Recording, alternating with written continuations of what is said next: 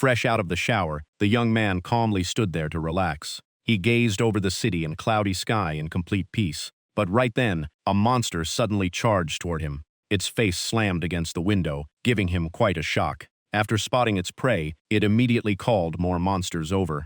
The entire group prepared to break in and tear him apart. But while the monsters were still crowding toward him, he made the first move. A single strike blasted them all away with overwhelming force. Even the bizarre insect monster, with its massive body, could not escape his perfectly aimed punches. The monsters assumed he was an ordinary human and let down their guard. But the man before them was Hyun-seok, a spear-wielding war god with 20 years of battle experience, all by himself. He had once slain the demon king of another world. Even the hunters praised as the strongest, could not withstand a single punch from him. These monsters had terrible luck, walking straight into their own executioner. Back on the battlefield buried in flames, smoke, and dust, the Sphinx monster mocked him, saying his allies would not last much longer. Everyone behind Hyun-seok was badly wounded and completely exhausted, yet he calmly replied that his enemy was not doing much better. Enraged by the truth, the Sphinx let out a furious roar. It immediately unleashed a barrage of deadly attacks at him.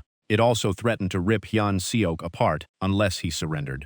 Then it proudly declared that this land had been built through its own power. Amid the violent storm of energy, Hyun-seok gritted his teeth and held on. Both hands remained tightly wrapped around his spear. Determined to end this long battle, he declared it would finish right here. The moment he spoke, a blinding light erupted. Hyun-seok activated his ultimate skill, Paradox Flame. In an instant, the entire battlefield became a massive sea of fire. Between countless towering pillars of flame, he moved so fast that he nearly vanished from sight. Every collision shook the ground and left enormous craters behind. Even so, the red-eyed Sphinx showed no fear. It wildly counterattacked with its razor-sharp claws. After a brutal clash, Hyun-seok was forced back but endured his growing exhaustion.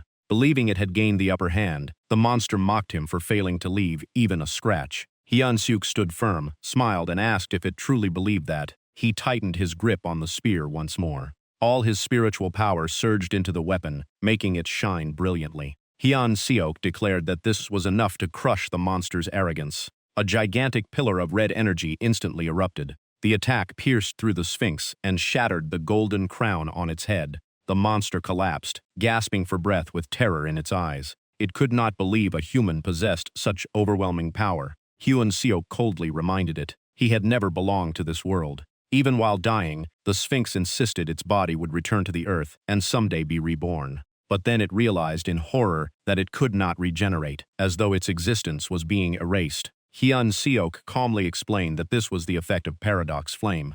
This fire needed no oxygen because it burned the identity, reason, and memories, destroying any chance of resurrection. This time, there was truly no return. Knowing death was unavoidable, the monster laughed bitterly.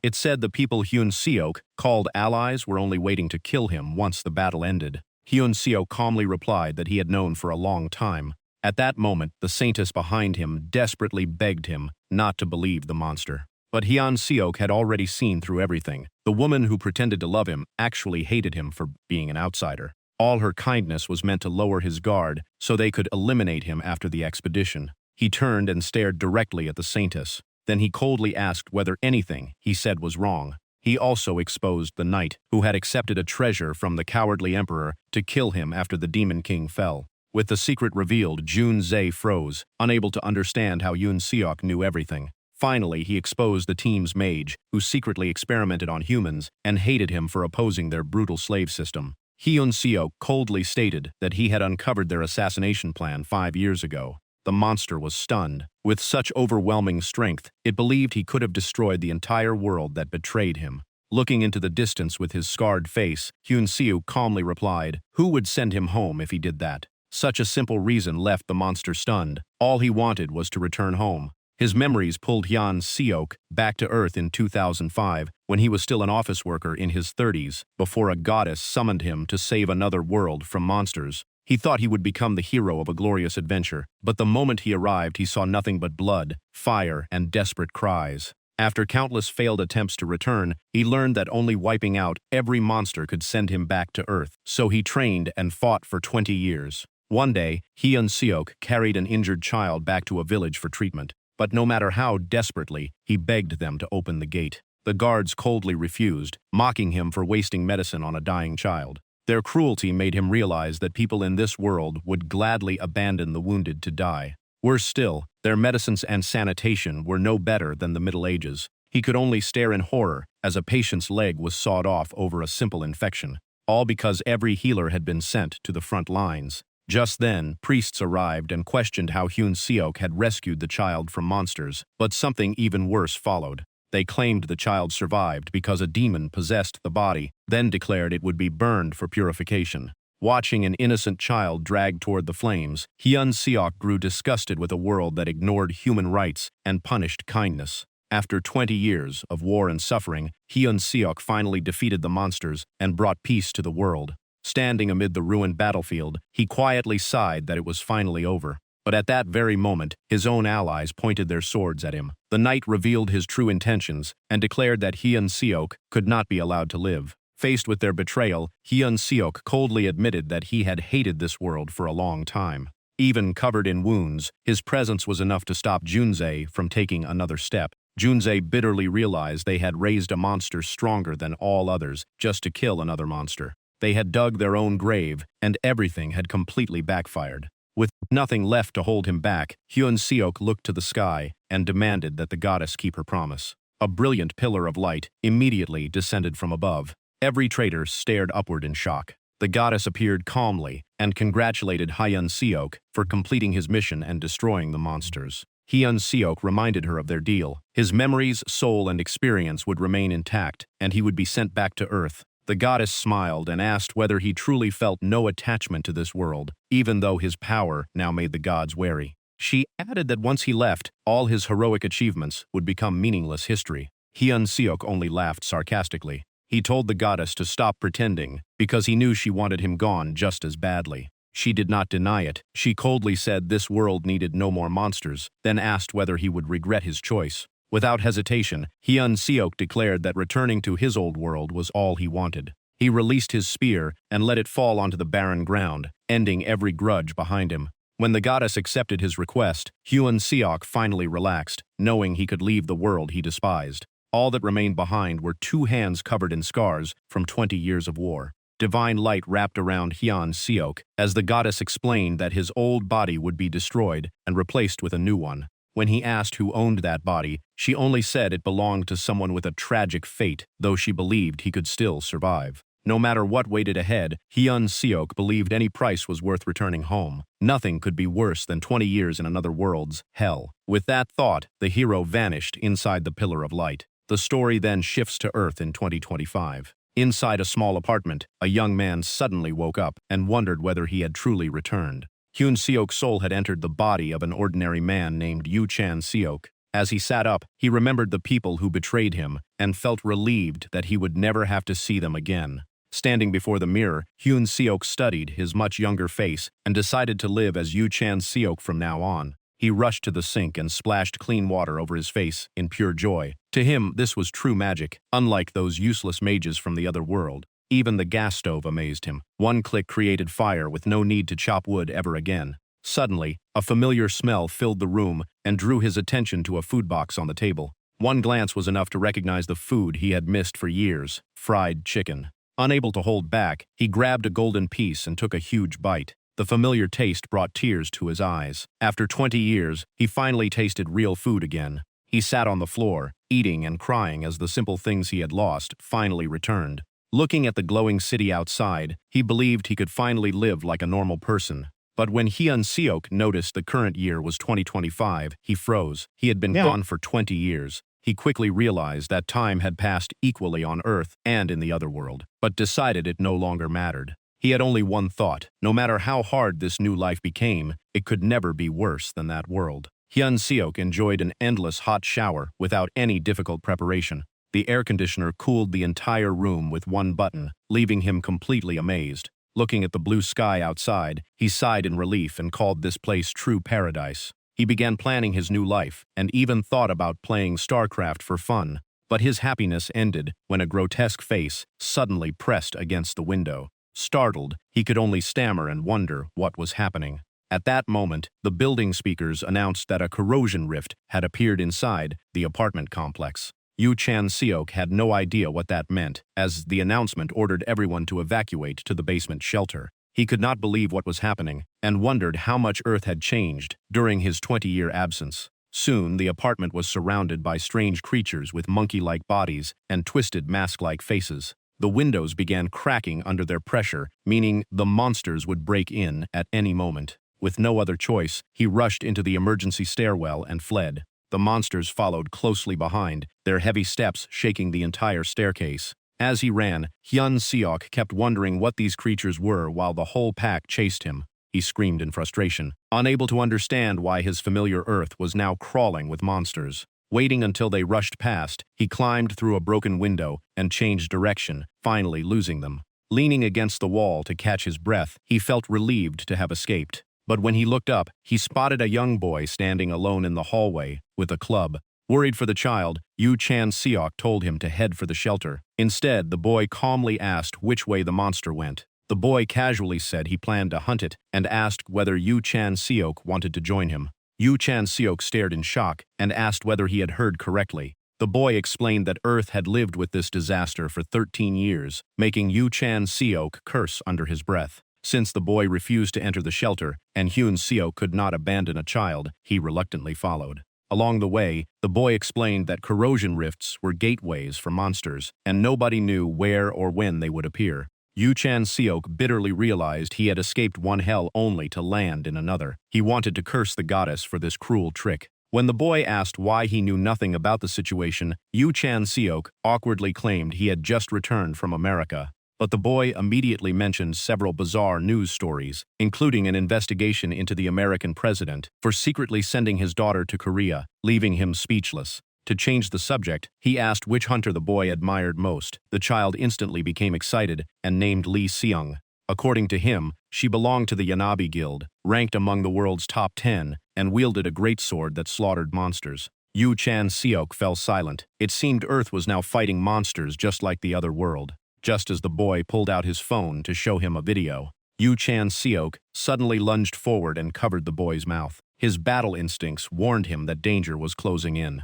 Sure enough, an entire pack of masked monsters was creeping around the corner. With one glance, he counted 6 of them, then spotted another hiding behind the group. His new body could still fight, and he was used to being outnumbered, but protecting the boy made things far harder. He knew the child would die if left alone, especially now that all his earlier courage had vanished. Without a proper weapon, Yu Chan-seok was considering his options when he sensed a familiar energy in the air. To his shock, it was mana, identical to the power from the other world. Once he confirmed it, he immediately chose to fight back. These monsters had picked the wrong target. Agonized screams echoed through the hallway. One monster was instantly engulfed by Yu Chan-seok's flames. Although he had lost 20 years of stored mana after returning to Earth, he could still borrow mana from the air and use the paradox flame engraved into his soul. Watching the blue flame burn in his hand, he found it much weaker than before, but still strong enough for these monsters.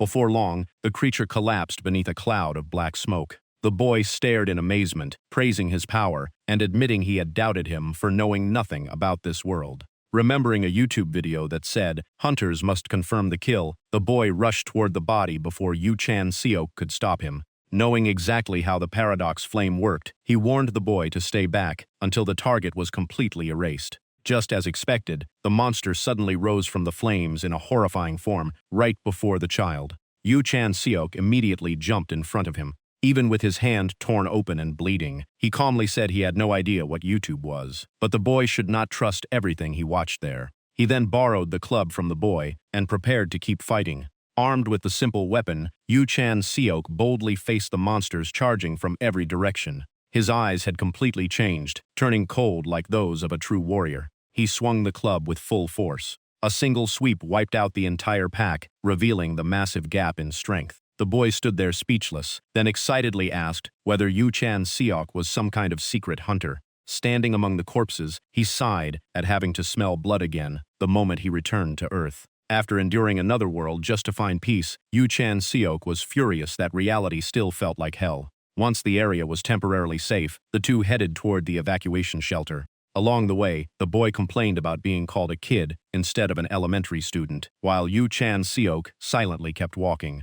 The moment they entered the shelter, a wealthy-looking woman rushed over and hugged Yu Wan Sik, repeatedly thanking Yu Chan Seeks for saving her son. From her clothes and jewelry, he quickly realized the boy came from an extremely rich family. Just as everyone relaxed, the entire shelter began shaking under a series of violent impacts. A massive fist smashed straight through the reinforced concrete wall. Then a gigantic monster with razor-sharp teeth and a terrifying long tongue slowly appeared before the horrified crowd. The shelter instantly fell into chaos. Screams filled the air as people trampled over each other to escape, while Yu Chan Seok silently stared at the monster. Yoon Seong grabbed his arm in panic and said their only option was to run. Yu Chan Seok said nothing, wondering why living a peaceful life had to be so difficult. Pain suddenly surged from his old wound, making him frown. He looked down at his bleeding hand, covered in scars from countless battles. He called out to the boy, but Yoon Song immediately complained and told him to stop calling him a kid.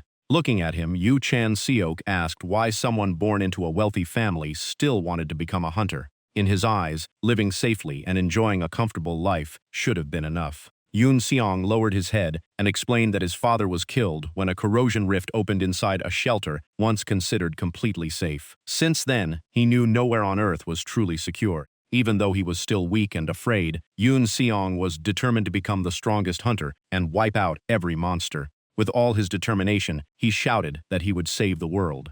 Yoon Seong would become a great hunter, but saving the world was beyond him. Just then, Yoon Song's mother pulled him away, while the boy kept looking back and calling for Yu Chan Seok. Suddenly, a violent explosion shook the entire shelter. Yoon Song screamed his name in panic. As the smoke cleared, Yu Chan Seok was still standing calmly. With one hand, he had burned the monster to ash, while a crushing purple aura surrounded him. He coldly said saving the world should be left to someone with experience. Yu Chan Seok had once been an ordinary office worker before spending 20 years fighting in another world. Yet the moment he returned, Earth was already overrun by rifts and monsters. With all his past experience, he was more than capable of fighting, and had even promised Yoon Seong he would save the world. But he never actually started. Instead, Yu Chan Seok sat at his computer with tired eyes, chewing candy while grinding games. Before long, the victory screen appeared. He cheered happily, because the match had been far too easy. As he opened a soda, he suddenly remembered his bold promise to save the world again. But modern comforts quickly pulled him back. Games, great food, and every luxury he once dreamed of pushed that promise aside. Besides, he figured the other hunters could handle it. Just as he reached for his phone to order food, he froze after seeing his account balance.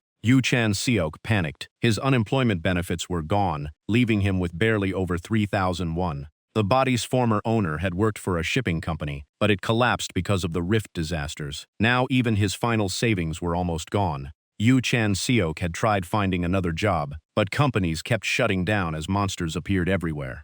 He began wondering how he was supposed to survive like this. Just then, a hunter recruitment notice appeared on his phone. Yu Chan Seok smiled, because this was one field he knew perfectly.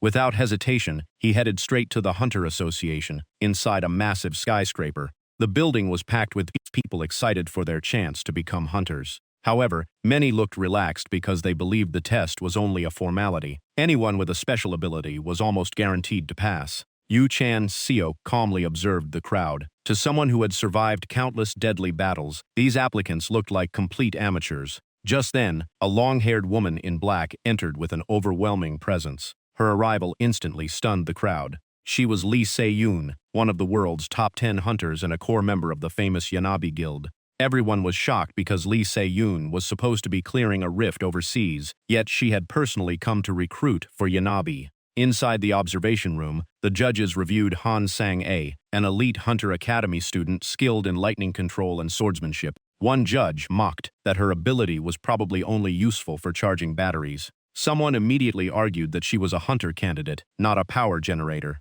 The man with glasses remained doubtful, saying real battles inside rifts were far more brutal than anything taught at school. He claimed academy grades meant nothing against real monsters, while Lee Se-yoon calmly chewed candy and said they would soon find out. Remembering the many rookies who had died in battle, Lee Se-yoon knew the gap between training and real combat was enormous. Han Sang-a still had a long way to go. Just then, the announcement declared that the first match was beginning. Lee Se-yoon smiled and decided to finish the recruitment mission. Anyone truly capable could prove themselves and earn her attention. Suddenly, the host sounded excited after noticing a very unusual applicant. The crowd began whispering as an unfamiliar man stepped onto the arena without any formal training. A complete outsider joining the hunter selection test was almost unheard of. Under countless curious stares, the host loudly introduced Yu Chan-seok. Wearing a simple tracksuit, he looked slightly awkward in his new identity. The referees then explained that only provided weapons were allowed, and lethal injuries were strictly forbidden.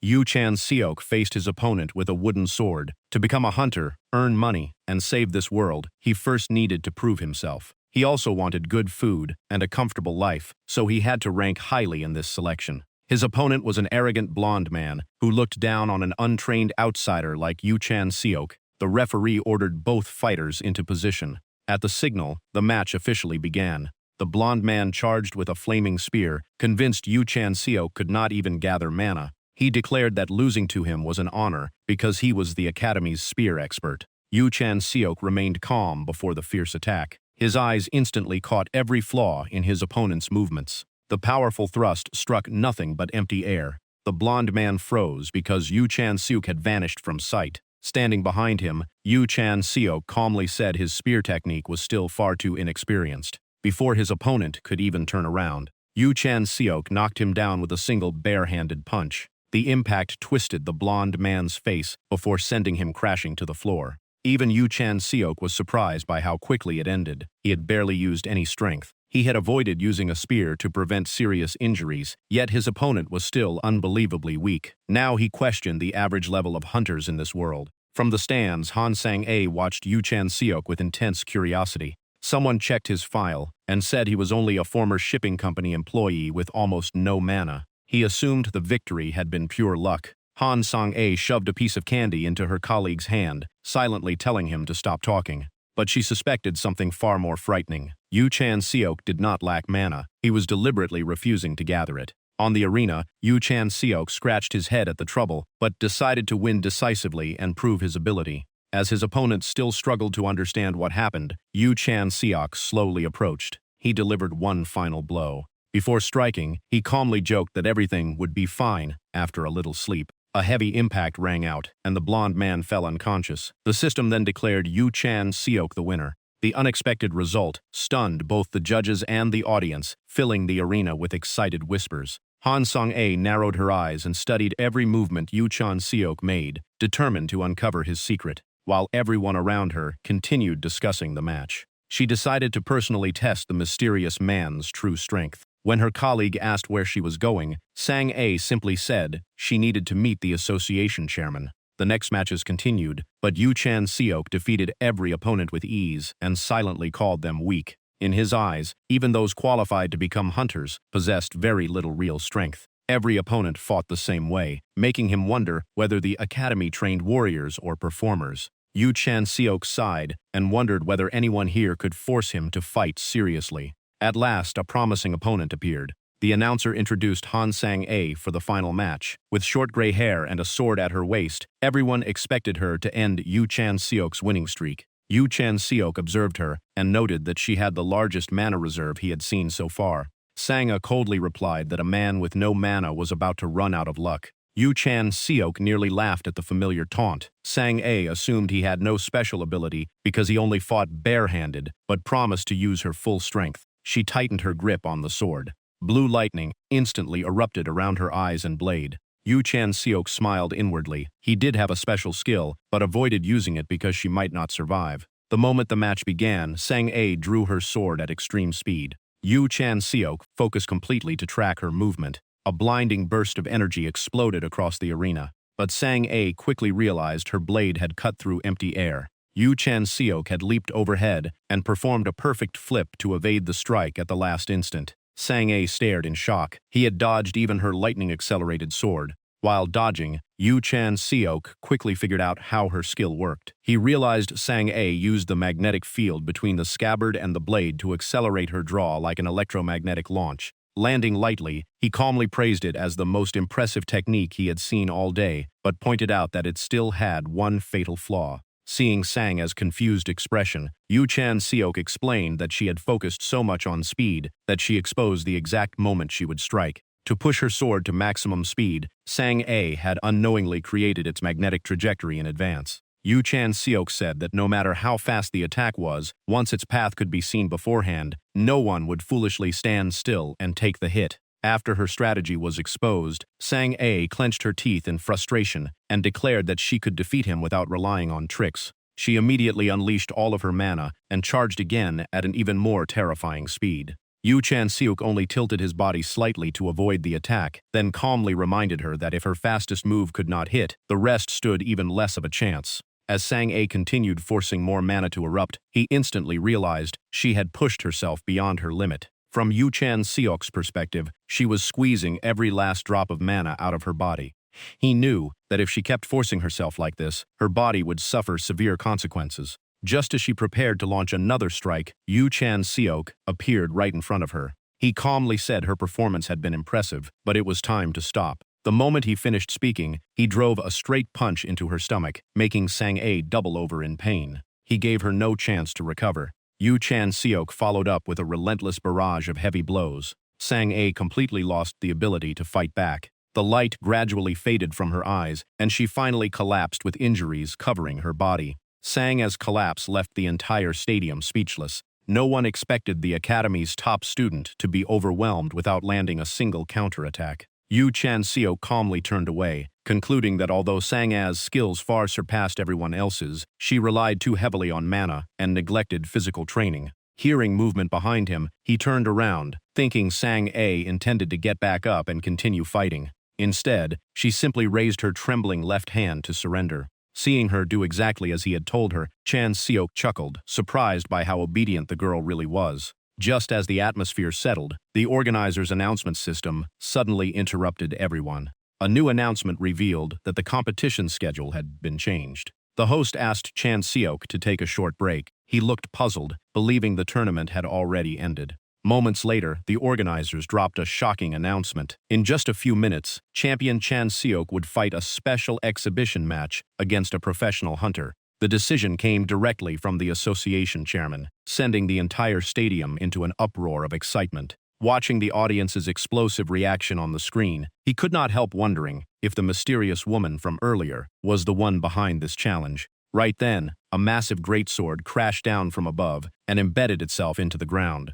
Lee Shae-eun slowly stepped forward with complete confidence. She apologized for the dramatic entrance, explaining it was the best way to test his abilities, then introduced herself as Lee Shae-eun from the Yanabi Guild. After observing Chan-seok, Lee Shae-eun remarked that this small arena seemed far too limited to reveal his true strength. She openly challenged him, while also giving him the chance to refuse if the sudden proposal felt overwhelming. Chan-seok immediately sensed the overwhelming presence of the female hunter, ranked among the world's top 10, a genuine master who needed no display to prove her strength. Even knowing his current body was ill-suited to face such an opponent, he smiled with excitement and accepted without the slightest hesitation. Looking into Chan-seok's eyes, Lee Shae-eun knew his fighting spirit had been completely ignited. As for Chan-seok, if he was going to fight anyway, this was the perfect opportunity to raise his own value. He thought to himself that it was time to increase his worth once again. The battle exploded into fierce clashes from the very first exchange, leaving the audience staring in disbelief.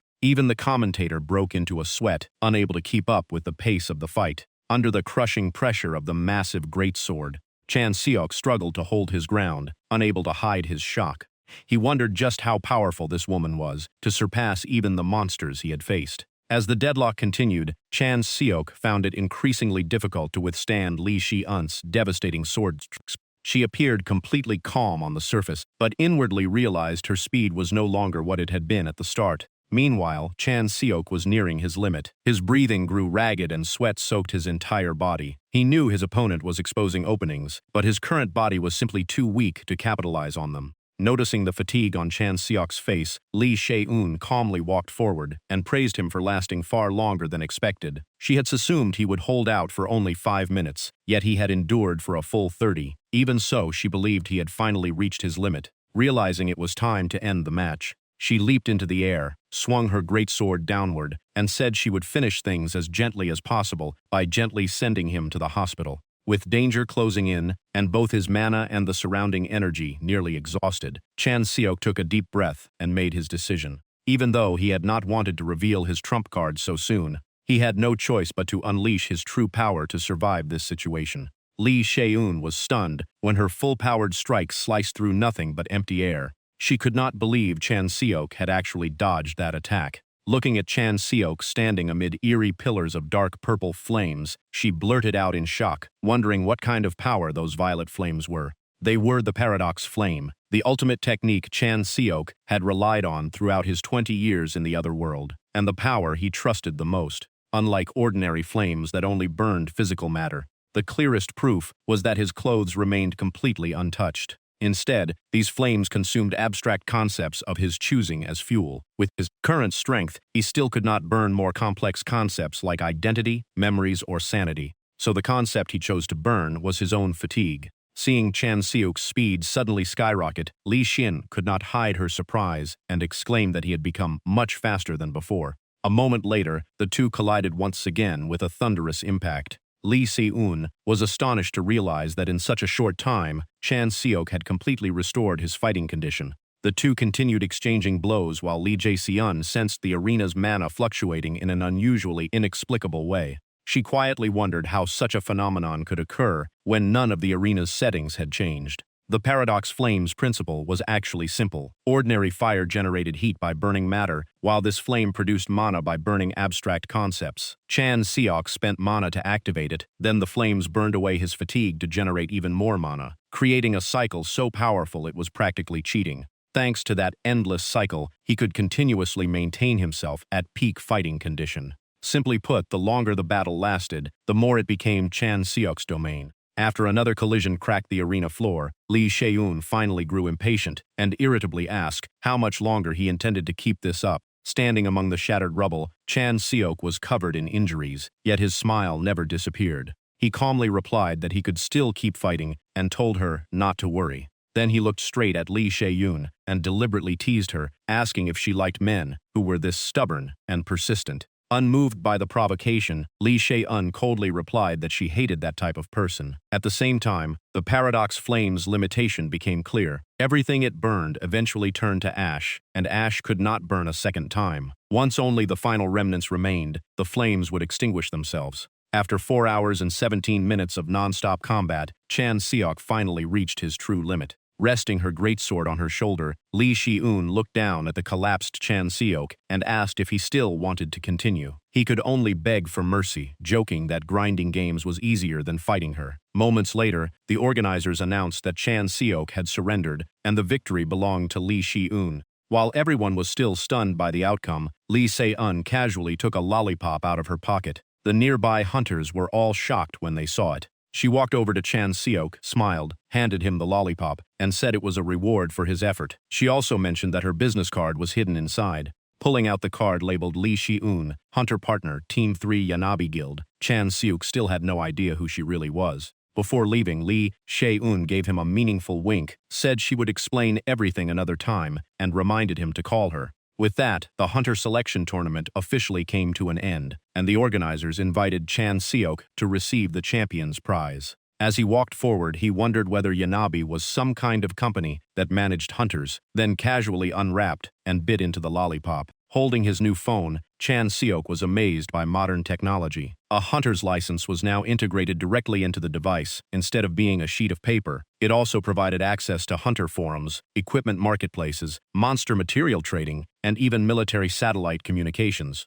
While he was busy exploring its features, a deep voice suddenly called out from behind, asking if he was Hunter Chan Seok. Standing before him was a giant, muscular man with tattoo-covered arms. Despite his intimidating appearance, he wore a friendly smile and remarked that Chan Seok looked even more impressive in person than he did on camera.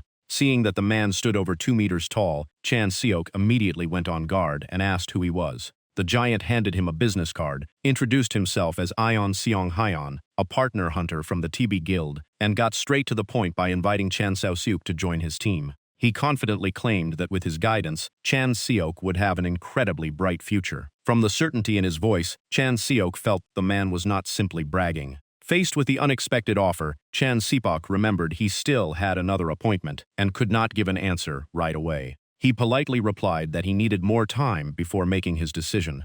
Ion Seong Hyan laughed and asked if Chan Seok really thought he would force him to answer on the spot. But the next moment, the giant suddenly placed a massive hand on Chan Seok's shoulder. Leaning in with an intimidating stare, he warned Chan Seok to think carefully, because accidents happen to hunters all the time. After leaving behind that veiled threat, the giant turned around and walked away. Watching him leave, Chan Seok immediately crossed the TB Guild off his list of options, then took out his phone and called Lee Jae-eun. Lee Jae-eun answered almost immediately, and Chan Seok got straight to the point by asking where he should meet her. She told him she was at Dessert Cafe on the second floor of the association building and told him to come over. Chan Seok headed there at once, still wondering why the cafe had such an unusual name. The moment he stepped inside, a staff member warmly welcomed him. Lee Jae-eun was already waiting with a giant dessert drink in front of her and happily invited him to sit down.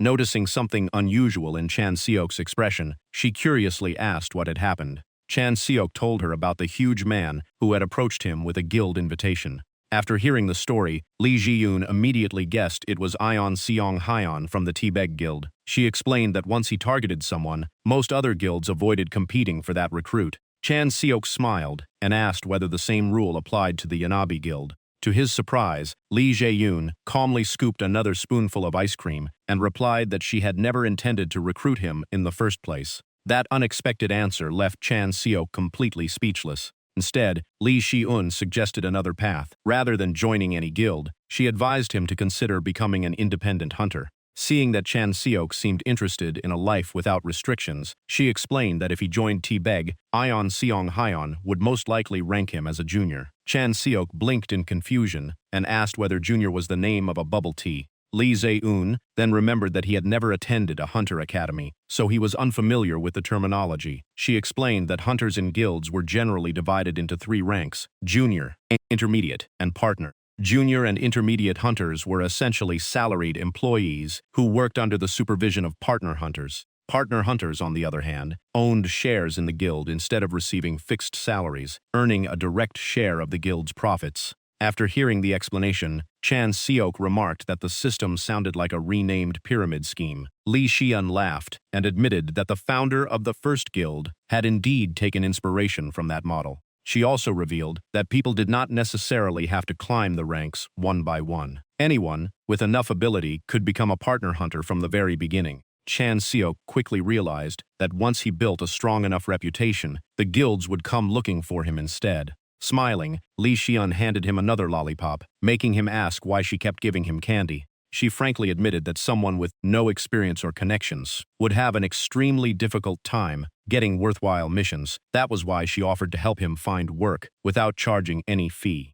Sucking on the lollipop, Chan Seok curiously asked why she was willing to help him so much. Lee Jae-eun smiled and replied that she was simply investing in a very promising stock, telling him not to disappoint her. Chan Seok immediately understood that she was deliberately creating a favor he would owe her. She then placed a file in front of him and left the decision entirely up to him. It was a mission commissioned by Incheon City on Gyeodong Island, which had become a corrosion zone after an operation to eliminate a rift failed 2 years earlier. His assignment was not to deal with the old rift, but to patrol the island, locate, and eliminate every newly formed rift. The mission would begin in 1 month, with an advance payment of 5 million won and another 15 million won upon completion. Holding the documents, Chan Seok felt the reward was rather low, considering the level of danger involved. Lee Jae-eun only smiled knowingly and said that if he thought the pay was too little, he should become stronger and more famous. Once he did, the money would come to him on its own. She looked directly at Chan Seok and asked whether he had made his decision. His eyes were now filled with unwavering determination.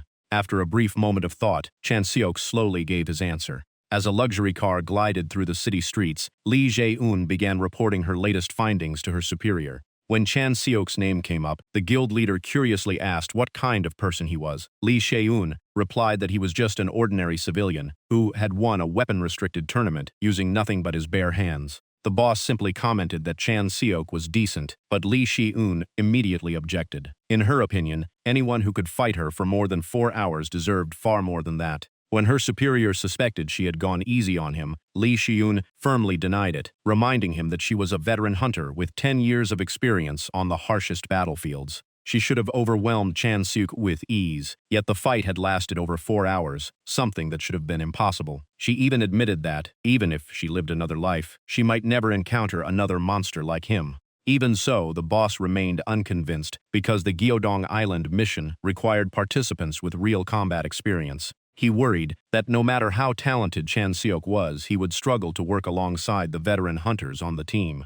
To reassure him, Lee Shae-eun explained that she had already arranged for Chan Seok to partner with someone she completely trusted. Seeing that everything had been carefully planned, the boss nodded in approval and said he would trust her judgment, since she was Yanab's chief strategist. However, he still wanted to know how strong Lee Shiyun believed Chan Seok could become if he ever reached her level. Her answer left him speechless. Smiling, Lee Shae-eun warned that he probably would not like what she was about to say. She believed that if Chan Seok ever reached her current level, he would even be capable of defeating the boss himself. 1 month earlier, a delivery worker struggled to carry an enormous package up to apartment 1506. Panting with exhaustion, he complained that he could not imagine what was inside to make it so heavy. Seeing a box longer than a person's height, Chan Seok laughed and joked that it looked like Sun Wukong's Ruyi Jingu Bang might be inside. Once the lock was opened, an exquisitely crafted mechanical spear with a razor-sharp blade was revealed. Chan Seok tested the new weapon for a moment before concluding with satisfaction that it met all of his expectations. Next, he took out a glowing green vial and introduced it as an elixir, a potion filled with concentrated mana that hunters commonly carried for emergencies. Most hunters absorbed mana from the environment, stored it inside their bodies, and used it when necessary, much like drawing water from a reservoir. Chan Seok, however, followed a completely different path. Instead of storing mana, he absorbed it directly from the air and used it immediately. The advantage of this method was that it was practically limitless, since the surrounding environment contained an enormous supply of mana. Constantly circulating mana also strengthened his mana channels over time, allowing them to handle increasingly larger amounts. The downside was that while those channels were still weak, they could process only a small amount at once, making explosive bursts of power difficult. With no time left to wait for his body to adapt naturally, he decided that building up a reserve of mana with elixirs would be much more effective. As he uncorked the vial, Chan Seok believed that training with it for an entire month would give him the strength he needed for the upcoming mission. A month quickly passed, and the scene shifted to Gyeodong Island in Incheon. A large number of hunters had already gathered, chatting among themselves before departure. Chan Seok also took out his phone to complete the identity verification process. After checking the information on a tablet, the staff member confirmed that everything was valid. He was then directed to assemble with Team 8. While waiting to depart, Chan Seok stood among the crowd listening to hunters discuss everything from mission pay to the dangers ahead. Suddenly, someone called his name, causing him to turn around. It was Han Sang-a, but this time she had traded her long black hair for a neat, short gray hairstyle. She explained that her spiky hair before had only been caused by static electricity, then suggested they work together since they had been assigned to the same team. Seeing that Chan Seok still looked cautious, Sang-a admitted that after witnessing his fighting skills, she wanted to learn from his experience. She jokingly said that after their last fight, her shoulders had nearly fallen off from the shock. Chan Seok took it literally and seriously asked whether she had a joint disorder. Sang-a could only sigh and tell him to worry about himself instead, while Chan Seok quietly thought she was still just as bad at telling jokes as she had been in the arena. Not long afterward, a manager wearing glasses gathered all the members of Team 8 to brief them on the mission. He also took the opportunity to explain the basics for first-time participants like Chan Seok. According to him, corrosion rifts were divided into 3 classes, from Class 1 to Class 3, with Class 1 being the most dangerous. The first rift in the area was called Alpha and was located inside an abandoned church on the northern side of Gyeodong Island. Although it had never been officially classified, everyone was strictly forbidden from approaching it because this type of rift only grew more dangerous over time. Team 8's mission was to patrol the entire island and eliminate any new rifts the moment they appeared. Before long, their ship arrived at Gyeodong Island. The instant they stepped ashore, many hunters shivered as an icy chill seemed to seep into their bones. Chan Seok, however, remained calm and thought everyone was overreacting.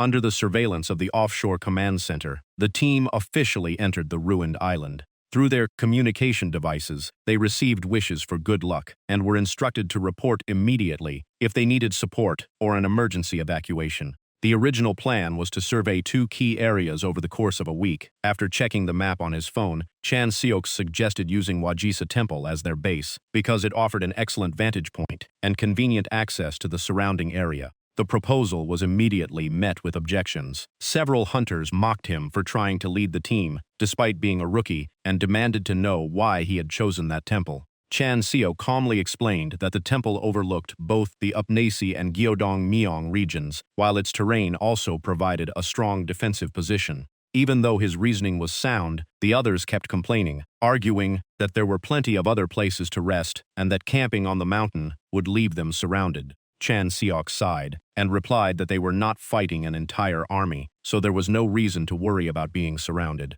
One hunter loudly declared that he would never take orders from someone with no experience. Watching the argument unfold, Chan Seok silently realized that stubborn people existed everywhere. Refusing to waste any more time arguing, he coldly told anyone who disagreed to split off instead of getting in his way. With that, Chan Seok headed straight into the forest to begin the mission. At first, he thought only Han Sang-a had followed him, but he soon noticed someone else keeping pace behind them with remarkable speed. Looking back at the brown-haired young man, Chan Seok quickly sensed that his mana was even greater than Han Sang-a's. He asked if he was Kim Min-chae and wondered why he had decided to follow them. Kim Min-chae calmly explained that since both of them were rookies, he was worried about leaving them alone and had come along in case they needed help. Hearing that, Chan Seok smiled, thanked him, and thought that at least there was one trustworthy person on the team.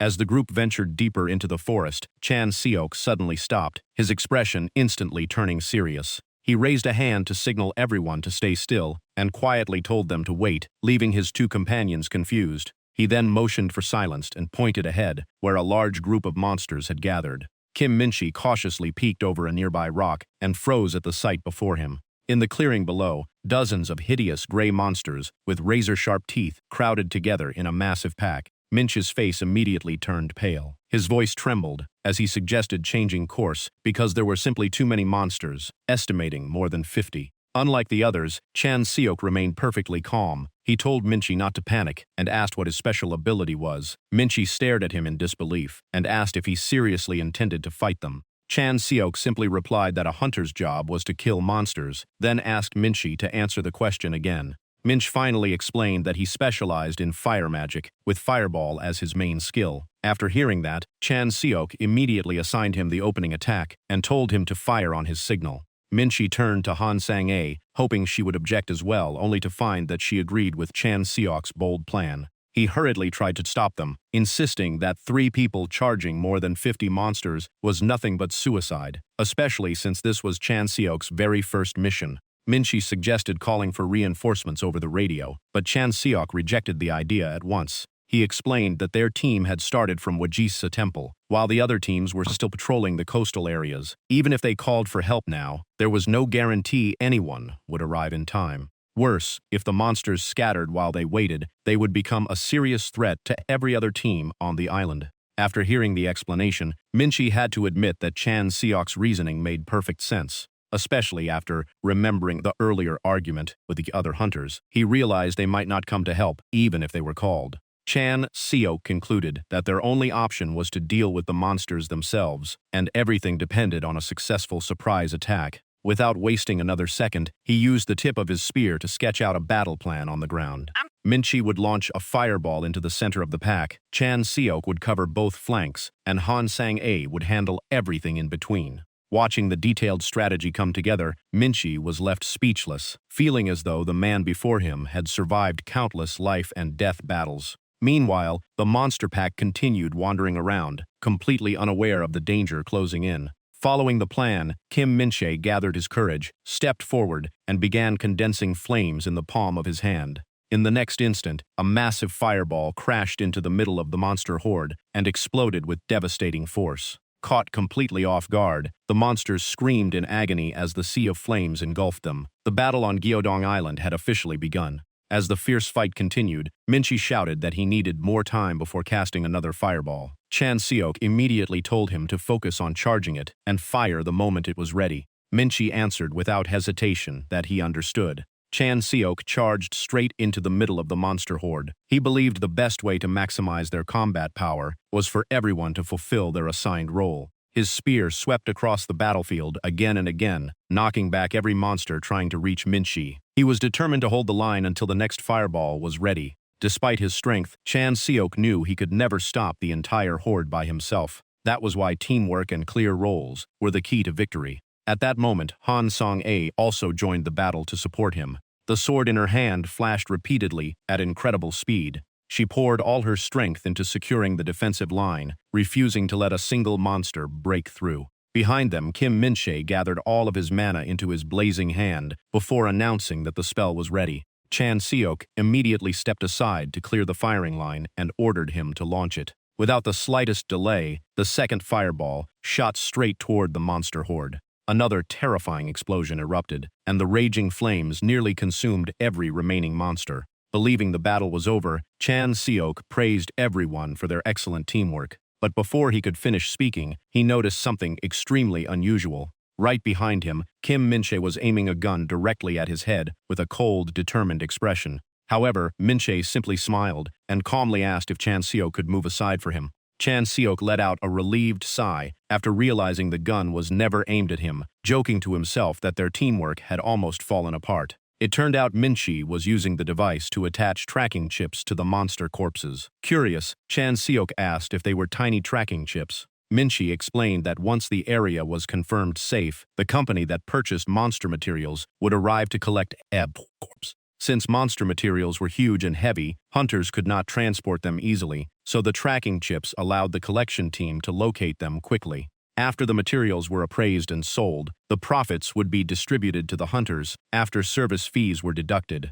Seeing Chan Seok was still doubtful, Minchi stressed that choosing a trustworthy buyer was extremely important. After finishing everything, Minchi openly admired Chan Seok, amazed that just 3 people had wiped out more than 50 monsters. Just as the group began to relax, a gigantic monster suddenly descended from above. Chan Seok instantly shoved Minchi out of danger. He quickly asked whether Minchi had been injured. Staring at the newly arrived creature, Minchi froze in shock, unable to identify what kind of monster it was. Before them stood a monster with razor-sharp teeth and a horrifying grin, slowly advancing with overwhelming pressure. After observing it carefully, Chan Seok judged that it was probably a mid-rank monster. The creature possessed a massive muscular body, blazing crimson wings, and an aura far beyond every monster they had just defeated. Tightening his grip on his spear, Chan Seok suspected this was most likely the leader of the previous horde. A deafening roar echoed across the battlefield, signaling the start of a new fight. Sensing the monster's overwhelming mana, Chan Seok immediately ordered Minchi and Han Sang-a to fall back, insisting he would handle it alone. The two hesitated, fearing that if he failed, none of them would survive. Minch even suggested stalling the monster while requesting reinforcements. Chan Seok immediately shouted at them to stop arguing and retreat at once. He warned that if they stayed, the only outcome would be returning home in body bags. Believing he could fight more effectively alone, Chan Seok stepped forward to face the monster. Without teammates nearby, he could freely use the Paradox Flame without risking anyone else's life. He stared straight at the monster and taunted it, telling it to come at him. Only seconds later, a violent collision shook the entire area. Watching the clash, Han Sang-a wanted to rush in and help, believing Chan Seok was in danger, but Minch immediately stopped her. He realized that although Chan Seok appeared to be on the defensive, he had not been hit even once. Han Sang-a then realized in shock that Chan Seok was dodging and counterattacking at the exact same time. The monster's attacks were so vicious that even she was not confident she could evade them. Even more puzzling, every time Chan Seok's spear struck the monster, mysterious black flames flared around the wound. As time passed, Han Sang-a noticed the monster slowing down more and more each time those black flames engulfed it. At first, Chan Seok seemed to be at a disadvantage, but the longer the fight lasted, the more he took complete control. He even smiled as if he were toying with his prey. Han Sang-a could not believe a rookie could fight at such an incredible level. Seizing the opportunity, Chan Seok brought his spear down with tremendous force, slamming the monster into the shattered ground. He immediately tightened his grip on the spear. After gathering all his strength, Chan Seok suddenly hurled the spear high into the air, preparing to finish the fight. Seeing him let go of his weapon, Minchi panicked and shouted, thinking Chan Seok was about to face the monster barehanded. The monster also seized the opening and charged at him at incredible speed, leaving Minchi crying out in despair. Yet Chan Seok remained perfectly still, his expression calm and completely unshaken. Just before the monster could sink its teeth into him, the spear plunged from above, pierced straight through its body, and pinned it firmly to the ground, leaving it unable to resist. Watching the monster continue to struggle, Chan Seok was surprised. Even after its power had been completely burned away, it could still move. He knew he had to finish it off completely to avoid future trouble. Behind him, Kim Minchi and Han Sang-a could only stand frozen in shock. Minchi stammered in disbelief. Moments ago, Chan Seok had seemed overwhelmed, yet the monster had been defeated with astonishing ease in the blink of an eye. Retrieving his spear, Chan Seok asked whether it was normal for a monster that powerful to appear on Gyeodong Island. Minchi explained that if a monster that was not even the Rift Core was already this strong, the area had most likely reached a Class 3 corrosion level, or perhaps even higher. Chan Seok recalled the briefing before the mission. According to the documents, corrosion rifts were divided into multiple levels, while the Alpha Rift on Gyeodong Island had originally been classified as unranked. With a grim expression, Minchi concluded that the Alpha Rift had most likely evolved to Class 3. Han Sang-a was stunned because that completely contradicted the briefing, but Chan Seok interrupted her. In his view, the monster they had just fought could only be explained by that theory. Minchi turned pale and shouted that the gap between an unranked rift and a Class 3 rift was beyond comparison. If that assumption was correct, the hunters on the island had almost no chance of making it back alive. With the situation growing desperate, Minchi pleaded with the group to rescue the other teams, believing Chan Seok might even be able to handle Class 3 monsters. Chan Seok immediately refused, saying he had no intention of doing that. His firm answer left Minchi speechless. Chan Seok calmly explained that he could not save every hunter on the island by himself. His abilities had limits, and he would not take on what was beyond them. He emphasized that their mission was to locate and destroy new rifts, not to rescue everyone. Besides, no hunter could guarantee that everyone would survive. Hearing that, Han Sang-a looked at him and questioned him. She asked whether, if he were the one in that situation, he would not feel it was unfair, resent his fate, and hope someone would come save him. Chan Seok looked her in the eye and asked whether that alone meant he was obligated to save everyone. He insisted he was not heartless, but what he was saying was simply the reality of this world. Some deaths could never be avoided. Once someone reached that fate, no matter how much regret or despair they felt, death would still come. Chan Seok seriously warned them not to let emotions control their decisions in hopeless situations, because that mindset made survival in this dangerous world nearly impossible. After returning to the old temple, Chan Seok immediately inspected the surrounding area before reporting his findings. He confirmed the place was still safe and that no additional corrupted creatures had been detected. Hearing that, Minchi finally let out a sigh of relief. When asked if he had noticed anything else, Chan Seok replied that the darkness was too thick to see clearly. However, thanks to the flashlights, he could still make out the positions of the other hunter teams in the distance.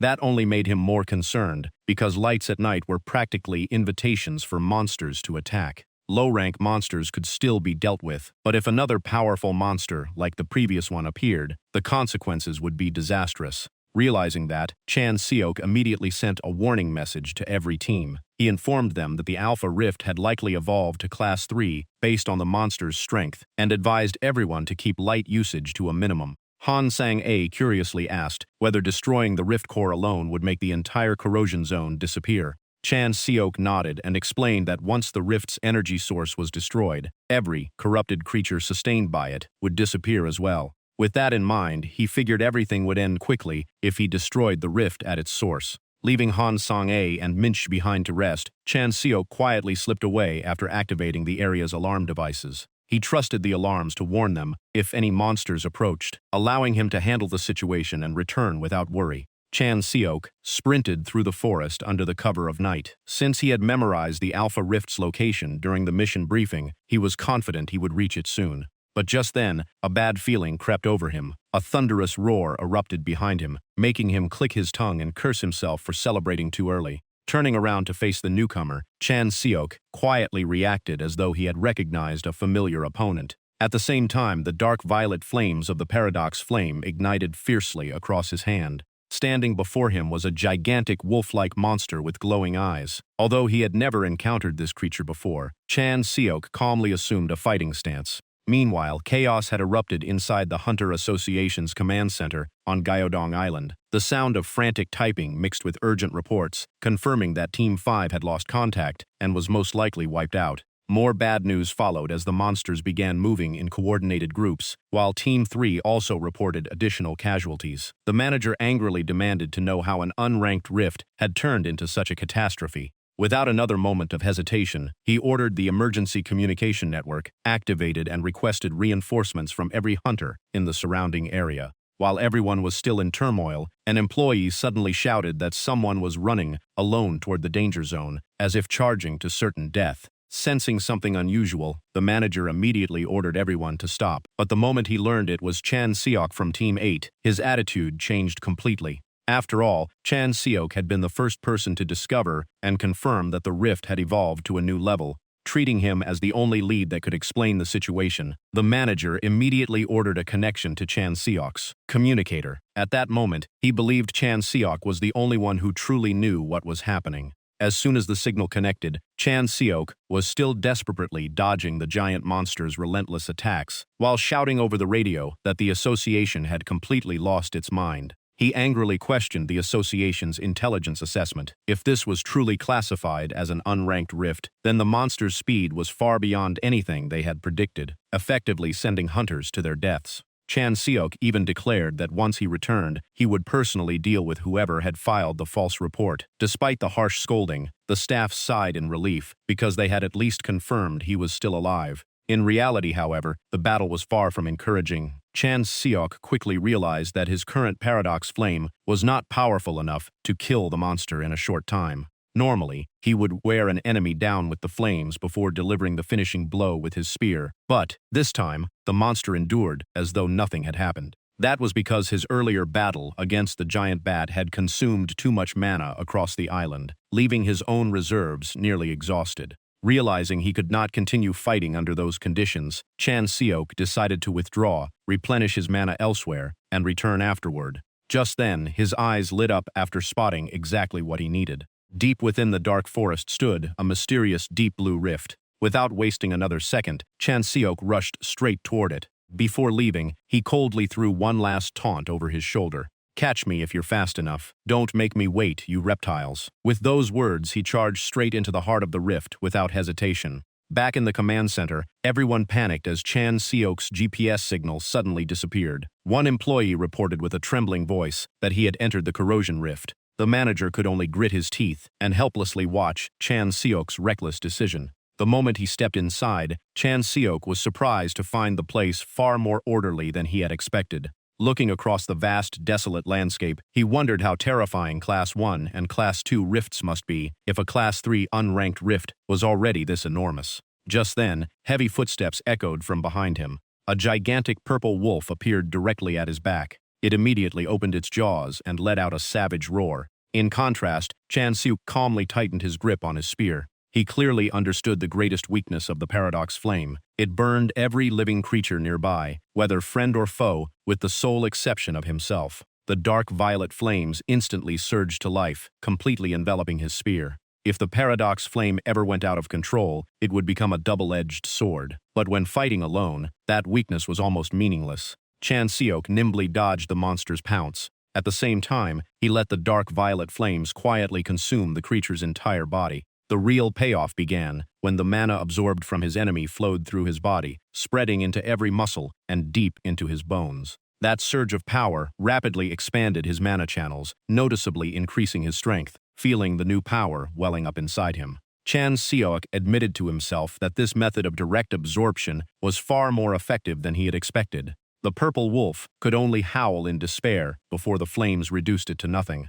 Suddenly, a blue magic circle appeared in the sky, shaking the entire space. Chan Seok smirked as he immediately understood, so this was your real plan. In the blink of an eye, countless giant bat-like monsters descended from above and completely surrounded him. The previous monster had managed to call for reinforcements. Standing in the middle of the encirclement, Chan Seok only smiled. "There may be a lot of you, but to me, you're nothing more than a feast." Dark violet energy erupted violently from his body, forming a shockwave that swept away everything around him in an instant. Feeling his power continue to rise, Chan Seok knew he had become far stronger than before, even if he was still nowhere near the peak of his former strength in the other world. He immediately searched for the true target because, according to Kim Min-jae, the Corruption Rift's core was the strongest corrupted creature inside it. Just as he was thinking, a deep voice suddenly echoed behind him, making his entire body tense. Stop. A strange shadow with pure white eyes silently appeared behind him. The overwhelming pressure radiating from the figure froze the entire space. Chan Seok immediately knew the real enemy had arrived.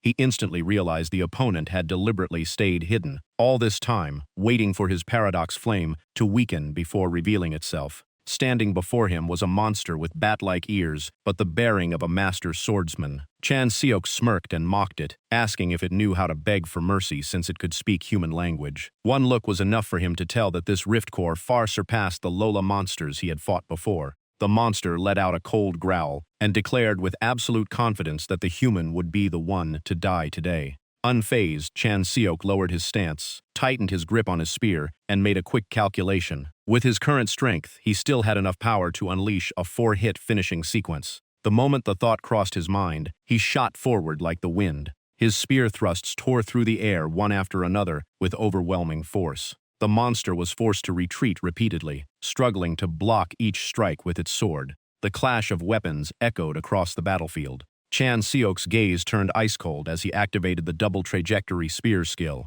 Instantly, a brilliant blue energy trail shot toward the monster with terrifying destructive power. The skill perfectly recreated his first spear thrust, then repeated the exact same trajectory 4 more times without the slightest deviation. At first glance, it looked like nothing more than 4 consecutive thrusts, but the true secret lay in the delay between the real attack and the energy trajectory. That tiny gap created 2 overlapping layers of attacks, leaving the enemy with almost no chance to evade. The monster failed to react to the layered assault and was immediately forced onto the defensive. The instant Chan Seok saw the opening, he coldly declared, "It's time for you to return to where you came from." 4 points of light pierced the target at once, triggering a chain of violent explosions that shook the entire space. The monster collapsed as its body gradually disintegrated before being completely consumed by blue flames. Chan Seok was slightly surprised because he had expected it to vanish like the other monsters. After the enemy was defeated, he noticed a glowing blue object left behind and curiously picked it up.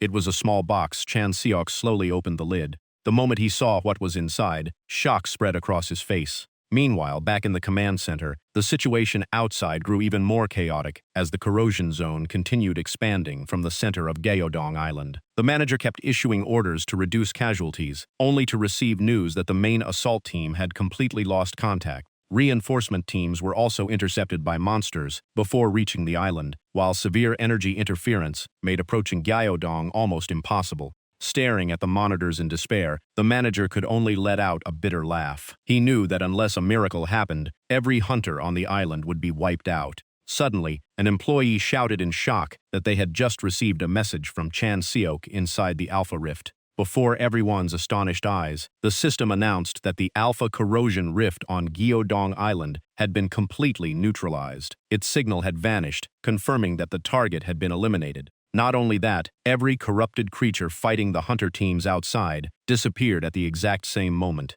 The manager stared at the screen in stunned silence, unable to believe what had just happened. It felt nothing short of a miracle. At the battlefield, peace finally returned. Leaning casually on his spear, Chan Seok looked up at the star-filled sky with a smile, remarking how pleasant the atmosphere had become. Elsewhere, Han Sang-a continued swinging her sword, sending out sharp arcs of blue lightning to keep the monsters at bay. Even so, the enemy kept tightening the encirclement from every direction. Her hands trembled from exhaustion after the prolonged battle. Blood from the wounds on her face blurred her vision. As she fought, Han Sang-a grew increasingly worried because the monsters kept multiplying, while Chan Seok remained completely out of contact. Beside her, Kim Min-chi trembled as he cried for help, convinced they were about to become the monsters' next meal. Before them stretched a black tide of monsters pouring endlessly out of the deep forest. Han Sang-a realized Min-chi had reached his absolute limit. She herself could not hold on much longer either, as the wound on her leg continued to bleed. At that moment, a monster let out a roar and lunged at Han Sang-a with razor-sharp claws. She instinctively prepared to counter-attack, but her legs had completely given out and could no longer support her. Death was only an instant away. Kim Minchi could only scream his teammate's name in despair, Sang A, but just as the monsters were about to tear the two of them apart, an overwhelming force suddenly swept across the battlefield. In the blink of an eye, every monster vanished, even faster than they had appeared. Han, Sang A and Minchi looked around in confusion, unable to understand why every monster had suddenly disappeared before their eyes. At the hunters' base camp on Gyeodong Island, everyone was busy dealing with the aftermath of the battle. Chan Seok calmly walked past rows of tents filled with wounded hunters, thinking that while he had been destroying the rift core, the monsters outside must have caused enormous chaos. News that he had single-handedly eliminated a Class 3 corrosion rift spread throughout the camp, leaving every hunter in shock. None of them could believe Chan Seok had accomplished it alone. Under countless astonished gazes, Chan Seok calmly emerged from the forest, with his spear resting on his shoulder. The moment he saw him, Kim Minchi excitedly waved and called out, overjoyed that Chan Seok had finally returned safely. Still shaken, Minchi brought up the message Chan Seok had sent earlier and could not understand why he had dared to enter such a dangerous corrosion rift alone. To maintain his image, Chan Seok immediately put on a serious expression and claimed he had acted solely to protect the other hunters. Inside, however, he smugly thought that building a good reputation was an important skill, while Han Sang-a watched him with obvious suspicion. Later, as he rested at the camp, Chan Seok quietly blamed himself for not setting out before nightfall. Just then, a neatly dressed man in a suit approached, greeted him, and confirmed that he was Chan Seok. He introduced himself as a representative of the Korea Operations Corporation. The man identified himself as Jong Tai, manager of Branch 3, overseeing northern Gyeonggi and Incheon, then got straight to the point by saying the mayor wanted to meet the man who had achieved such an incredible feat. Not long afterward, Chan Seok arrived at City Hall under a heavy rain. On the way there, he quietly mocked the habit of powerful people in this world to summon others whenever they pleased. At the same time, he calculated that his original contract had never mentioned a reward for clearing a Class 3 rift, so this was the perfect chance to renegotiate his payment. Upon reaching the lobby, Chan Seok was greeted by an information and communications officer named Lee Binjai.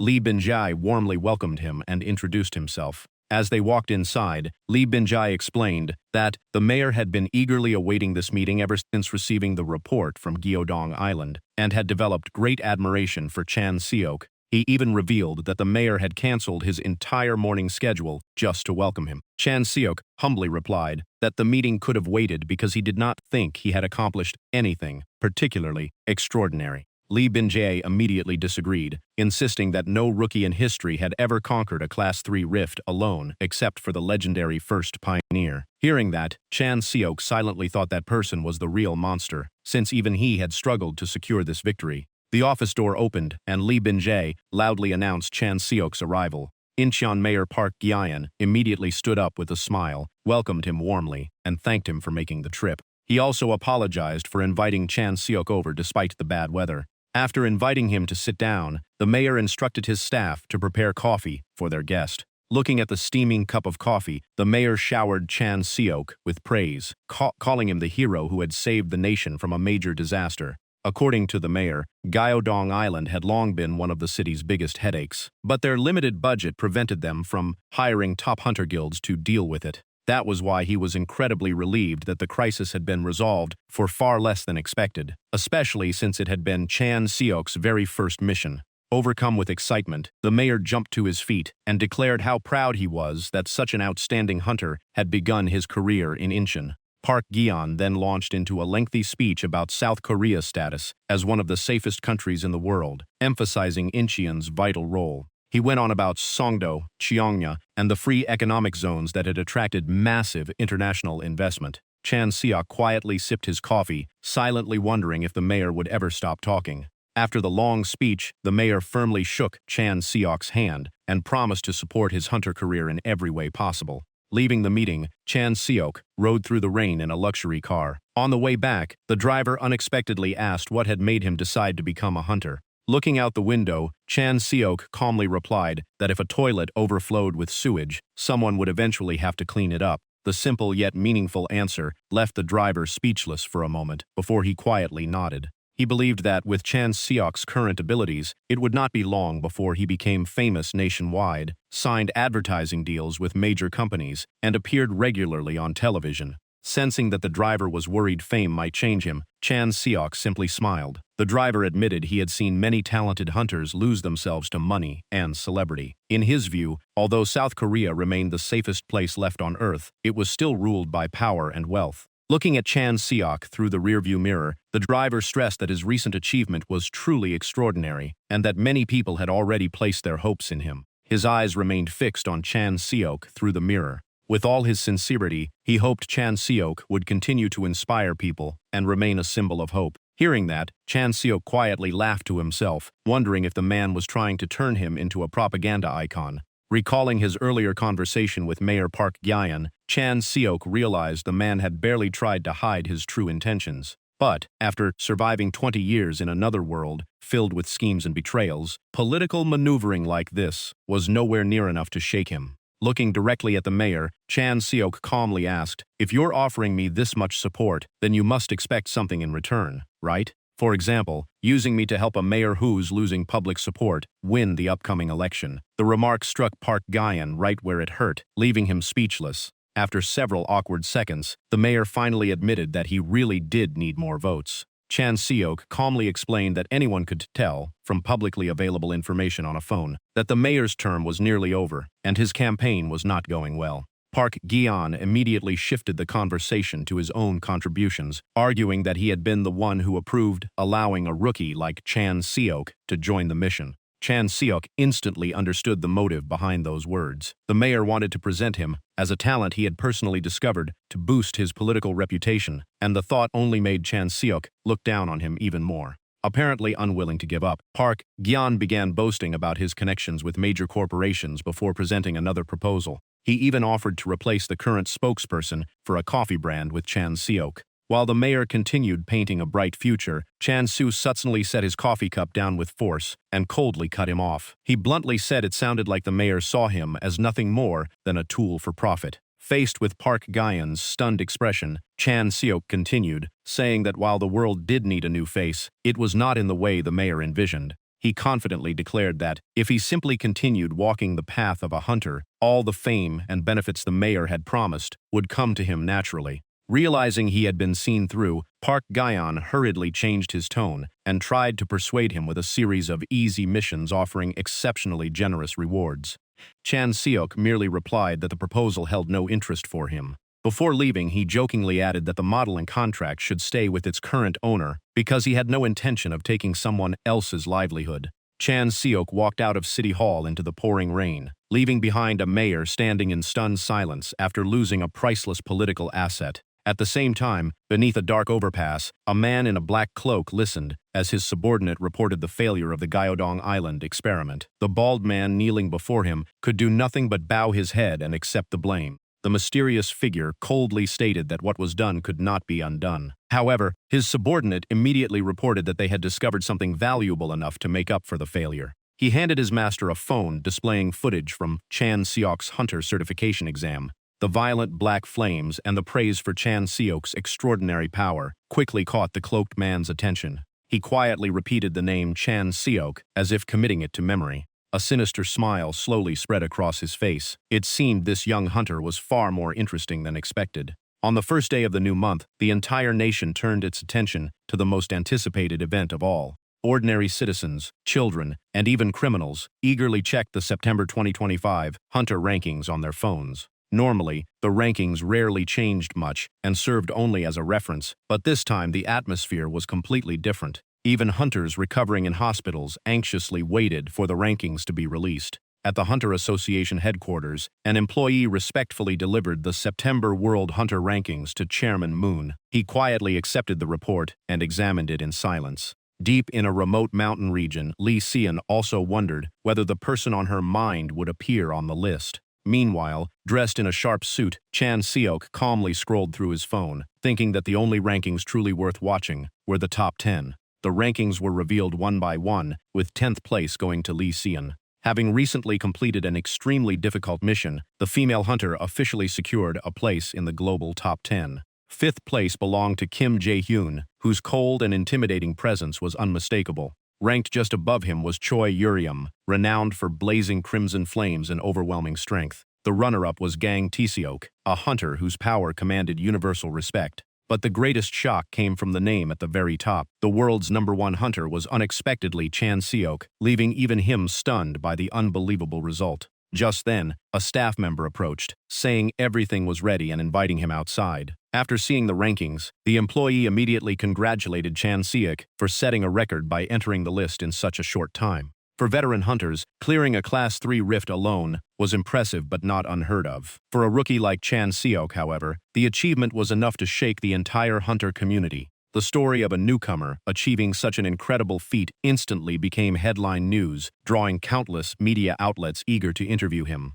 Surrounded by cameras and microphones, Chan Seok was bombarded with questions about his previous job and whether he had truly fought alone inside the rift. The lively scene made him feel as though he were on a talent competition show, so he announced that he would answer only one final question. A reporter quickly asked if he had any message to share as a rising hunter. Looking directly into the camera with a sharp gaze, Chan Seok replied that he disliked empty promises about doing his best. Instead, he left everyone with one simple statement: talk less, judge me by the results. The story then shifted to a helicopter flying across the sky. Below lay the ruins of what had once been the bustling Gonzo prison, now reduced to a massive crater surrounded by devastation. The chairman sitting across from Chan Seok explained that this was just one of many regions around the world that had collapsed after corrosion appeared, leaving numerous countries unable to maintain control. He emphasized that South Korea was one of the few nations that had remained stable, successfully defending its territory while continuing to advance technologically.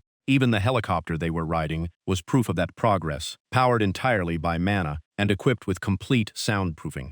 Chan Seok thoughtfully asked whether many countries had effectively vanished from the world map. As he looked more closely, he noticed information about the world's 8 largest corrosion zones, with Gonzo Prison being one of them. According to the briefing, the Gonzo corrosion zone had appeared 13 years earlier without any warning before rapidly spreading from the city's center. Even those who survived the initial outbreak were unable to escape as the entire area gradually transformed into a deadly corrosion zone. Within only a few days, the entire city had completely disappeared. Looking down at the devastated landscape, Chairman Moon concluded that, although the world's borders had changed little, the real authority of many governments had weakened dramatically. After gathering all the necessary information, Chan Seok bluntly asked why he had been brought here in the first place. Chairman Moon Dongtae slowly revealed that a few days earlier, Hyeon from the Tibet Guild had come to see him in a fury after being rejected by Chan Seok. Hearing that name, Chan Seok immediately remembered the fierce giant who had personally threatened him. The chairman added that the other side had even been asking about Chan Seok's whereabouts, making it clear this situation was far more complicated than it seemed. Although the association never revealed Hunter's personal information, he believed that, given the Tibet Guild's methods, they would eventually try to force Chan Seok into submission. Chan Seok merely clicked his tongue. He knew that if he faced that monster with his current strength, his chances of winning were still slim. Realizing Chan Seok had no interest in joining any guild, Chairman Moon proposed another path, raising his status through special missions assigned directly by the association. Chan Seok immediately realized the chairman had his own agenda and was not helping him out of goodwill. Meeting Chan Seok's suspicious gaze, the chairman calmly said that the only thing he needed to remember was that for now, they were on the same side. He then handed over a mission file. After a quick evaluation, Chan Seok decided the deal was worth considering, since completing missions assigned by the association's chairman would boost his reputation rapidly. He immediately asked for the mission details. Chairman Moon assigned Chan Seok to escort a cargo ship from Busan to Nanning, explaining that transporting goods had become extremely difficult because of the corrosion zones. But when Chan Seok opened the cargo manifest, he found nothing but Rolex watches, luxury ceramics, ginseng liquor, and expensive cars. Looking at the pile of luxury goods, he sarcastically asked whether the definition of daily necessities had completely changed during the 20 years he had been gone. Chairman Moon calmly replied that, for certain people, those items truly were necessities. At the same time, he immediately noticed Chan Seok's casual mention of being gone for 20 years. Chan Seok still could not understand why luxury goods were considered so important when so many countries had already fallen because of the rifts. The chairman explained that even in a chaotic world, diplomacy still existed, and valuable gifts were essential tools for maintaining relationships between powerful factions. Realizing he was about to get dragged into political conflicts, Chan Seok immediately unbuckled his seatbelt and flatly refused the mission. Even though Chairman Moon repeatedly tried to stop him and stressed how important the mission was to the Korean government, Chan Seok refused to change his mind. He firmly declared that politics should be left to politicians, while his job was simply hunting monsters. Chairman Moon looked at him seriously and reminded him that he was still only a rookie hunter, and perhaps his sudden fame had made him overly confident. Before the chairman could finish speaking, Chan Seok swept the entire mission file out of the helicopter with one swing of his arm.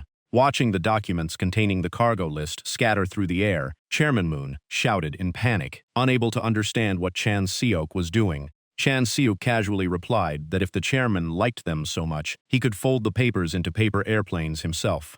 While the chairman was still frozen in disbelief, Chan Seok leaped straight out of the helicopter. Moments later, he slammed into the ocean, sending a massive column of water soaring into the air. Watching from above, Chairman Moon could only shake his head at the young hunter's reckless behavior. As evening fell over Incheon Port, a dockworker was leisurely enjoying a cup of coffee. Suddenly, strange waves began rippling across the water near the pier. A powerful arm suddenly burst from the water and grabbed the edge of the dock. Soaked from head to toe, Chan Seok pulled himself onto the pier, gasping for breath.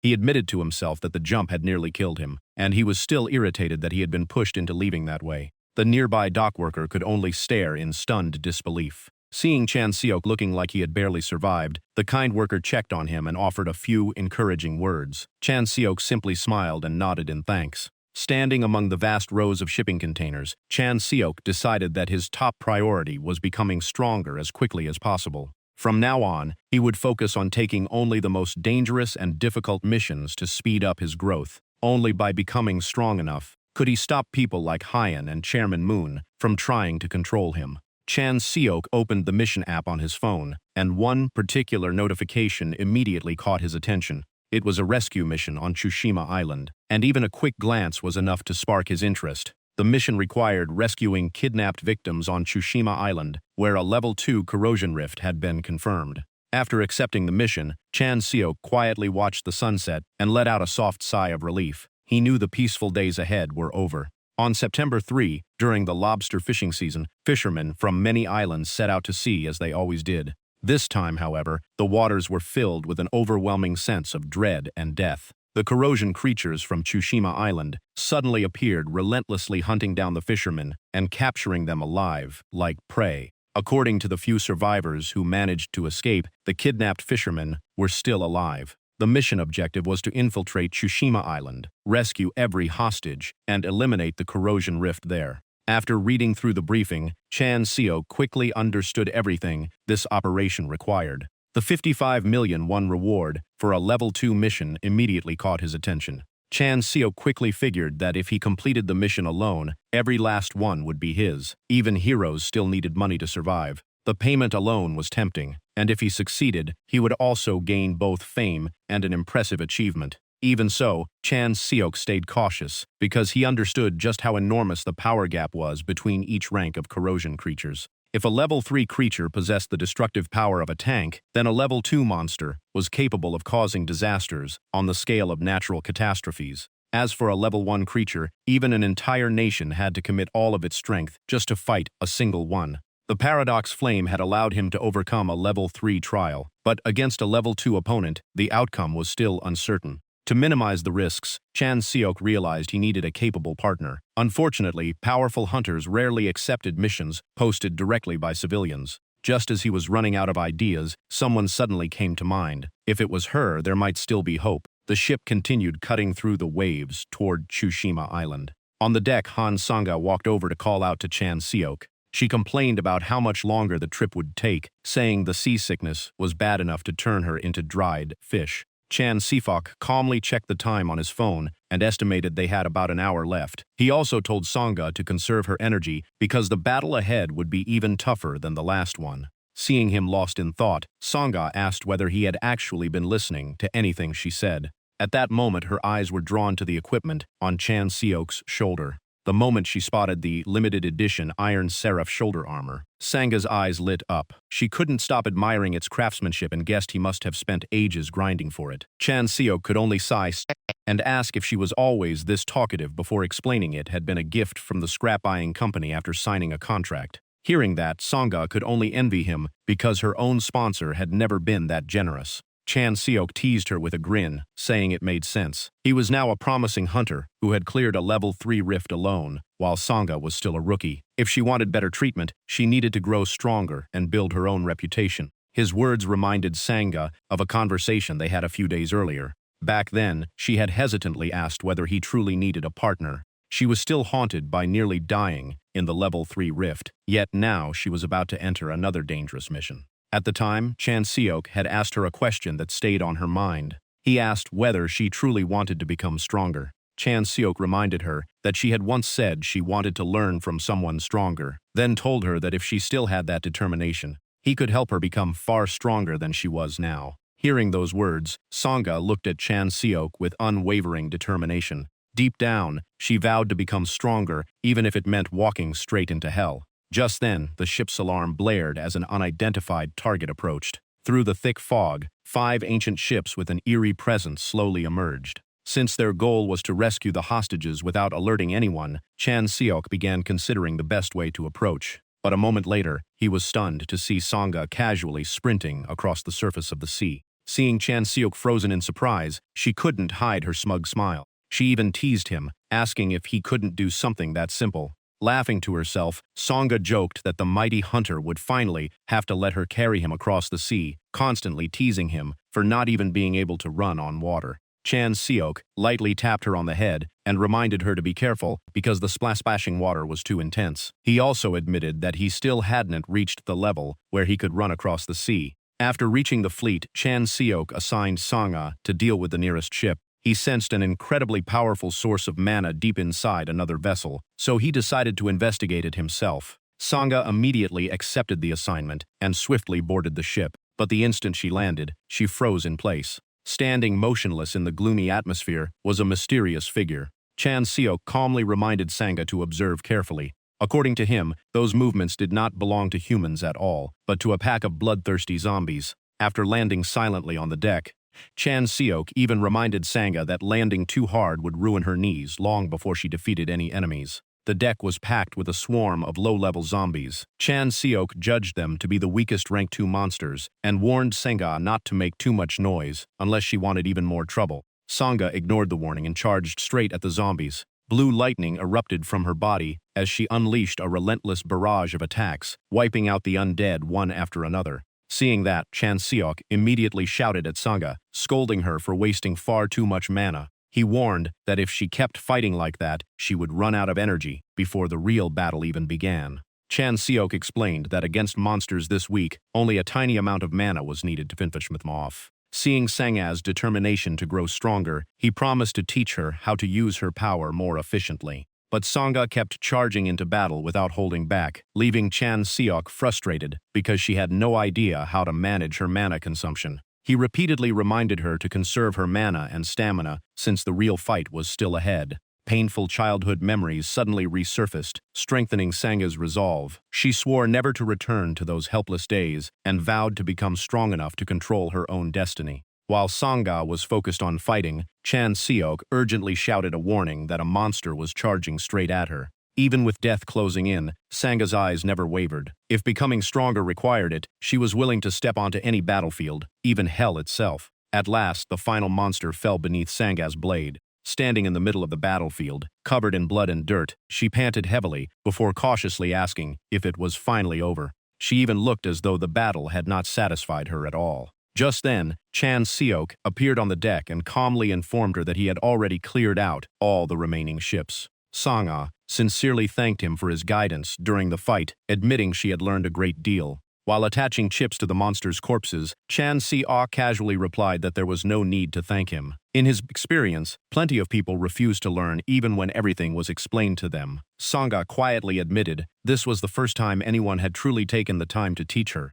Surprised, Chan Seok asked whether none of her seniors or classmates at the academy had ever guided her. Sangha calmly explained that she learned too quickly, so everyone else struggled to keep up with her. Chan Seok laughed and asked if she thought she would surpass him someday. Looking him straight in the eyes, Sangha confidently replied that she had never had a teacher she couldn't surpass. Her answer caught Chan Seok off guard for a moment, but he quickly declared with complete confidence that it would never happen with him. He even claimed she would spend the rest of her life looking up to him. That unbelievably arrogant declaration left Sangha grinding her teeth in frustration. After clearing the ships, the two returned to the rendezvous point. The security team quickly reported that they would continue defending the island and wished the pair success with the mission. Chan Seok simply nodded and told them to keep doing their jobs. After venturing deeper into the island, Chan Seok gathered information from the survivors and concluded that the hostages were being held inside a temple. Sangha added that the island had two temples named Gaijin and Atazumi. After comparing the distances, Chan Seok decided to head for Gaijin first, since it was closer and could be reached within a few hours. However, he soon realized that reaching the temple was not the real problem. Getting all 15 hostages back safely would be the true challenge. According to the available information, there were 15 hostages in total, and if even one of them was injured, their retreat would become much more difficult. On top of that, Chan Seok could sense an evil source of mana lurking behind the dense fog. He concluded that if they wanted to rescue the hostages and avoid being hunted down during the retreat, they absolutely needed a vehicle. After finding a small truck, Chan Seok turned to Sangha and asked if she was confident in her driving skills. After receiving an immediate and confident yes, the two set off without delay. But only a few minutes later, Chan Seok regretted that decision as Sangha drove like she was charging into a battlefield. The truck kept smashing straight through monsters, making him shout in panic, asking whether she had any intention of using the brakes. Sangha shot back that if he didn't like it, he could drive himself, remembering that his driver's license had been useless for 20 years in another world.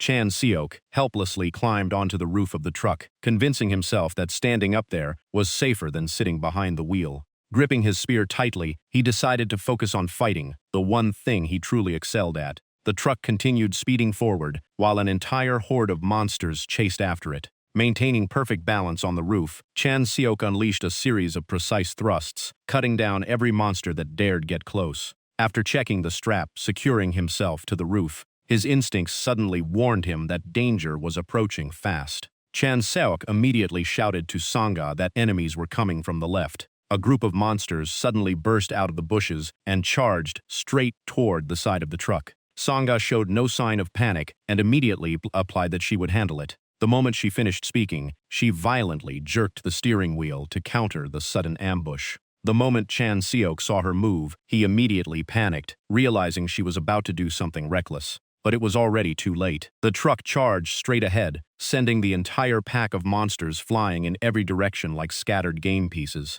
Sangha grinned in excitement, thoroughly enjoying the sight of the monsters being blasted off the road. Watching the scene unfold, Chan Seok was left speechless, thinking he might actually be the safer driver. The truck roared onward and raced up the long stone staircase leading to the temple deep within the forest. Behind them, hundreds of monsters continued roaring as they gave chase, shaking the ground with their numbers. The instant he spotted the temple gate ahead, Chan Seok shouted that they had arrived. Sangha anxiously asked whether she should turn back and deal with the monsters pursuing them. But as soon as the truck stopped, Chan Seok jumped out first and declared that he would clear the way. The moment his feet touched the ground, the black-purple paradox flame erupted and enveloped his entire body. Chan Seok stared coldly at the horde, treating their relentless pursuit as a choice that had sealed their fate. He poured all of his power into activating the flame, but the monsters were not his true target. Chan Seok had another plan. All he needed to do was destroy the friction on the stone steps. Thanks to that, the staircase below completely halted the zombies' pursuit.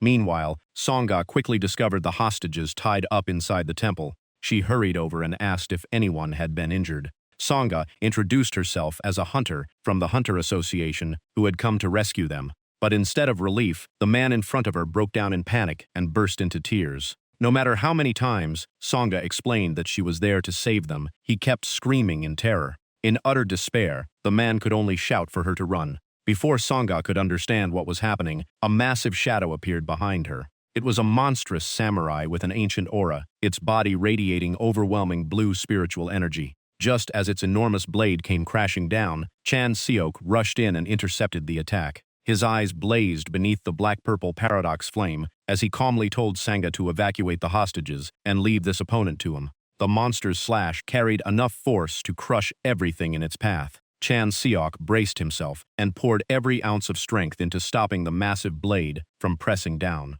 Just as the monster prepared to deliver the finishing blow, a deafening crash erupted from behind it. Sanga had driven the truck straight at it at terrifying speed. The truck slammed into the samurai, pinning it against a stone wall and crushing it without mercy. The monster disappeared beneath collapsing rubble and a cloud of dust after the devastating impact. Meanwhile, the truck began pouring out thick smoke from the force of the collision. Looking at the wreckage, Chan Seok seriously warned Sanga never to touch the steering wheel again. On the trip back, he even held out his hand, demanding a pinky promise, leaving Sanga grumbling as she told him to get in the truck already. When Chan Seok asked about the situation, Sanga confirmed that every hostage had safely boarded the truck. But the next moment, her expression suddenly changed as she urgently told Chan Seok to look ahead. Chan Seok immediately turned around, his face growing tense. In the darkness of the forest, countless glowing red eyes were staring directly at them. A zombie with a horribly twisted face slowly stepped forward, making Chan Seok realize that the samurai struck by the truck was still alive. He suddenly turned to Sanga and asked her to hand him her sword. Sanga immediately objected, insisting that allowing someone else to wield a swordsman's blade was a serious insult. But while they were still arguing, zombies charged at them from every direction. Chan Seok simply asked which mattered more, a swordsman's pride or the lives of the people behind them. Hearing those words, Sanga fell silent before decisively throwing her sword to him. Chan Seok caught the sword while keeping his spear firmly gripped in his other hand. His eyes shifted to the glowing device on his wrist as he thought to himself that he would have to use this trump card sooner than expected. His thoughts immediately returned to the Level 3 Rift expedition on Dong Island a few days earlier. Back then, amid the ruins, he had discovered a strange mechanical glove emitting a purple glow. It was a Level 3 Infinity Glove, equipment with an incredibly powerful mana absorption rate. The moment he put it on, Chan Seok could clearly feel it continuously drawing mana from the surrounding environment. To an ordinary person, it was merely a mana recovery tool, but in Chan Seok's hands, its value was far greater.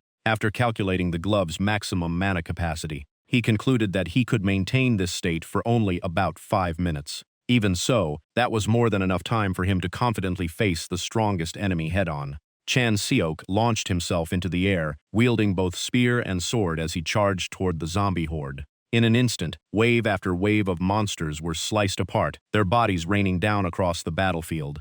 Witnessing the unbelievable spectacle, Sanga could only stare in shock, never expecting Chan Seok to overwhelm so many monsters at once. After carving a path through the horde, Chan Seok immediately ordered Sanga to take the hostages straight to Hatakasu port and never look back. The truck carrying the survivors sped into the night, heading directly for Hatakasu port. Sanga gripped the steering wheel tightly. She had thought getting past the previous horde was enough, but the road ahead was even more brutal than she expected. Waves of zombies poured in from every direction, surrounding the truck and shrieking endlessly like a living tide of monsters. As the engine began failing and thick smoke poured out, Sanga nervously suggested stopping to eliminate the monsters before the truck completely broke down.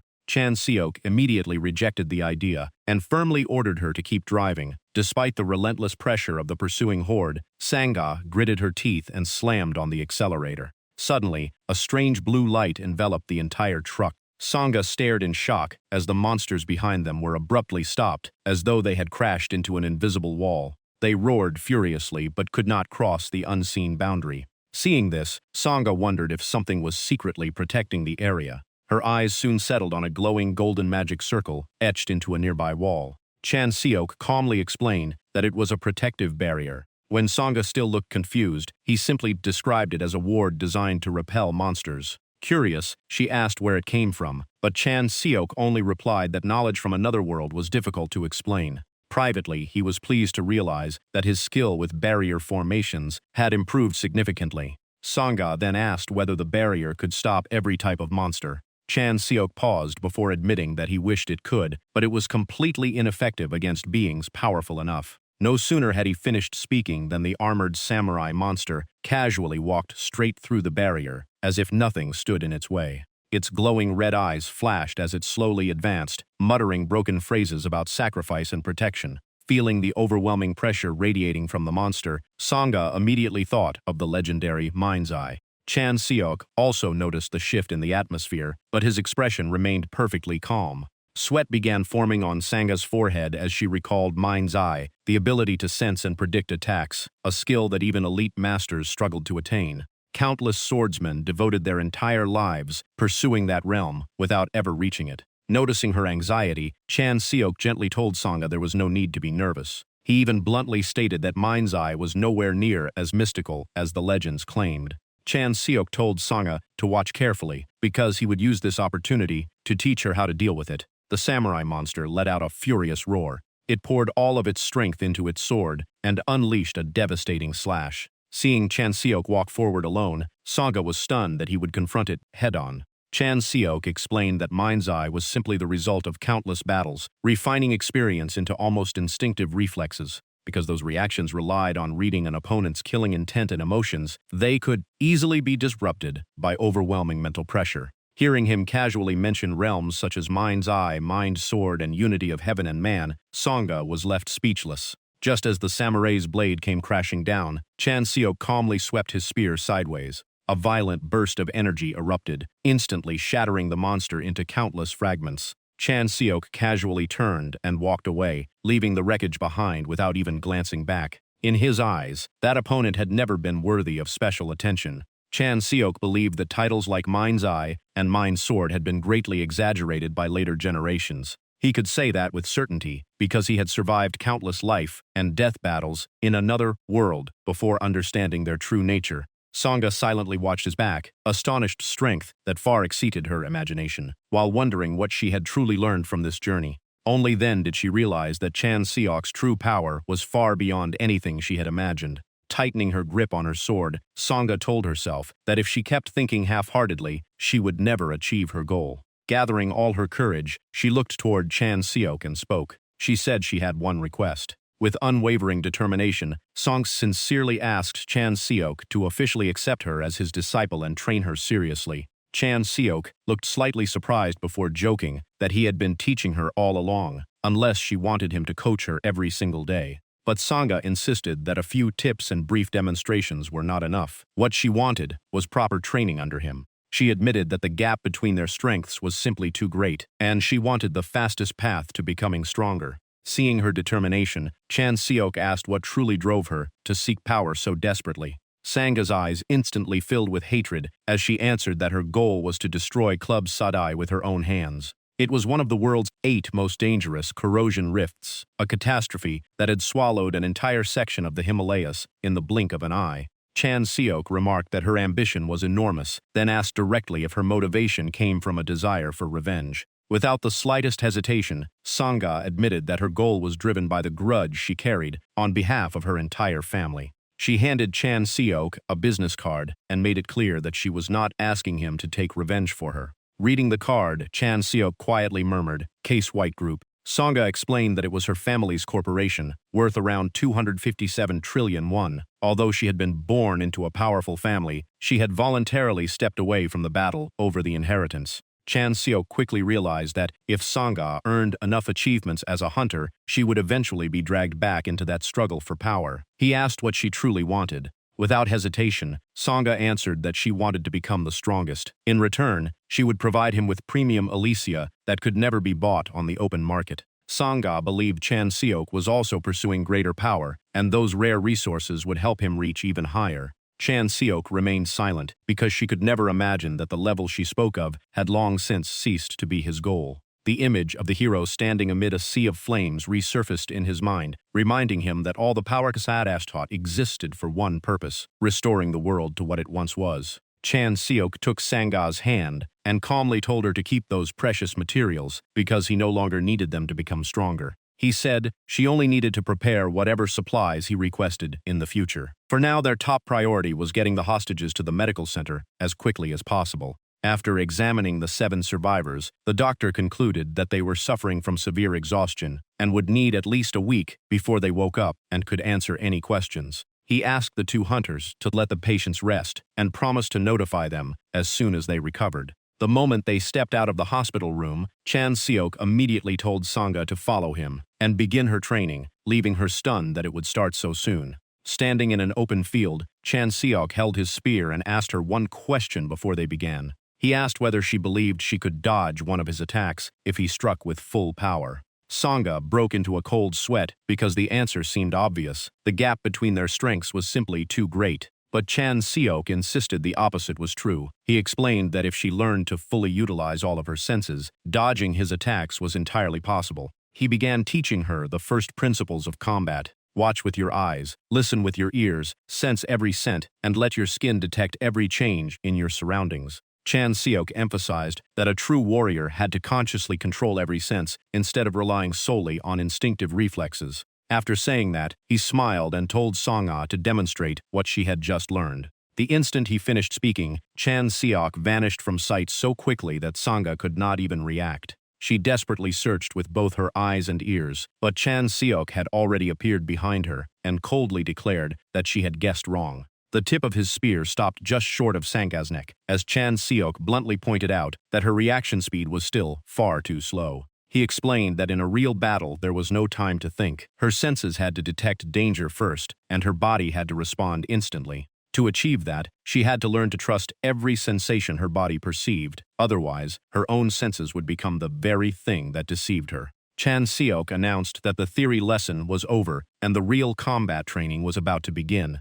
A tremendous explosion echoed through the area, shaking the ground. The nearby guards immediately turned around, thinking something had happened to their comrades. One police officer was still wondering why nobody had warned them sooner when he froze at the sight before his eyes. Thick clouds of dust billowed into the air as repeated impacts thundered across the training ground. At the center of the field, Sangha was swinging her sword with everything she had, attacking without pause. Meanwhile, Chan Seok effortlessly deflected every strike while looking so relaxed that he even let out a yawn. Even so, his eyes never missed the slightest movement from his opponent. Every clash of their weapons sent powerful shockwaves through the ground, cracking the stone beneath their feet. Sangha gritted her teeth and poured every ounce of strength into her sword. Yet, the longer the fight continued, the more she realized how vast the gap between them still was. When Chan Seok's spear shot toward her at terrifying speed, Sangha realized in despair that she had no chance of dodging it.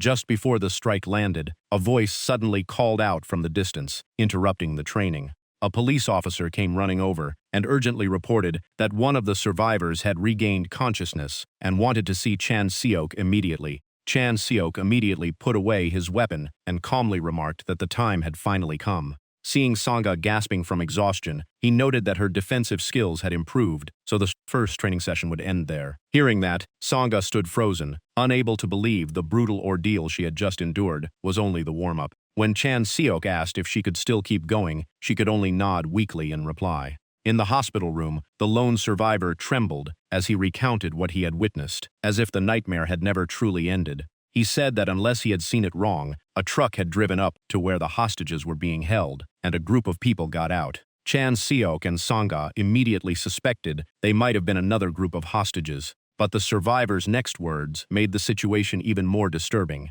According to him, the group acted with complete composure. Even worse, the monsters never attacked them, and instead seemed to be working alongside them. The group then selected several hostages, loaded them onto the truck, and drove away. Hearing that, Chan Seok immediately understood why only 7 hostages had remained inside the temple. The survivor guessed that someone must have escaped, allowing the rescue team to discover the location. Sangha immediately rejected that theory. She believed no one had escaped, the enemy had deliberately let someone go. Chan Seok agreed. He pointed out that an ordinary person could never escape, a place that even professional hunters had struggled to infiltrate. He concluded there were only 2 possibilities. Either the mastermind intentionally released that survivor, or the person was an exceptionally gifted hunter. Realizing the entire mission might have been a trap from the very beginning, Sangha clenched her teeth in fury. She could not accept human lives being used as bait. Chan Seok's expression turned icy as killing intent quietly spread from him while he thought about those responsible.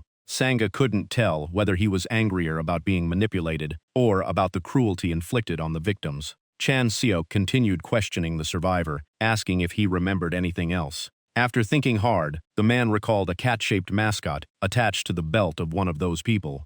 After looking it up, Chan Seok identified the symbol as belonging to Chosima Airport. Watching him awkwardly search for it, Sangha teased that everyone these days knew how to use a smartphone, while he looked like someone who had just stepped out of ancient times. When they arrived at the airport, the place was eerily deserted. Sangha was about to suggest retreating when Chan Seok suddenly spotted their target and announced that he had found him. Standing atop the airport ruins was a blue-haired man with a face full of piercings, looking down at them with arrogant eyes. Chan Seok silently judged the man's bizarre appearance, while also sensing that he was no ordinary opponent. His appearance alone made him look like someone who had stepped straight out of a horror movie. Crossing his arms with a smug grin, the young man introduced himself as Kim Ji-hyun and boldly declared that he would capture both of them alive. Seeing Chan Seok and Sangha remain silent as they observed him, he grabbed an unconscious hostage by the hair and said he would give them a little demonstration first. With that, Kim Ji-hyun threw the man directly into the corrosion rift.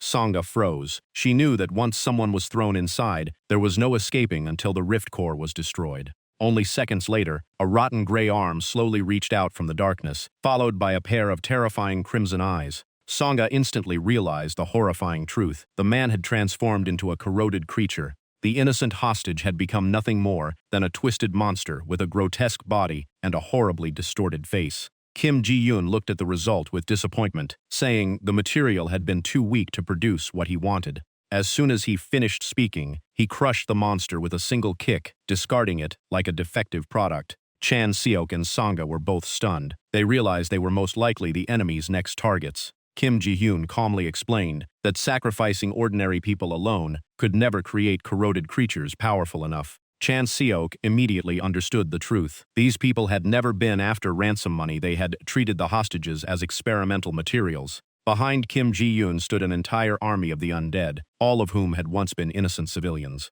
Following the elders' orders, Kim Ji-hyun began explaining the goal of the organization, known as the Descendants of Dangun, claiming that every member shared the same ideal. Their objective was to strengthen South Korea's dominance and turn the nation into a superpower that no one would dare oppose. The moment he finished speaking, Kim Ji-hyun slammed a devastating kick into the ground. The resulting shockwave was so powerful that countless nearby cars were launched into the air. One of the flying vehicles crashed into the Chosima Airport terminal, triggering a massive explosion that reduced the area to ruins. Amid the dust and smoke, Chan Seok let out a weary sigh. It looked like they had run into yet another fool, who was overly confident in his own strength. Standing among the wreckage, Chan Seok tightened his grip on his spear and smirked, asking if he had misheard because, in his opinion, South Korea was already a major power. Kim Ji-hyun immediately shouted back. To him, that was still far from enough. He wanted to elevate his nation until no one would ever dare look down on it again.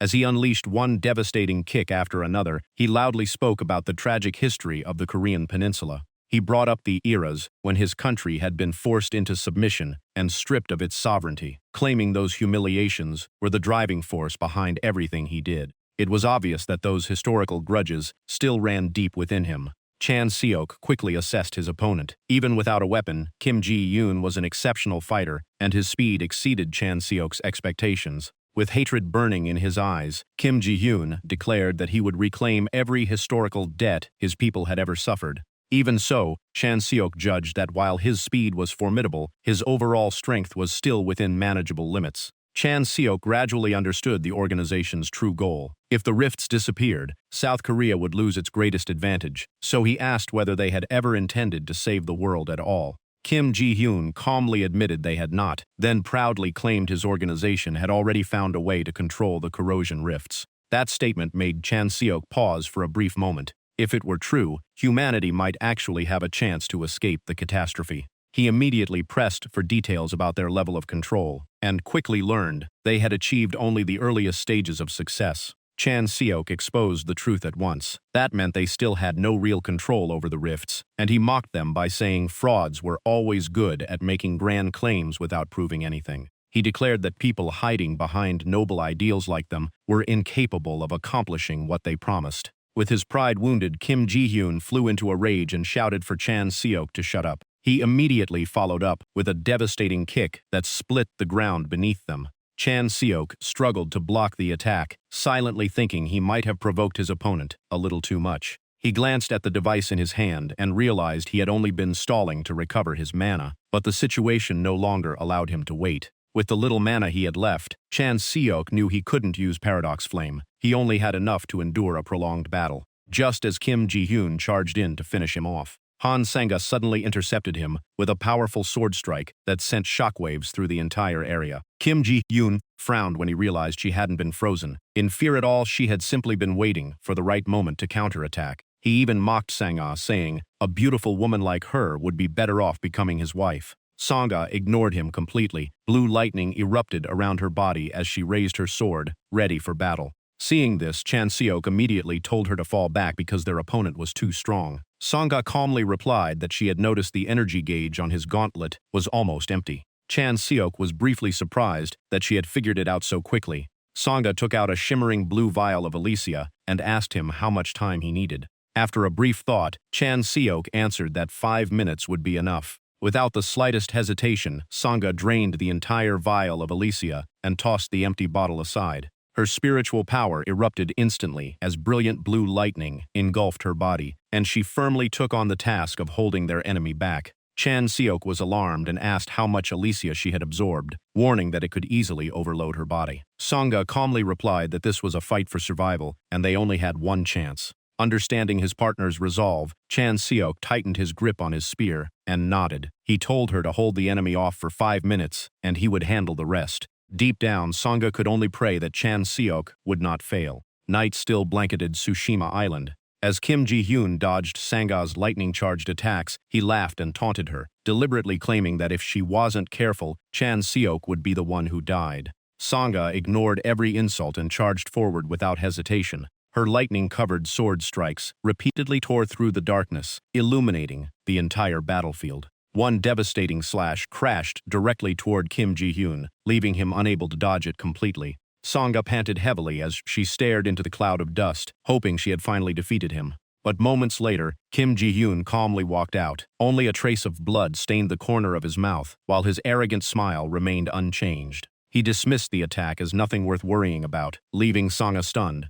Kim Ji-hyun immediately counterattacked with a crushing blow that sent Sang-ae flying. She coughed up a mouthful of blood and was pushed to the brink of collapse. Just before she hit the ground, a hand caught her in time.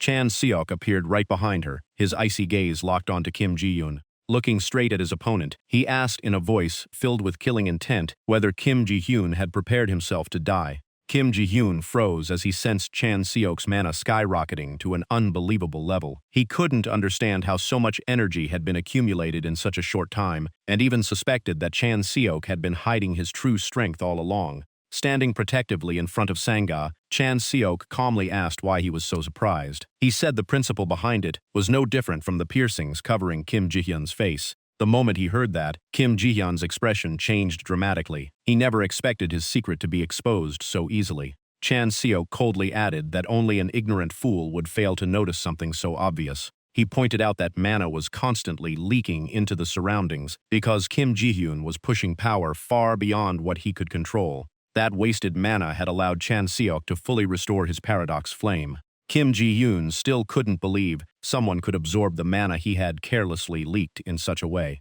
Chan Seok cut him off, saying none of that mattered anymore, because today would be his last day. The moment he finished speaking, Chan Seok unleashed his ultimate technique, Blue Orbit. In an instant, a chain of 16 consecutive strikes exploded forth at terrifying speed. Kim Ji-hyun's body was torn apart by the relentless barrage. Panic consumed him, as he could no longer feel his heartbeat, and even his breathing began to fade. Chan Seok calmly watched his opponent struggle to remain standing with the last traces of mana he had left. He remarked that Kim Ji-hyun was sustained by nothing but pride now, because Paradox Flame had already burned away every muscle in his body. On the verge of death, Kim Ji-hyun could only summon enough strength to call for his captain. At that very moment, a streak of light tore through the air at incredible speed. Chan Seok barely managed to dodge it by tilting his body at the last possible instant. Looking up, he wondered what kind of enemy had appeared this time. From the darkness, a gloved hand slowly emerged, tightly gripping a traditional bow.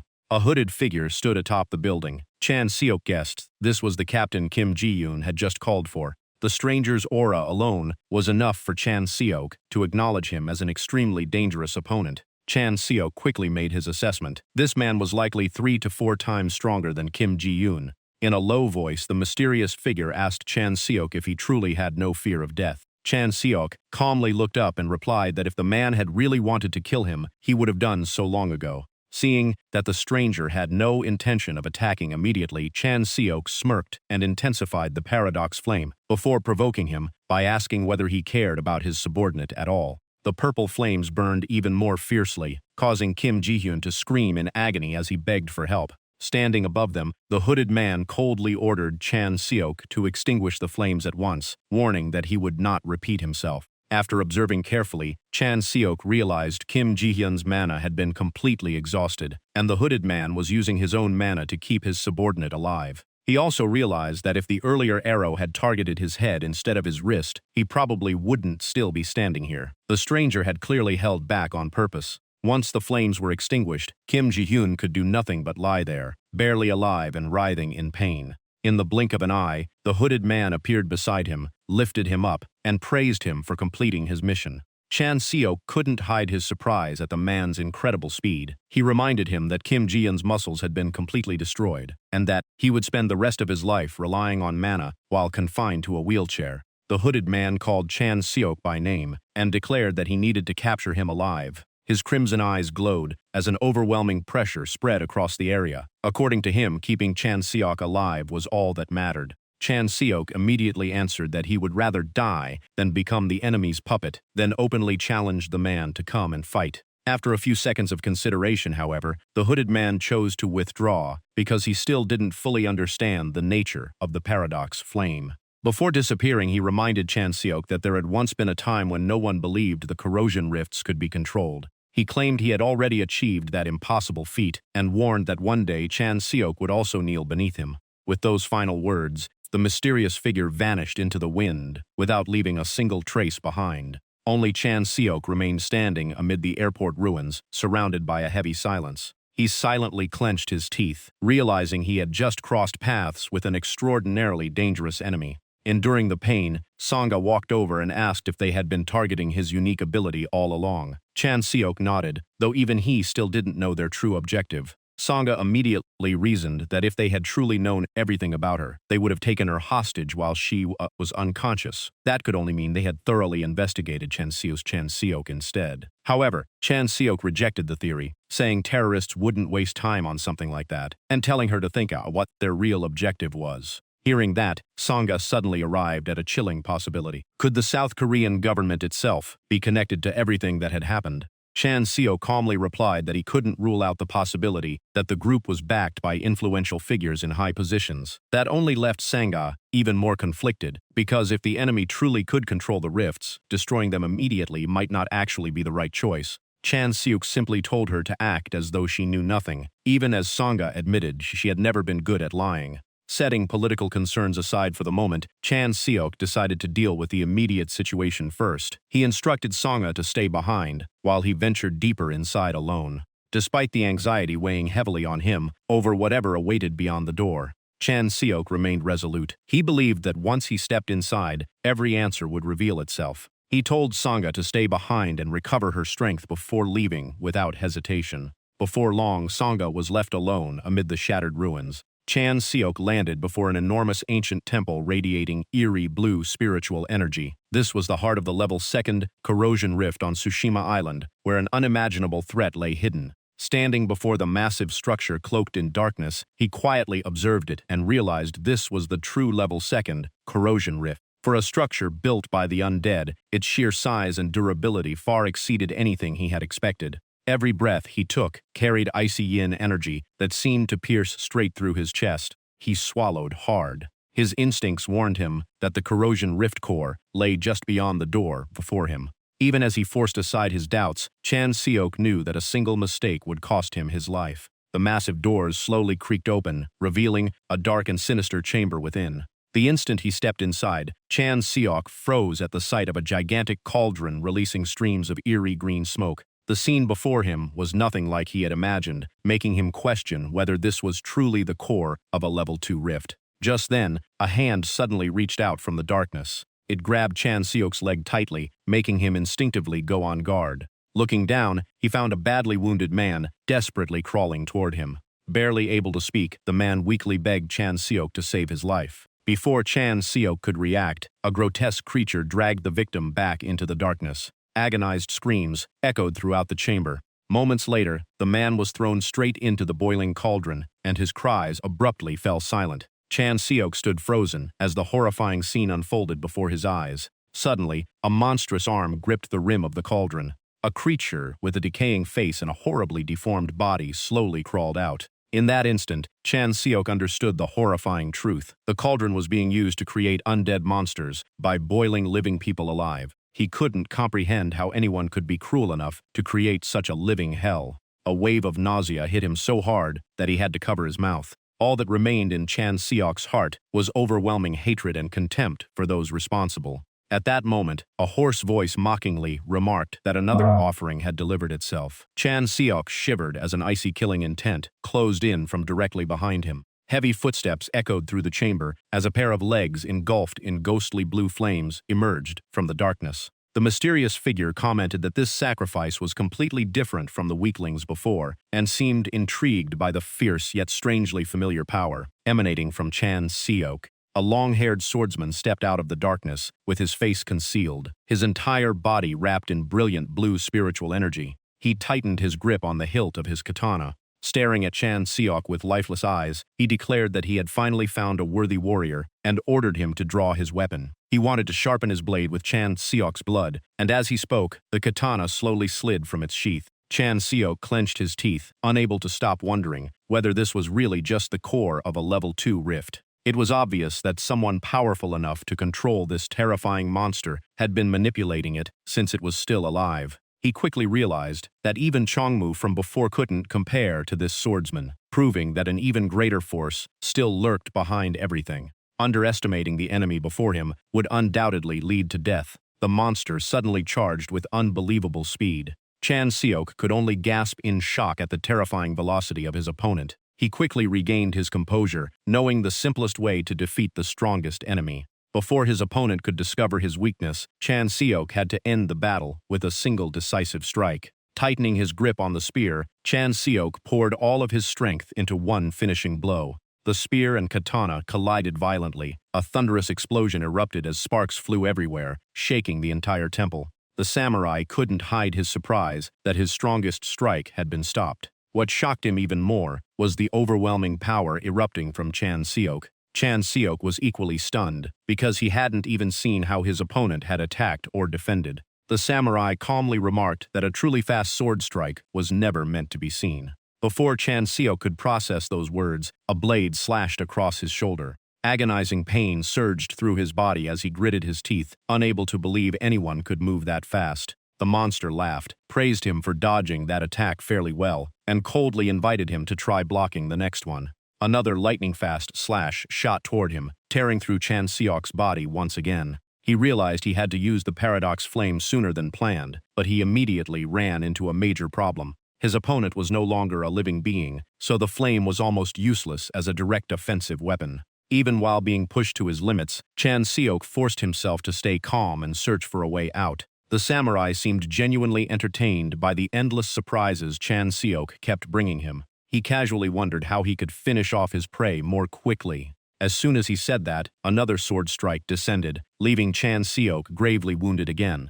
Only then did Chan Seok realize that most of the muscles throughout his body had already been shredded by the relentless sword attacks. The unbearable pain nearly made him lose consciousness. Even so, he gritted his teeth, forced himself back to his feet, and tightened his grip on the spear with unwavering determination. Fortunately, everything above his shoulders remained intact. Chan Seok immediately activated the paradox flame to heal his body at incredible speed. The instant he recovered, he seized the opportunity to circle behind his opponent and launch a counterattack. But that hope was instantly crushed by the samurai's icy voice. He mocked Chan Seok, saying that someone so slow shouldn't pretend to be dangerous. Another sword slash immediately ripped through Chan Seok's flesh. Blood continued dripping onto the cold stone floor. Chan Seok collapsed as his breathing grew heavy and uneven. The katana stopped right in front of his face, leaving him staring at his opponent with extra caution. The samurai sheathed his blade and calmly remarked that Chan Seok had been lucky because the last strike had missed by only a fraction. Chan Seok immediately exposed the truth, accusing him of deliberately sparing his life from the very beginning. Furious, he demanded to know whether it was pity or part of some greater scheme. The samurai let out a quiet sigh and said that he could indeed have killed Chan Seok easily if he were still the man he once was. That unexpected answer left Chan Seok speechless. The samurai admitted that he could no longer remember even his own name and that most of his memories from when he was alive had vanished. Losing those memories had left countless, fatal flaws in his swordsmanship. That was why he had been defeated by an unknown opponent and forced to wear these humiliating chains. Looking more closely, Chan Seok realized the samurai's body remained intact, but his memories and experience had been almost completely erased. It was the exact opposite of Chan Seok's own situation, and those chains were likely the means of control the mysterious group had mentioned. The samurai's face was filled with anguish as he bitterly admitted that he had lost everything, from his identity to the very reason he had once wielded a sword. Clutching the chain around his neck, he said the only thing left within him was endless hatred. The surrounding spiritual energy suddenly surged to a suffocating level, making cold sweat run down Chan Seok's back as he instantly raised his guard. Strange black tears streamed from the samurai's eyes. He slowly advanced as overwhelming killing intent radiated from his katana, then bitterly asked whether he was any different from a monster now. Looking at the samurai's twisted appearance and the strange eyes decorating his clothing, Chan Seok realized his resentment was growing stronger and stronger. However, losing most of his memories also meant losing much of his combat experience. That was the only opening Chan Seok had to turn the battle around. He quickly concluded that as long as he wasn't killed in a single blow, he still had a chance to win. To defeat an opponent of this level, Chan Seok knew it was finally time to unleash all of his power. Only one thought remained in his mind: pour everything into the final strike. Black flame instantly erupted around his body, healing every wound and restoring his strength in the blink of an eye. The samurai carefully observed the strange flames and remarked that Chan Seok's ability was extraordinary because those black flames seemed to burn something far beyond physical matter. Chan Seok smirked and confirmed it. The flames did not burn the body, they incinerated concepts themselves. At first glance, the black flame appeared to possess limitless power. In reality, however, the greater the concept he wished to burn away, the more mana and control the technique demanded. Chan Seok recalled his battle with Kim Ji-yoon. Back then, he had needed to calculate every move carefully to prevent the flames from backfiring and burning away his own physical strength. If he still possessed the power he had at his peak in the other world, these frustrating limitations would no longer matter. In the past, his power had been like a massive greatsword. Now, at best, it was only a small knife. Even so, this was no time to hesitate. Chan Seok declared that he would burn away the very concept of this place's durability. Hearing that, the samurai looked completely baffled, unable to understand what Chan Seok meant by durability. Seok merely waved a hand and said there was no point explaining because reality would answer for him. The moment he finished speaking, the entire area began shaking violently. The samurai was blasted backward and could only roar in pain. Chan Seok calmly adjusted his gauntlet and smiled with quiet confidence, certain he had already figured out his opponent's limits and that everything was unfolding according to plan. The samurai rose to his feet, blue spiritual energy flickering in his eyes. He shouted that they should change the battlefield because this place was too cramped for their fight. In the next instant, a devastating explosion tore the ancient temple apart. The two figures clashed at incredible speed, leaving countless streaks of light weaving across the sky. The katana sliced through the air again and again, each strike so fast that the naked eye could barely follow it. Chan Seok poured all his strength into blocking the sword. Sparks erupted as his spear collided with the katana, and he could clearly feel the overwhelming force behind every swing. The relentless assault forced Chan Seok to keep flipping and dodging through collapsing boulders without a moment's rest. Just then, the samurai's cold voice rang out once more. He declared that Chan Seok had already been cut as razor-sharp blue spiritual energy seemed capable of splitting space itself. Even the surrounding rocks and air were crushed by the terrifying shockwaves. Chan Seok immediately used the scattered ruins as footholds. He concentrated every ounce of power into the tip of his spear. Diving from above like a spear of light, he unleashed a thrust so powerful that the sky itself seemed to tremble. Below, the samurai looked up warily at the torrent of energy rushing toward him. The attack carried unimaginable destructive power. The spear descended from the heavens. Its impact instantly pulverized the ground, unleashing violent waves of energy. The samurai staggered backward repeatedly, unable to hide his astonishment. He admitted that he had never witnessed such power, not even on the battlefields of the past. Looking at Chan Seok wrapped in that impossible energy, he asked in a trembling voice whether Chan Seok was truly human or some kind of monster. For the first time in the battle, he realized he had completely lost control of the fight. Without wasting the opportunity, Chan Seok descended once more with a finishing strike, a brilliant cross-shaped symbol, blazing at the tip of his spear. Countless streams of energy crossed one another at terrifying speed. The samurai's body was quickly swallowed by a storm of blue light. Agonized screams echoed out as countless blades of energy tore his body apart. Desperate cries filled the battlefield, while Chan Seok's overwhelming power crushed the last remnants of his opponent's resistance. From above, Chan Seok silently watched the samurai struggle within the ever-tightening web of sword energy. The next moment, Chan Seok accelerated and charged straight at him. His spear slammed violently against the samurai's katana once again. The two entered a high-speed exchange so fast that an ordinary person could never hope to follow it. Strangely enough, both of them wore excited smiles. They both understood that the battle was about to reach its conclusion. At that moment, Chan Seok's memories suddenly drifted back to his days in the other world. Back then, Hyun Seok had asked one of his comrades what they would do if they ever faced an enemy they couldn't defeat. When the other person remained silent, he simply smiled and said he was only curious. What he truly wanted to know was what that person would choose if they encountered an evenly matched warrior. Even though such a situation seemed unlikely, if an equal opponent really did appear, the answer had been immediate and unwavering. Only one person would leave the battlefield alive. Back in the present, Chan Seok knelt among the ruins, every breath heavy after the brutal battle. He smiled faintly and looked ahead, calmly declaring that the outcome had been exactly as he expected. The stronger one was himself. As the samurai's body completely disappeared, streams of blue mana began gathering into a new object. Chan Seok slowly approached, unable to hide his anticipation as he realized his reward had appeared. Amid the rubble, a brilliant blue chest gradually materialized. Seeing the familiar sight, Chan Seok let out a sigh of relief because the business world worked just like the one he had known before. The chest slowly opened, and Chan Seok immediately examined the reward he had earned through the life-or-death battle.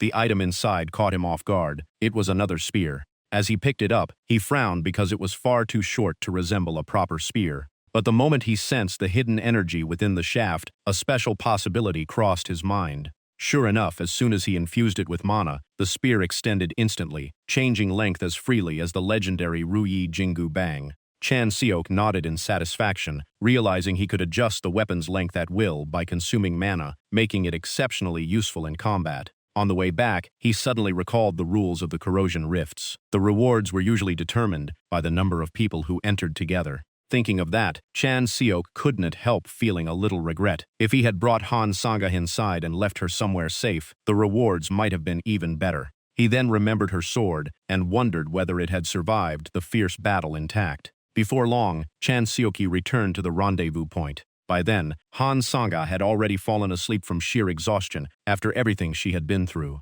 He quietly tossed a sword onto the ground beside her. Sanga jolted awake and immediately called out Chan Seok's name. She stared in surprise at the black katana in her hands. Chan Seok calmly explained that he had found it on the way back, thought it was in excellent condition, and wanted her to have it. Sang-A could hardly hide her excitement as she examined the razor-sharp blade, which had been preserved almost perfectly. She thanked Chan Seok and asked where he had found such a valuable weapon. But after taking a closer look, she noticed his body was covered in wounds and sweat. Worried, Sang-A asked if he had dealt with the corrosion rift alone. Chan Seok simply replied that she had rested long enough. He wearily said he needed to get some sleep. The moment he finished speaking, Chan Seok collapsed onto the ground. Sang-A froze in shock. Even someone as powerful as Chan Seok had finally reached his limit. The gap in strength between a level 2 rift and a level 3 rift was enormous. So when news broke that Chan Seok had conquered a level 2 rift alone, the entire hunter community was stunned. People across the city spread the story of a rookie who had single-handedly cleared a level 2 rift. Even veteran hunters believed such a feat was almost impossible. Chan Seok's image soon appeared on advertisement screens all over the city, leaving everyone curious about who he really was. His phone was flooded with notifications, making it impossible to sort through all the important messages. Looking at the crowd packed outside the hospital, he could only sigh. Even stepping outside for fresh air had become difficult. Just then, someone knocked on the door. A purple-haired woman with braided hair and glasses walked in and introduced herself as Jasu Jong, a secretary from Embargo Tower. Chan Seok politely invited her to sit and thanked Embargo Tower for covering all of his hospital expenses, though he admitted he had never heard of the organization before. Jasu Jong explained that Embargo Tower kept a low profile because it mainly operated in the fields of information technology and communications. She also told him to report immediately if he encountered any problems during his treatment. Chan Seok got straight to the point. He knew both the treatment costs and the hospital room were extremely expensive, so Embargo Tower had to want something in return. He asked her to explain their real purpose. Instead of reacting to his suspicion, Jasu Jong smiled, placed a box of cake in front of him, and asked if he liked cake. Only then did she introduce a device called the Protective Shield Generator, which could create a barrier against corrosion creatures. It was clearly a brand new technology with enormous potential. Chan Seok listened to her explanation while eating a bite of strawberry cake. Jasu Jong explained that this mission was to escort a prototype mana-powered protective shield generator developed in the United States. If the trials succeeded and mass production began, the device could protect areas without hunters. Realizing how significant the project was, Chan Seok quietly asked if this was an operation on a massive scale. Jasu Jong nodded and said many hunters had already been invited to protect the transport. When he learned that even the Jianabi Guild had agreed to participate, Chan Seok immediately realized the mission was far more important than he had first imagined. According to the plan, the device would travel by train from Vladivostok to the Netherlands, then continue by helicopter to Dover in the United Kingdom for testing. When Chan Seok asked why the test site was so far away, Jasu Jong explained that the restaurant organization in Italy had been steadily expanding its influence across Europe and North Africa. As a result, the United Kingdom had become one of the last safe regions thanks to the seas surrounding it. She added that many European countries had fallen into chaos, their governments had weakened, and real authority now rested in the hands of hunter organizations that ruled like feudal lords. Hearing that, Chan Seok immediately understood. The train would also be carrying a massive amount of relief supplies, making it an irresistible target for countless factions. Jasu Jong confirmed his conclusion and asked if he had ever traveled abroad. Chan Seok replied that this would be his first time visiting Europe. She smiled and said she would also accompany the convoy to supervise the mission and collect data for Embargo Tower. Noticing that she had already assumed he would join, Chan Seok smiled and gave only one condition: Han Song-A had to come with him. He insisted that Song-A was a trustworthy teammate and that he had promised to bring her along. Jasu Jong agreed immediately, saying that anyone Chan Seok trusted would also be welcomed by Embargo Tower. Once everything had been settled, Chan Seok had no reason to refuse. He smiled, shook Jasu Jong's hand, and officially accepted the mission. When the helicopter landed in front of him, Chan Seok was surprised that an escort mission warranted such transportation just to pick him up. It seemed that after conquering a level 2 rift alone, his status had completely changed. Chairman Moon smiled and confirmed that from this moment on, his expectations for Chan Seok had become complete trust. The Hunter Association would fully support him from now on. Chan Seok was quietly pleased. Once your strength had been proven, everything became much easier. Even so, one question still lingered in his mind. Did Chairman Moon know about their existence? And if he did, was he truly trying to stop this tragedy, or was he secretly allowing it to continue? Lost in thought, Chan Seok opened the door ahead and unexpectedly came face to face with someone familiar. Lee Se-yoon had already been waiting for him. She greeted him with a smile and said that Chan Seok's reputation had even reached the military. Chan Seok laughed and joked that there was probably no one left who didn't know his name. He then asked where they were headed next and was told they were on their way to a military base. Surprised, Chan Seok listened as Lee Se-yoon explained that the South Korean military would also join the escort mission at Embargo Tower's request. Chan Seok immediately realized that if the protective shield generator succeeded, the military would no longer rely so heavily on hunters. That alone could dramatically shift the balance of power. Thinking back on everything that had happened, he suddenly asked Lee Se-yoon if she knew of an organization called the Descendants of Donggun. She confirmed that she knew the extremist group very well and seemed surprised that Chan Seok had brought them up. According to Lee Se-yoon, the Descendants of Donggun had been appearing all over the place and frequently interfered with hunters while they were clearing rifts. Chan Seok simply nodded and silently committed the information to memory. Without warning, Lee Se-yoon tossed a small object toward him. Chan Seok caught it and looked down, only to find a pumpkin candy, leaving him thoroughly confused. Without explaining why she had done that, Lee Se-yoon instead asked whether Chan Seok had ever traveled abroad. Chan Seok found it strange that both Ja Soo-jong and Lee Se-yoon had asked him the exact same question, especially since this really would be his first trip overseas. Looking at him with a meaningful smile, Lee Se-yoon said this journey would broaden his horizons and show him many things he had never known before. The helicopter continued, flying through a sky painted red by the setting sun. The city gradually disappeared behind them as a new and turbulent journey began.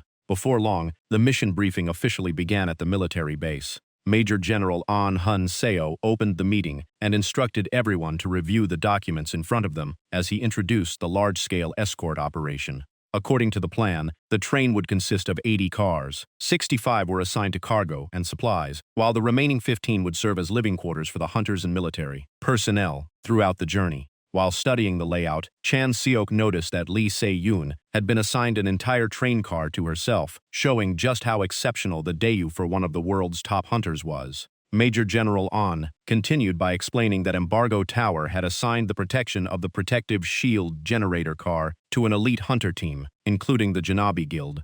However, since the journey would be long and physically demanding, he proposed that other units, including the South Korean military, rotate in to help guard the critical train car. Lee Se-yoon immediately cut him off and firmly rejected every offer of assistance, telling everyone to focus on their own responsibilities instead. She explained that since Janabi had accepted responsibility for protecting the protective shield generator, countless factions were undoubtedly targeting it, so no one could afford to underestimate the situation. Lee Se-yoon stressed that only members of Janabi would be allowed anywhere near the generator, with absolutely no exceptions. Her unwavering declaration instantly made the atmosphere in the meeting room tense, and the officers could only exchange awkward glances. To break the uncomfortable silence, Major General An urged everyone to continue the meeting. Lee Se-yoon merely curled her lips into a faint smile and answered with 2 words, 10 days. The briefing returned to the route map from Vladivostok across multiple regions before reaching Dover in the United Kingdom. The general pointed out numerous threats, especially 7 locations near dangerous rifts that could endanger the train at any moment.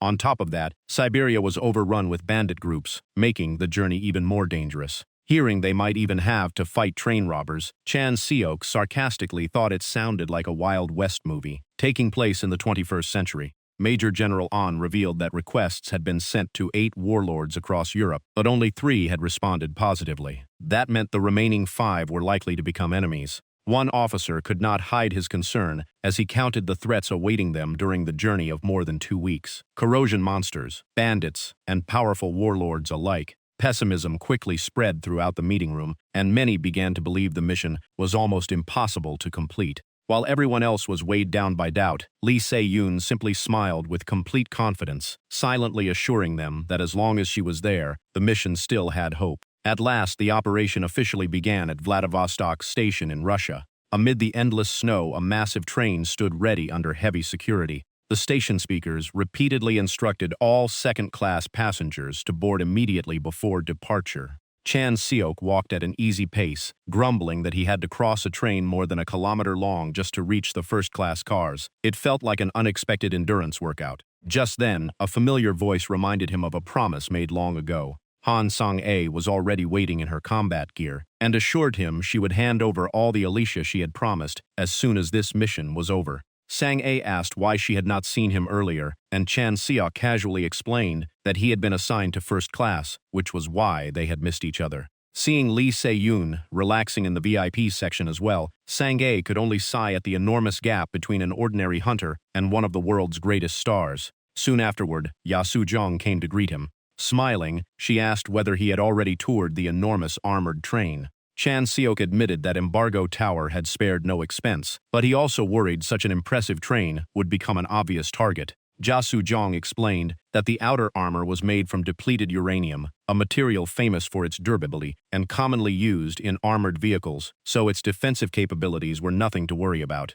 That reassurance put Chan Seok at ease, and with Lee Se-yoon on board, he believed the mission would go smoothly. Unfortunately, everything changed in an instant. Less than 10 minutes after the train departed, a swarm of reed-winged corrosion creatures launched a fierce attack. Emergency calls poured in over the radio from Car 57, where the soldiers had suffered heavy casualties and were barely holding on. Without a moment's hesitation, Chan Seok charged into battle with his sword glowing in blue spiritual energy. He rushed straight into the horde and unleashed a devastating slash that wiped out the monsters closing in around him. Even so, more enemies kept pouring in without end. Chan Seok could only sigh as the battle seemed endless, wishing Lee Se-yoon were there to finish it much faster. At the same time, the Trans-Siberian Railway had been severely damaged, forcing repair work to continue while the train remained in motion. Since the repair crews had no chance against the corrosion creatures, every team required a hunter to guard them while they worked. Ironically, Lee Se-yoon had been assigned to escort one of those repair teams, tying down the strongest fighter in a single location. The thought only frustrated Chan Seok even more. He angrily thought that, if he were in command, he would fire whoever had come up with such an unreasonable plan. After cutting down another monster, Chan Seok shook his head in exasperation. The day felt as though it would never end. Meanwhile, in Khabarovsk, Russia, an even more terrifying scene was unfolding across the snowy wilderness. A gigantic shark-like monster was being dragged across the frozen ground, leaving a trail of blood behind it. Pulling the carcass was a massive bald hunter, clad in heavy armor, that gave him an overwhelming presence. The muscular hunter narrowed his toward with the distance and quietly muttered as he spotted someone emerging through the snow. In the middle of the white landscape, a man wearing a traditional hanbok calmly warmed himself beside a small campfire. The bald hunter recognized him immediately and frowned in annoyance, making it clear this was far from their first meeting. After tearing apart the giant shark with his mechanical arm, he turned to the uninvited guest and complained that Lee Hae-yoon always appeared without warning. Lee Hae-yoon simply smiled and greeted him in a calm voice before casually asking how he had been. He explained that he had come to deliver a job, though he had been lucky enough to witness an entertaining monster hunt upon arriving. Lee Hae-yoon addressed the bald hunter as Nikolai Baranov, the ruler of Khabarovsk. Nikolai grumbled that the giant shark meant for dinner had woken up after being knocked unconscious, while Lee Hae-yoon merely suggested he clean the blood off himself first. Nikolai mocked him, asking whether Koreans actually ate creatures like that before criticizing them for having no manners. Tired of small talk, Nikolai demanded to know the job, making it clear that money alone would never interest him. Lee Hae-yoon replied that the reward was the least interesting part. What truly mattered was the target. He revealed that a train would be leaving Vladivostok and passing through this region within the next day or two. Nikolai laughed, insisting that was impossible because the Trans-Siberian Railway had been destroyed long ago. Lee Hae-yoon explained that some awakened possessed the ability to repair railways at incredible speed, as long as they had enough materials. Realizing the tracks were being restored while the train was moving, Nikolai became curious about what kind of cargo it was carrying. The cargo itself was unimportant compared to the person guarding it. When Nikolai asked who it was, he answered at last. The name was the Candy Lady of Janabi, Lee Se-yoon. The moment Nikolai heard it, his expression changed. Lee Hae-yoon asked whether he had already figured out how to deal with her. Nikolai grinned with excitement, saying that hijacking a train protected by Lee Se-yoon sounded like a challenge worth taking. Lee Hae-yoon corrected him at once, explaining that this was not simply a train robbery, since Janabi was only guarding one special car. Nikolai immediately declared that he would just destroy that car instead. Lee Hae-yoon shook his head and said that was not the outcome he wanted. He then took out a terminal device and instructed Nikolai to infiltrate the train car and connect it to the machinery inside. Nikolai asked whether he could smash everything to pieces once the mission was complete. Lee Hae-yoon smiled knowingly and replied that he would be very grateful if that happened. Nikolai's eyes instantly filled with madness. He declared that he would not only destroy the cargo but also slaughter every hunter right in front of Lee Se-yoon. Meanwhile, aboard the train, Chan Seok continued fighting off wave after wave of monsters by himself. The surrounding hunters were stunned by his unbelievable strength. None of them could believe a rookie was capable of killing hundreds months alone, and some even thought he was more terrifying than the corrosion creatures. After finishing off another enemy, he drove his spear deep into the ground. Looking around, Chan Seok concluded that the situation was temporarily under control. Seeing the other hunters slumped over from exhaustion, he could only sigh. The battle had barely begun, yet they were already spent. He realized he would probably have to prepare to fight almost entirely on his own. Just then, Han Sang-a stood up and loudly encouraged everyone to keep fighting, reminding them that the mission was far from over and no one could afford to lower their guard. Chan Seok smiled faintly, deciding she was the most dependable person there. Suddenly, he froze after sensing an abnormal killing intent closing in. His first thought was that an avalanche might be about to strike. Meanwhile, the control room still decided to keep the train moving, despite detecting an obstruction ahead. Lee Se-yoon immediately shouted over the radio, ordering the train to stop at once. Standing on top of the train, she fixed a cold gaze on the rapidly approaching danger, knowing the enemy had arrived. In the next instant, a gigantic flaming drill came crashing straight toward the train. Without hesitation, Lee Se-yoon swung her greatsword to intercept the attack. The attacker was none other than Nikolai Baranov, wearing mechanized armor and charging forward like a missile. Han Sang-a was shocked by the sudden ambush and had no idea who the attacker was. Chan Seo calmly explained that near Khabarovsk, only one person could launch an assault like this.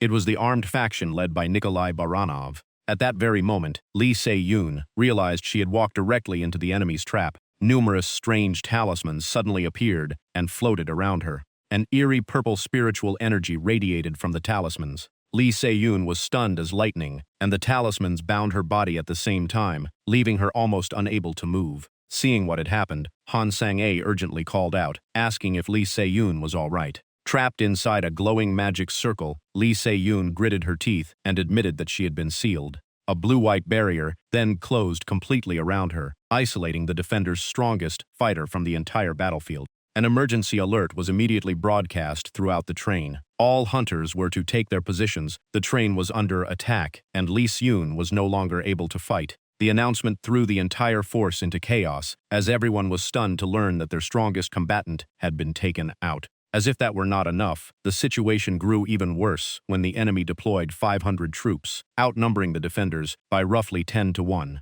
Even against such overwhelming odds, Chan Seok declared that whether they still had a commander or not, they had no choice but to protect the train until the very end. From inside the barrier, Lee Se-yoon also spoke firmly, urging everyone to enter the battle without hesitation. Without wasting another second, Chan Seok leaped off the train and called for Han Sang-a to follow him onto the battlefield. The sight left the other hunters speechless. To them, the two rookies looked like they were charging straight to their deaths against hundreds of enemies with only a handful of allies. Yet that fearless charge reignited everyone's fighting spirit. No one wanted to leave the two rookies to shoulder the entire battle alone. Inside the seal, Lee Se-yoon tightened her grip on her sword, determined to break the barrier and return to support her teammates. As she repeatedly struck the seal, the man in the handbox standing outside coldly remarked that all of her efforts were futile. Lee Se-yoon fixed her gaze on him and asked if he was the one who had created this seal. The man calmly introduced himself as Lee Hae-yoon, a member of the descendants of Dong-wul. He revealed that they both carried the bloodline of Prince Iani Eong,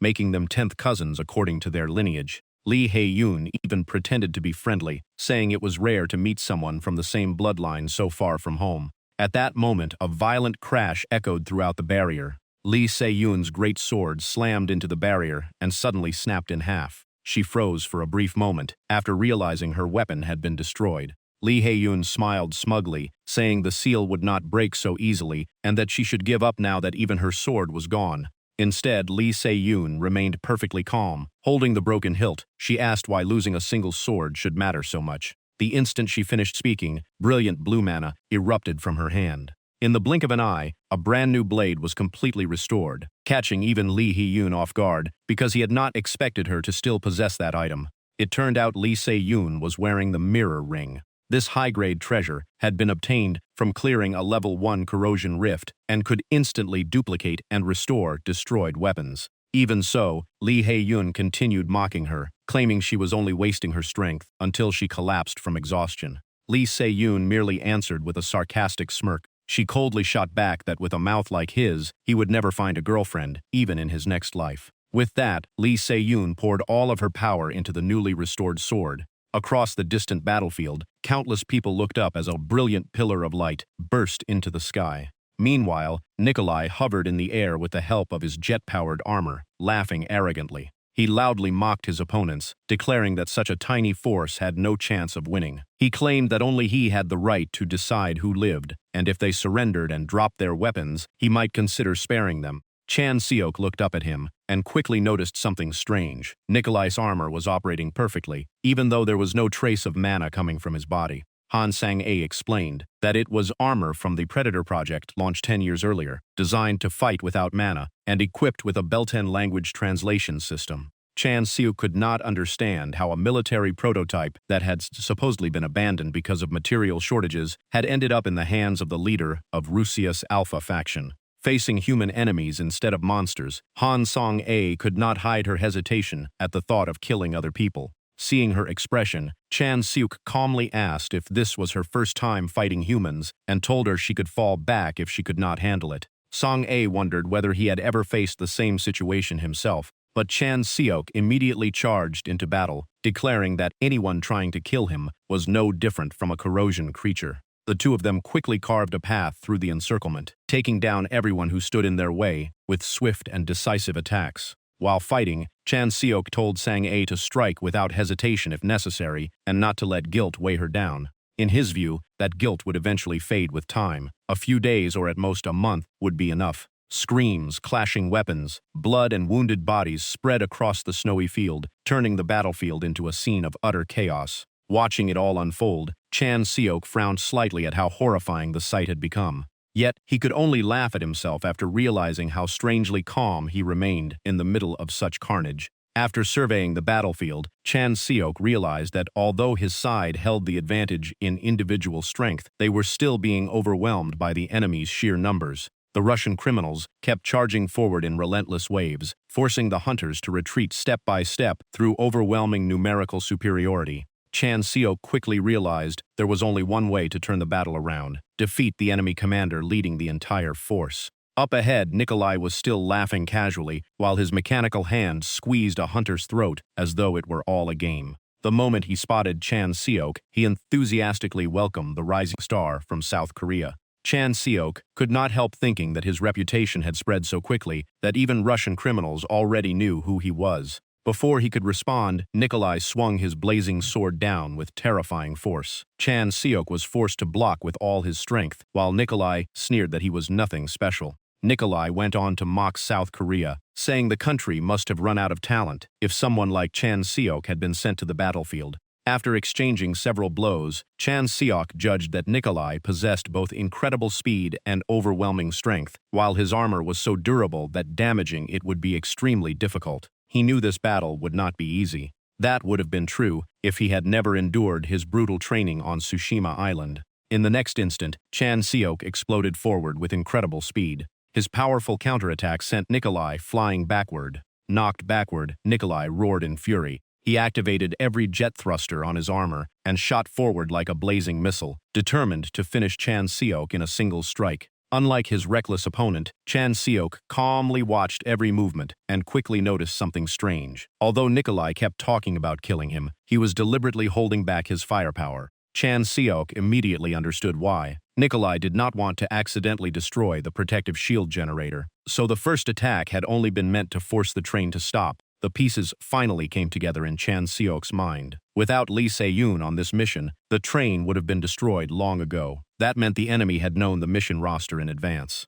The more he thought about it, the more suspicious everything became, from the Russian soldier wearing a South Korean military uniform to the SEAL master appearing at the perfect moment. As they clashed again, black-purple flames instantly spread across Nikolai's metal armor, leaving him shocked and unable to understand what was happening. Chan Seok coldly explained that once the protective armor was burned away, the battle would end quickly. Overwhelmed by the flames, Nikolai could only scream in furious frustration. Refusing to give his opponent any chance to recover, Chan Seok poured all of his spiritual energy into a finishing blow. He shouted the name of his technique, 16-hit blue trajectory. The impact unleashed a tremendous shockwave, and Nikolai stared in horror as cracks spread across his supposedly indestructible armor. Realizing he could no longer win, Nikolai hurriedly offered a deal, promising to help remove Lee Se-yoon's seal if Chan Seok spared him. His only answer was a merciless sword slash that split his body in two, ending any hope of survival. Looking at the pile of shattered metal before him, Chan Seok calmly said he had no need for help from a defeated enemy. At that very moment, a series of cracking sounds echoed from the train, followed by the heavy impact of someone's foot striking the ground. Nikolai's subordinates froze in terror, their faces turning pale as they felt an overwhelming pressure erupting nearby. Chan Seok simply smiled, knowing Lee Se-yoon would break the seal on her own. Sure enough, the magic circle gradually shattered, revealing Lee Se-yoon stepping out with the overwhelming presence of a goddess of war as she calmly severed the last remaining chains. The train resumed its journey through the snow-covered mountains, leaving behind a battlefield littered with the bodies of fallen enemies across the frozen landscape. Standing among the hunters, Chan Seok quietly watched the train as everything gradually returned to normal. After escaping the seal, Lee Se-yoon approached with a satisfied smile, praised Chan Seok for exceeding every expectation, and rewarded him with a pink candy. Taking the candy, Chan Seok wondered why the reward was still candy, before asking whether the person who had used the sealing technique was a member of the descendants of Dang Wul. Lee Se-yoon confirmed that he was, then regretfully admitted that Lee Hae-yoon had escaped just before she broke the barrier. Chan Seok simply nodded, calmly unwrapped the candy, and prepared to put it into his mouth. His action shocked every hunter nearby, and they all rushed to stop him in alarm. Everyone shouted in disbelief, unable to believe Chan Seok was actually about to eat the candy Lee Se-yoon had given him. Seeing their exaggerated reaction, Chan Seok looked confused and asked whether he was supposed to keep the candy on display instead of eating it. Lee Se-yoon laughed and explained that most hunters treated the candies she handed out like medals of honor, preserving them as trophies to show off their achievements. Chan Seok was left speechless, feeling everyone had taken things far too seriously. Just then, Chan Seok's expression turned sharp as he noticed something unusual. South Korean soldiers were hurriedly collecting every remaining fragment of Nikolai's Predator armor. He quietly wondered whether they were truly cleaning up the battlefield or trying to erase all the evidence. Either way, it made no sense that Nikolai had possessed classified South Korean military equipment. To obtain and operate that kind of weapon, Nikolai had to be backed by an organization with tremendous influence, or worse, someone inside the military had secretly helped him. Watching the soldiers continue their work, Chan Seok began to question whether he could truly trust everyone traveling with him on this train. Meanwhile, deep inside a heavily fortified base belonging to the descendants of Dang Wul, Lee Hae-yoon walked through the corridors with an exhausted expression after the battle. Grinding his teeth, he blamed himself for wasting an enormous amount of mana to create the seal, only to fail in the end. The moment he met his captain, Lee Hae-yoon lowered his head, admitted his failure, and accepted responsibility. Contrary to his expectations, the captain calmly encouraged him, saying that one small defeat was insignificant when far greater objectives still lay ahead. He told Lee Hae-yoon to recover his strength, stop drowning in fear like a coward, and never lose his resolve. However, everything changed the moment the captain stepped into the elevator. The calm expression vanished, and the fury he had been suppressing for so long finally exploded. He was furious that both Kim Ji-hyun and Lee Hae-yoon had been defeated by a mere rookie. Deep down, he bitterly thought that if he had figured out the mana pattern behind Chan Seok's paradox flame sooner, he would have killed him long ago. The elevator slowly came to a stop at basement level B3. After stepping out, the captain entered a sealed room filled with computer monitors and called for Dr. Xiao Guiyun-woo. The chubby scientist was eating fried chicken while working. Seeing the visitor, he looked up and asked what had brought him there. The captain skipped the small talk and immediately asked about the progress of the project they had discussed. Xiao Guiyun-woo replied that the plan was entirely feasible, but it would require enormous funding and a great deal of time. The captain coldly answered that money was not an issue as long as the results were worth it. The scientist added with some regret that things would progress much faster if they could study how the protective shield generator aboard the train actually worked. Standing in the shadows, the captain smiled schemingly. His glowing red eyes flashed as he declared that there would still be plenty of chances to strike before the train reached its destination. Back aboard the train crossing the frozen wilderness, the atmosphere inside the command room remained extremely tense. An exhausted soldier reported the battle results. 5 soldiers had been killed and 10 more wounded, meaning nearly a third of their force had become casualties after the very first battle. Sitting by the window, Lee Se-yoon could not hide her concern after hearing how severe the losses had been at the very start of the mission. She immediately ordered that every wounded person receive first aid as the top priority and instructed the team to contact Warsaw, Poland, in advance so treatment could begin as soon as the train arrived. An officer asked which faction controlled the Polish region and was told it was Mazuka. Upon hearing that, Lee Se-yoon immediately ordered them to contact the Hunter Guild under Mazuka and request their cooperation, adding that they should have no reason to refuse. The officer still had doubts, wondering whether the local warlords would really agree to help outsiders so easily.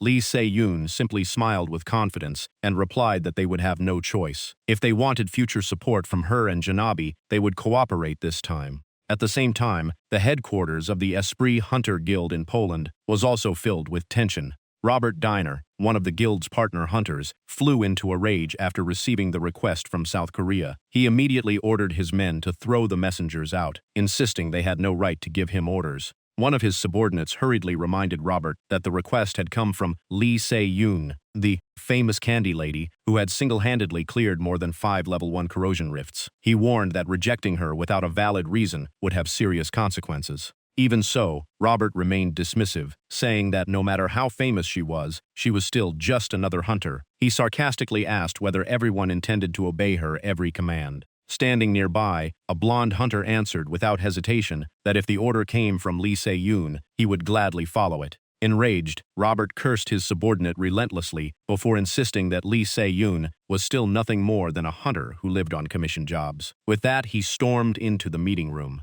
But the moment he opened the door, Robert froze when he saw that nearly every hunter in the guild had already gathered there. A red-haired huntress stepped forward and firmly declared that if he refused the candy lady's request, she would pay the penalty to terminate her contract and leave Esprit. The choice was simple: help her, or watch everyone resign one after another. Even then, Robert refused to back down. Through gritted teeth, he shouted that no matter how famous Lee Se-yoon was, she was still just another hunter like the rest of them. His words were immediately met with fierce opposition. One hunter loudly replied that the candy lady could never be compared to ordinary hunters. One after another, they spoke of the kindness Lee Se-yoon had shown them. Some had become hunters thanks to her support fund. Others said their mothers had received life-saving treatment in South Korea because of her, and some had survived corrosion cores only because she had personally rescued them. Seeing that everyone had taken the same side, Robert's closest aide reluctantly advised him that if the entire guild resigned together, the company would not survive. Faced with overwhelming pressure from his own people, Robert broke into a cold sweat and bitterly realized that Lee Se-yoon's influence was far greater than he had ever imagined.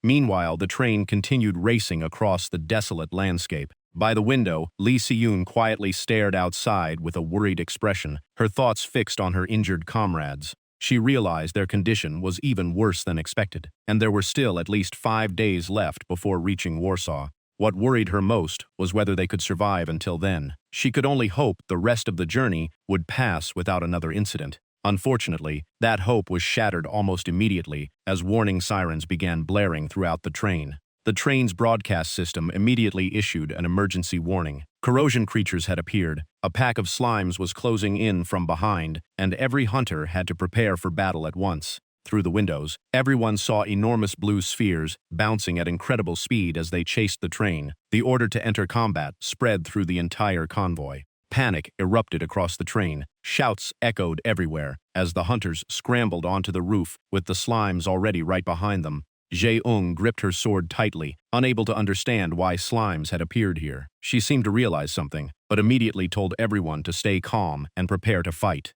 Seeing how serious she was, Chun-seok asked what slimes actually were. Shi-young explained they were core rank 1 corrosion monsters from Brass, a region known as the Refrigerator. Hearing they were rank 1 left Chun-seok stunned. Brass was over 600 kilometers away, so he couldn't understand how those monsters had reached this railway. As she climbed onto the train roof, Ji-ung calmly guessed that the corrosion zone must have expanded even farther. Taking her battle stance, she quietly judged the situation to be extremely unfavorable. In their current condition, fighting rank 1 creatures would be incredibly difficult. Watching the blue slimes draw closer, one hunter finally asked if they were really that terrifying.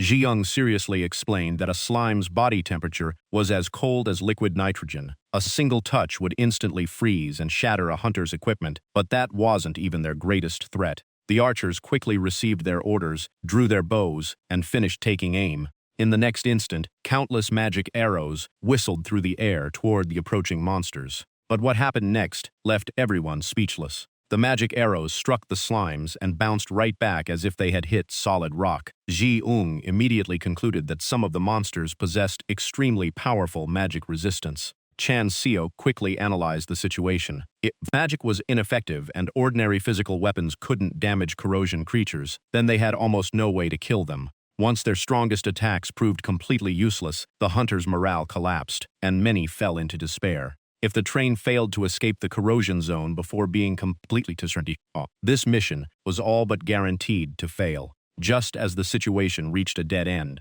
Chan Seok suddenly stepped forward. Calmly, he asked to borrow the bow from the archer standing at the front so he could try attacking himself. Although the archer kept explaining how to control mana and adjust the arrow's trajectory, Chan Seok ignored every word, because he already had his own way of fighting. Seeing Chan Seok unexpectedly volunteer, Ji Ung could only watch in confusion, completely unable to guess what he intended to do. Chan Seok tightened his grip on the bow. He infused the arrow with spiritual power, igniting the black-purple paradox flame. Only one thought remained in his mind. If magic resistance was the obstacle, then all he had to do was let this flame erase the very concept of magic resistance. In the blink of an eye, the monster's sturdy defensive barrier was consumed by the black flames and completely disintegrated. The sight left every hunter frozen. A defensive ability that had stumped them for years was destroyed in a single attack. Chan Seok knew covering the battlefield with the paradox flame would end the fight much faster, but unwilling to risk losing control of its destructive power, he chose to destroy only the critical points and open a path for the train.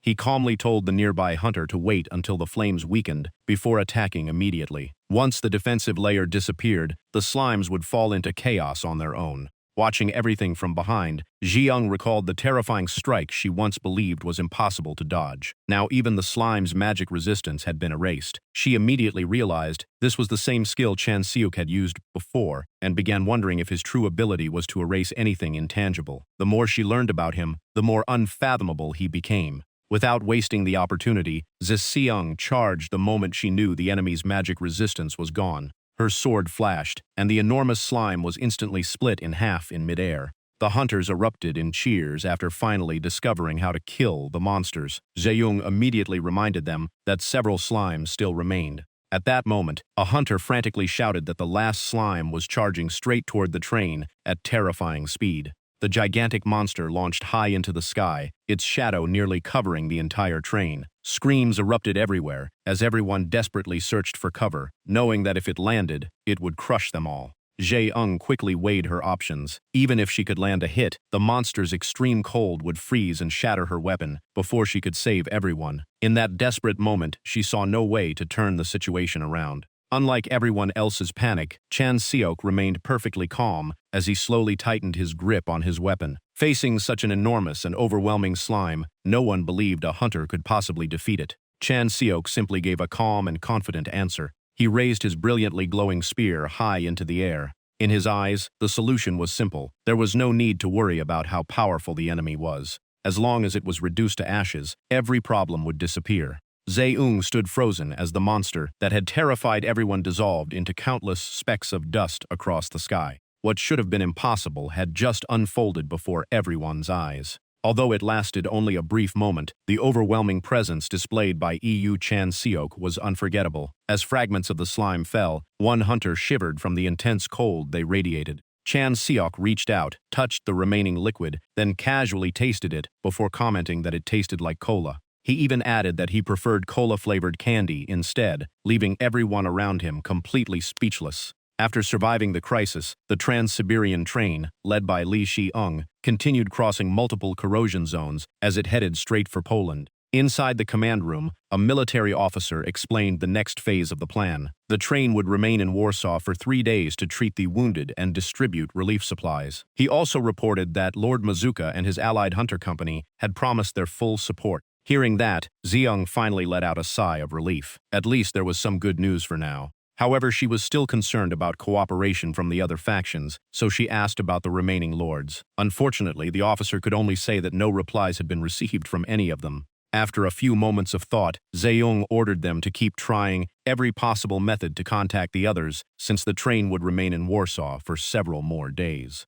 Not long afterward, the train slowly arrived at Warsaw Central Station in Poland. Stepping onto the platform, Chan Seok looked around with eager anticipation. He had heard that Poland was one of the better places to live in Europe and wanted to see it for himself. But the reality before him was nothing like he had imagined. The moment he stepped outside, he was stunned and wondered if this could really be an entire country. The station looked more like a massive graveyard, with corpses scattered among the ruins. Almost no greenery remained anywhere nearby. Chan Seok bitterly guessed that the survivors had eaten everything edible and burned whatever was left just to endure the freezing cold. What surprised him even more was that Li Xiong and the veteran hunters remained completely unfazed, as though they had long grown accustomed to scenes like this. Chan Seok couldn't help wondering when this living hell had become their everyday reality. While he was taking in the surroundings, a middle-aged man in military uniform approached and called his name in Korean. Introducing himself as Warrant Officer Joseph Polanski from Lord Mazuka's faction, he said he had been assigned to escort Chan Seok to his accommodations.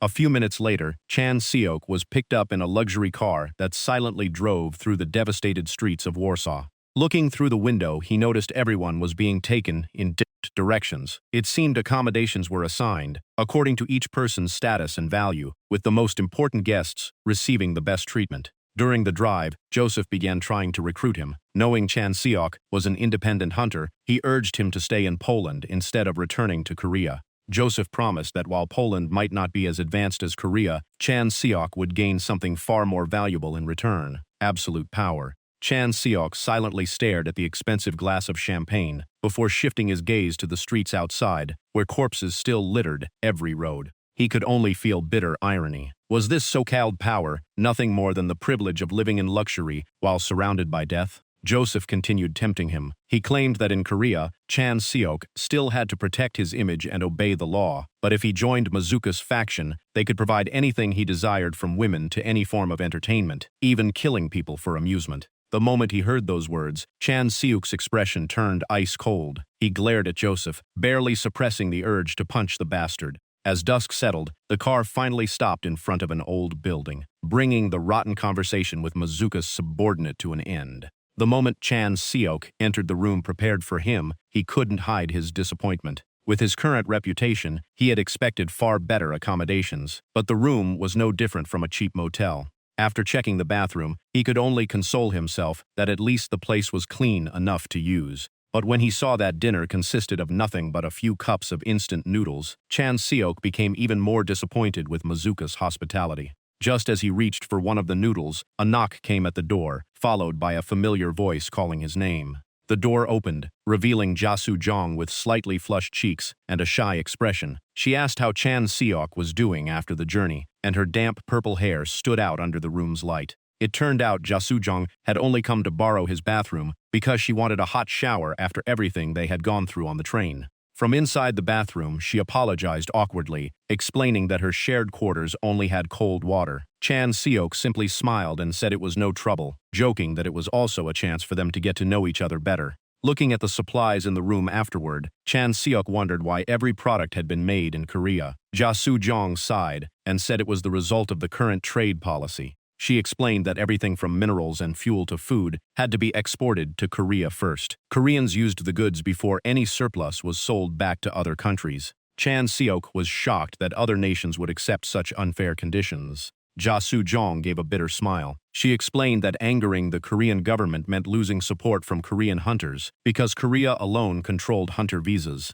In an era where every industry depended on hunters for protection, most countries had no real choice. To survive, they were forced to accept Korea's unfair terms. As a result of that twisted supply chain, Europe only received rejected goods, including expired canned food, old grain stocks, and even sprouted potatoes. Hearing that, Chan Seok glanced at the instant noodles on the table and quietly asked about the relief supplies the train was transporting. He wondered whether those shipments were also filled with low-quality food, like the sprouted potatoes. At that moment, Jasu Jong stepped out of the bathroom wearing a bathrobe. As she adjusted her glasses, she revealed an even darker truth. The train's entire relief shipment consisted of recycled mixed powder number 65. She explained that it was made by drying organic waste at temperatures above 390 degrees Celsius before grinding it into powder. The number 65 meant it contained 65 recycled ingredients, including fish bones and banana peels. Chan Seok was left speechless. He knew Korea was fully capable of providing far better food, yet it had deliberately chosen this inhumane alternative. Ja Soo-jong continued exposing the ugly reality. If they shipped genuinely valuable food, it would never reach the people who actually needed it. Chan Seok froze in disbelief and immediately asked her to explain. Ja Soo-jong calmly replied by asking him to think about who would end up eating premium food if it were really delivered.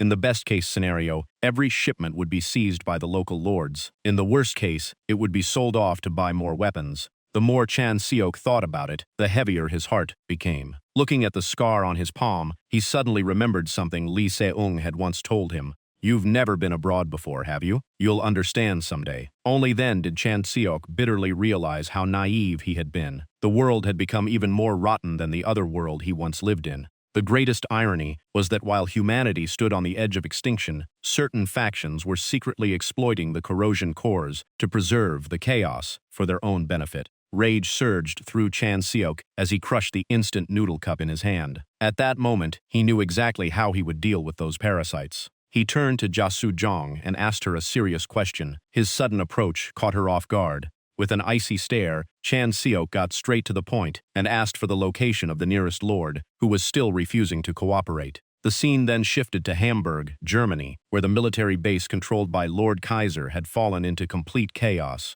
Daniel Lewis, the leader of Germany's Lord faction, watched in shock as his soldiers were knocked down one after another. A panicked subordinate rushed over and reported that EU Chan Seok had stormed the base, demanding an explanation for their refusal to support the train. Surrounded by enemies, Chan Seok calmly unleashed one devastating punch after another, sending soldiers flying several meters away. Realizing the situation was spiraling out of control, Daniel Lewis shouted that if Chan Seok kept attacking, he would file a formal complaint with the Korean Hunter Association. But the threat did not bother Chan Seok in the slightest. He threw another punch, without hesitation, knocking aside the soldier blocking his path. Furious beyond reason, Daniel roared that Chan Seok was asking to be killed. Chan Seok looked at him coldly and replied that if Daniel intended to kill him, he had better be serious about it, because that would be Daniel's only chance to stay alive. Those few words pushed the tension in Hamburg to its absolute limit. The story then jumped back 3 hours to the moment Chan Seok asked for the location of the nearest lord who refused to cooperate and finally got his answer.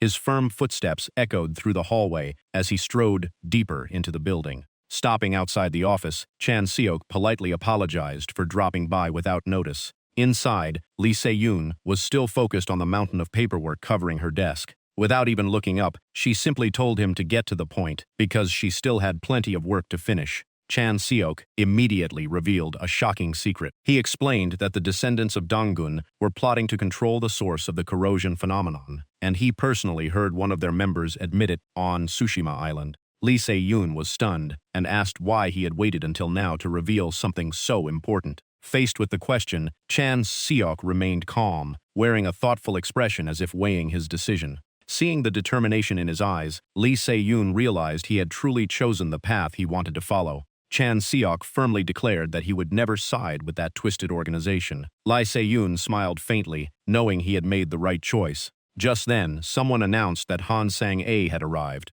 Lee Se-yoon recalled that they had fought together on Tsushima, and guessed Sang-a was carrying the same concerns as Chan Seok. Not long afterward, Han Sang-a entered with a troubled expression. She admitted bitterly that even after witnessing it herself, she still couldn't believe the horrific conditions in Warsaw. She also asked whether the people of Korea truly had no idea what was happening in the rest of the world. Lee Se-yoon looked at her meaningfully and reminded her that, as the daughter of the Si-eum group, she should understand the situation better than anyone. Sang-a could only smile bitterly and admitted that if she had never become a hunter, she probably would have lived her entire life without learning the truth. When Sang-a desperately asked whether they could change this reality, Lee Se-yoon coldly answered that they could not. In her view, it was a tragedy, but it lay beyond the scope of their mission. She said the team was already overwhelmed with countless responsibilities while receiving no support at all. For now, the best option was to focus on completing their current mission. At that moment, Chan Seok suddenly spoke up. He volunteered to meet the lords in Germany himself and declared that he would settle everything in his own way. Sang-a immediately became worried, especially when Chan Seok calmly asked whether he could simply use force against those lords. Sang A quickly objected, saying it would seriously damage their public image. Lee Se-yoon agreed that diplomacy was difficult, but Chan Seo clearly had another plan in mind. He explained that as an independent hunter, with no ties to any organization, he would personally deal with the lords. Everyone else could stay in Poland and wait for his return while he finished the job. Although Sang-ae felt his approach was too extreme, she admitted they had no better alternative. She asked if he would really be all right alone, but Chan Seos confidently replied that everything would be settled before the relief supplies were fully distributed, and they would only need to come afterward to take over. Still unconvinced, Sang-ae offered to accompany him if he needed help. Chan Seok refused, reminding her to focus on the training assignment he had given her. He even warned that if she failed to improve by next time, he would not let it slide so easily. He then requested a helicopter immediately, saying it would only take about an hour to reach Germany. Before leaving, Chan Seok confidently walked out the door and told everyone they would meet again in Germany. He added that this time he would show those lords what diplomacy looked like on his terms. Meanwhile, Lord Kaiser's faction in Germany still naively believed that Chan Seok's mana reserves had limits just like every other hunter. They were convinced that superior numbers and modern firepower would eventually overwhelm him, no matter how famous he was. From their perspective, the conclusion seemed perfectly reasonable. Unfortunately, the opponent they were about to face had never been an ordinary hunter. In an instant, a massive explosion of energy erupted right in the middle of the enemy formation. The terrifying blast hurled countless soldiers from Kaiser's faction into the air, like leaves caught in a violent storm. Standing at the center of the devastation, Chan Seok remained completely unmoved. Every assumption about the limits of his mana crumbled. Staring coldly at his enemies, he delivered a final ultimatum. Either sit down and talk, or keep fighting until there was nothing left.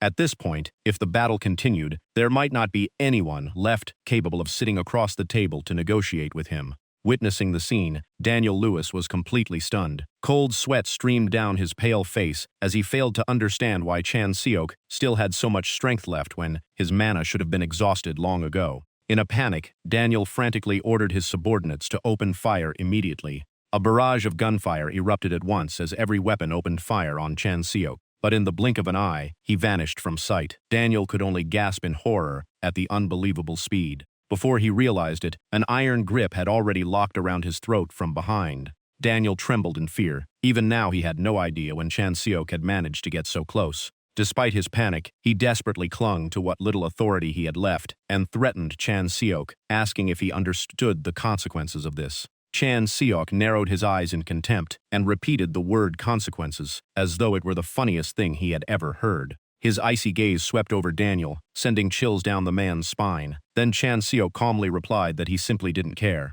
Faced with such overwhelming strength and pressure, Daniel completely lost the will to resist. He hurriedly raised his hands in surrender and stammered that they should sit down and talk. The scene soon shifted to a military tent, where Chan Seok rested after forcing the confrontation to an end. He picked up a glass of black-colored drink and took a sip, but immediately frowned at its strange taste. Chan Seok asked in confusion if this was really cola because it tasted nothing like the one he knew. Daniel could only give an awkward smile before explaining. In this ruined land, they called it cola simply because of its color. In reality, it was just the easiest drink to obtain. Looking at the glass in his hand, Chan Seok realized how harsh life in Europe had become, where even a real can of cola was considered a luxury. Daniel said bitterly that he hadn't tasted real cola in many years. Living conditions here were even worse than in Poland, with people surviving in tents, while electricity and running water came and went. The base had been built during the early days of the disaster, but as government support gradually dried up, it had deteriorated into a rundown military camp. Daniel's eyes reflected nothing but helplessness and bitterness as he watched his country continue to decline.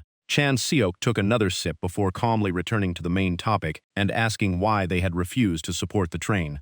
Daniel set down his glass, his expression turning serious. He insisted that his faction needed the shield generator, even more than the United Kingdom did, and placed all the blame on Restoran. Hearing that name, Chan Seok recalled that Restoran was one of the 8 great powers, headquartered in Naples, with influence stretching across Europe and North Africa. Daniel angrily explained that the corrosion threat facing Britain was insignificant compared to the immense pressure Restoran endured from Italy. They fought every day to stop its spread, making it impossible to spare the shield generator. Chan Seok remained composed. He explained that the device was still in its testing phase and had to operate in a stable environment to collect data. He also warned that if they refused to cooperate now, they might never get another chance to obtain one. Daniel frowned, saying this conversation hardly sounded like a negotiation. Chan Seok immediately replied that if Daniel truly wanted the shield generator, he should stop arguing and start cooperating. Daniel still tried to act tough, asking whether Chan Seok had any option besides negotiation.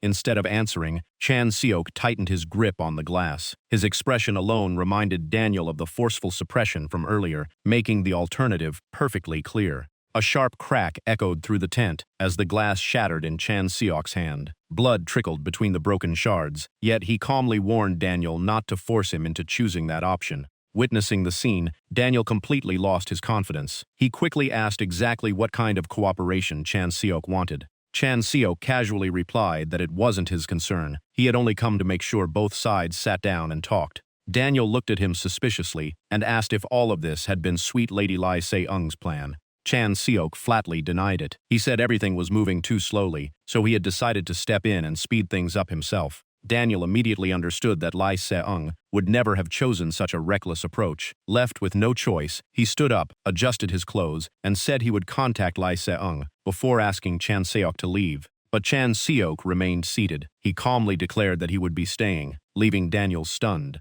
Chan Seok explained that he wasn't about to leave based on nothing more than a verbal promise. For all he knew, Daniel could change his mind the moment he was gone. He bluntly asked whether Daniel really thought he was an idiot, leaving the Lord shouting in frustration at his stubbornness. Without making Daniel wait any longer, Chan Seok opened his palm to reveal a small sparkling object and casually said it was his souvenir. When Daniel looked at it in confusion, Chan Seok explained that it was just a cola-flavored candy he had worked hard to obtain from a slime. After hearing that, Daniel lowered his eyes to the candy with a bitter expression. He sighed, saying Koreans were fortunate to still live in relative peace, while the people of Europe faced brutal reality every single day, never knowing whether they would even survive until tomorrow. Meeting the exhausted gaze of the Lord, Chan Seok remained silent, realizing more clearly than ever how rotten this world had become. His expression gradually hardened. He already understood the full extent of humanity's collapse, but from the rank Farn's corrosion cores to the 8 great rifts, every threat was already part of his plan.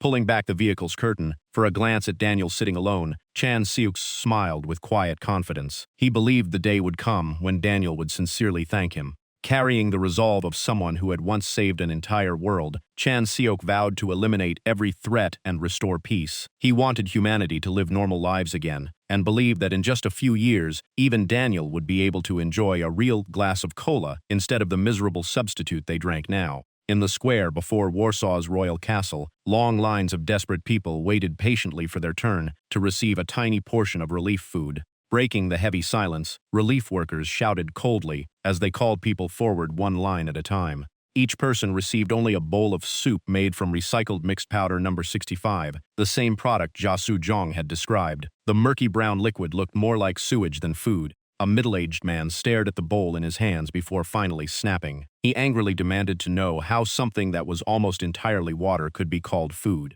Several armed soldiers immediately approached and ordered him to stop causing trouble, but the man continued shouting, saying he had expected much more after hearing Korea was sending aid, only to be met with the same disappointment. Seeing the situation slipping out of control, the commanding officer coldly radioed an order to suppress the civilians and authorize the use of force. The soldiers instantly aimed their rifles at the man. Even so, he refused to back down and loudly declared that the soldiers were no different from the corrupt government. It was clear that hunger had driven him to his limit. Before he could finish speaking, a gunshot cut him off. The man collapsed to the ground as the surrounding crowd looked on in horror. Screams erupted across the square as no one could believe he had been shot over something so small. Before the smoke had fully cleared, the soldier calmly lowered his weapon and announced that he had fired a salt round, so the man was still alive. The officer then stepped forward and coldly acknowledged that everyone was suffering. However, he insisted the food portions could not be increased if everyone was to receive a share. He also warned that anyone who continued causing unrest would be shot with salt rounds without hesitation.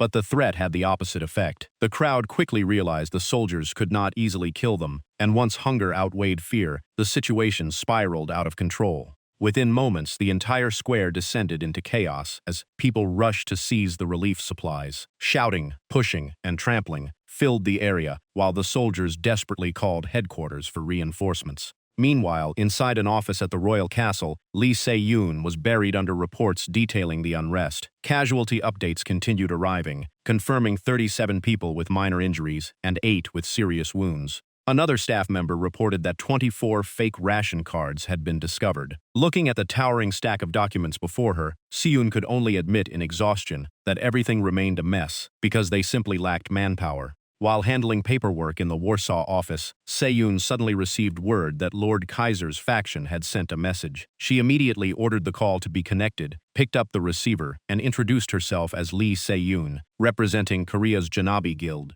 The moment she heard the report from the other end, Lee Se-yoon smiled with satisfaction. She knew Chan Seok had succeeded, because after being convinced by his overwhelming strength, Kaiser's faction had finally agreed to cooperate with the Janabi Guild. The scene then shifted to Hamburg, Germany, the headquarters of Kaiser's forces. Daniel Lewis personally came out to greet the delegation. Though he maintained a serious expression, he could not hide his caution. Welcoming Lee Se-yoon, he remarked that Chan Seok was truly extraordinary, as the power he had displayed still left Daniel in disbelief. Lee Se-yoon politely returned the greeting, expressing her pleasure at meeting Daniel and thanking Kaiser's faction for agreeing to cooperate. While the leaders began discussing official matters, Chan Seok quietly slipped away from the group. He casually sat atop a high steel beam at the station, silently observing the entire area from above. Spotting Chan Seok alone in Germany's freezing weather, Han Sang-a flew up and curiously asked what he was doing there. Chan Seok calmly replied that he was simply observing the surroundings. Sang-a then told him that Lee Se-yoon was looking for him. Chan Seok nodded and said he would come down right away, but his sentence suddenly stopped halfway through. His eyes instantly turned sharp. His full attention locked onto an old clock tower standing in the distance. At the top of the tower, a faint blue flash appeared for only an instant before disappearing. Even so, Chan Seok immediately detected the tiny ripple of mana it left behind. Without saying a word to anyone, he instantly leaped from his position. Han Sang-a could only call out in surprise, unable to understand where Chan Seok was rushing off to. He landed on the balcony, exactly where the blue flash had appeared moments earlier. As he stared into the empty space, Chan Seok's expression instantly turned grim. Even though almost every trace had been erased, he was certain someone had just been standing there. The moment the intruder realized they had been noticed, they concealed themselves with mana and retreated at once. Despite the barely detectable residue, Chan Seok successfully traced the mana trail left behind. He believed that as long as he followed that mana signature, he would eventually catch the culprit. Following the trail, Chan Seok looked up at the ceiling in confusion. Was the enemy hiding above him? The instant that thought crossed his mind, a sword slashed down from overhead. Chan Seok blocked the strike immediately. Feeling the strange nature of his opponent's power, he quickly realized it was related to spatial abilities and became genuinely intrigued. A bearded man wearing a hanbok and a traditional bamboo hat slowly stepped out of a spatial rift, admitting he hadn't expected Chan Seok to find him so quickly. The newcomer was Seok Yo-hyung, a member of the descendants of Dongan. He declared that he would eliminate Chan Seok before leaving to prevent future trouble. Looking over the man's outfit and the sword hidden inside his cane, Chan Seok sarcastically asked what kind of bizarre style he was trying to imitate. His pride wounded, Seok Yo-hyung immediately snapped back that it wasn't an ordinary sword cane, but his own special weapon. As soon as he finished speaking, Seok Yo-hyung exploded forward at incredible speed. Metal clashed non-stop as Chan Seok repeatedly blocked the relentless attacks raining down from above. The force behind every strike was so overwhelming that even Chan Seok had to grit his teeth to hold his ground. The battle unfolded at blinding speed, as both fighters constantly vanished and reappeared amid flashes of light. Seok Yo-hyung gradually realized that something about Chan Seok's movements was highly unusual. In his mind, those attacks should have landed without fail, yet Chan Seok had somehow avoided every single one. Seeing Chan Seok forced onto the defensive, Seok Yo-hyung mocked him, claiming he was far too weak to ever defeat him. Chan Seok calmly studied every movement. With each exchange, he became more convinced that this was closer to an optical deception than an ordinary ability. Suddenly, purple spiritual energy erupted violently from Chan Seok's legs. The overwhelming surge of power left Seok Yo-hyung staring in shock. Seizing the opportunity, Chan Seok shot forward like lightning and poured all his strength into a decisive thrust. But just as the spear tip was about to pierce its target, something completely unexpected happened. Seok Yo-hyung's body suddenly split into two separate copies. Even Chan Seok was caught off guard by his opponent's sudden division. Smiling confidently, Seok Jo-hyung declared that Chan Seok would never be able to touch him. Faced with such a bizarre cloning technique, Chan Seok could only stare in surprise for a brief moment. His attack missed completely, and now he had to fight two versions of the same enemy. After only a few exchanges, Chan Seok grasped the core of his opponent's ability. Seok Jo-hyung could create clones, and whenever they merged, both his speed and strength increased dramatically. Even while at a disadvantage, Chan Seok remained calm and kept analyzing his opponent's fighting style for weaknesses. It was clear he had finally encountered a truly formidable enemy. Beneath the brim of his bamboo hat, Seok Jo-hyung coldly declared that Chan Seok had no chance of winning. With his superior speed and cloning ability, he believed the battle's outcome had already been decided. But only one thought crossed Chan Seok's mind. His opponent had made a fatal miscalculation. Ignoring his injuries and the enemy's unpredictable powers, Chan Seok quickly devised a counterattack. From his observations, he concluded that Seok Yo-hyung's speed increased drastically after his clones merged, likely due to an innate physical enhancement. However, the greatest threat was his ability to become intangible, allowing almost every attack to pass harmlessly through his body. Seok Jo-hyung tightened his grip on his sword as killing intent filled the air, then coldly declared that his next strike would end Chan Seok's life. Judging by his confidence, Chan Seok guessed that no one had ever managed to overcome that intangibility skill. A faint smile appeared on Chan Seok's lips. Unfortunately for Seok Jo-hyung, the man standing before him was Chan Seok. Memories of countless battles in another world suddenly resurfaced, back when he was known as the hero Lee Hyun-sek. In those days, he had already fought creatures with abilities almost identical to this one. On the brutal battlefield, those tiny yet bizarre monsters had once pushed the entire hero army to the brink of defeat. Back then, a heavily armored knight shouted in despair, asking Lee Hyun-seok how they could possibly kill those creatures. Every attack simply passed through their bodies without causing any damage. After carefully observing them, Lee Hyun-seok uncovered the truth. They weren't merely becoming intangible, they used mana to temporarily shift their bodies into another dimension whenever they were attacked. His companion immediately asked whether there was any way to counter such an irritating ability. Lee Hyun-seok calmly explained that the skill only activated at the exact moment an attack connected, meaning it always reacted to the speed of the incoming strike. From that, he concluded that changing the rhythm of an attack could bypass the activation timing and break through the ability. Back in the present, Chan Seok immediately refocused all of his attention on the battle before him. He suddenly changed the rhythm of his movements, charged forward at an unexpected speed, and drove his spear in at the precise instant Seok Jo-hyung was suspended in mid-air, shattering his confidence. Seok Yo-hyung's face instantly turned pale, and sweat poured beneath his bamboo hat as he realized he had been completely outmatched. He stumbled backward and had to brace himself with his sword just to keep from collapsing, his breathing growing ragged.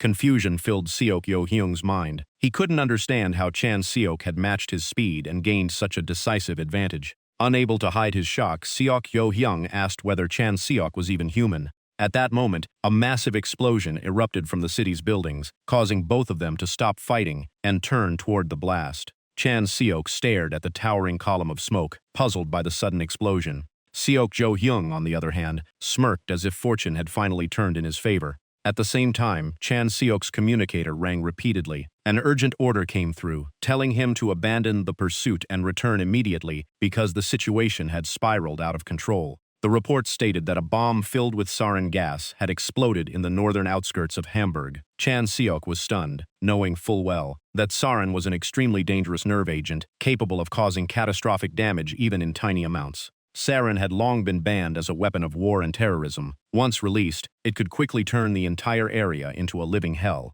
Pushing every other thought aside, Chan Seok immediately answered over the radio that he was on his way. He turned and left the battlefield, leaving the assassin behind. Chan Seok unleashed his full power and raced across the rooftops at incredible speed toward the disaster site. Even while rushing back, Chan Seok kept analyzing the enemy's plan. If they wanted maximum casualties, they should have targeted central Hamburg instead of the outskirts. That could only mean there was another objective behind it all. Everything had been calculated in advance, from the release point to the wind's direction and speed. By his estimate, the sarin gas would spread across all of Hamburg in just 15 minutes. If they didn't leave immediately, the relief supplies aboard the train would also become contaminated. As a result, the train had no choice but to depart for the Netherlands within 5 minutes. As Chan Seok raced across the rooftops, he suddenly sensed something was wrong. When he asked whether there were any other enemies, he was told that only one opponent was currently holding Lee Se-yoon back, forcing her to fight alone.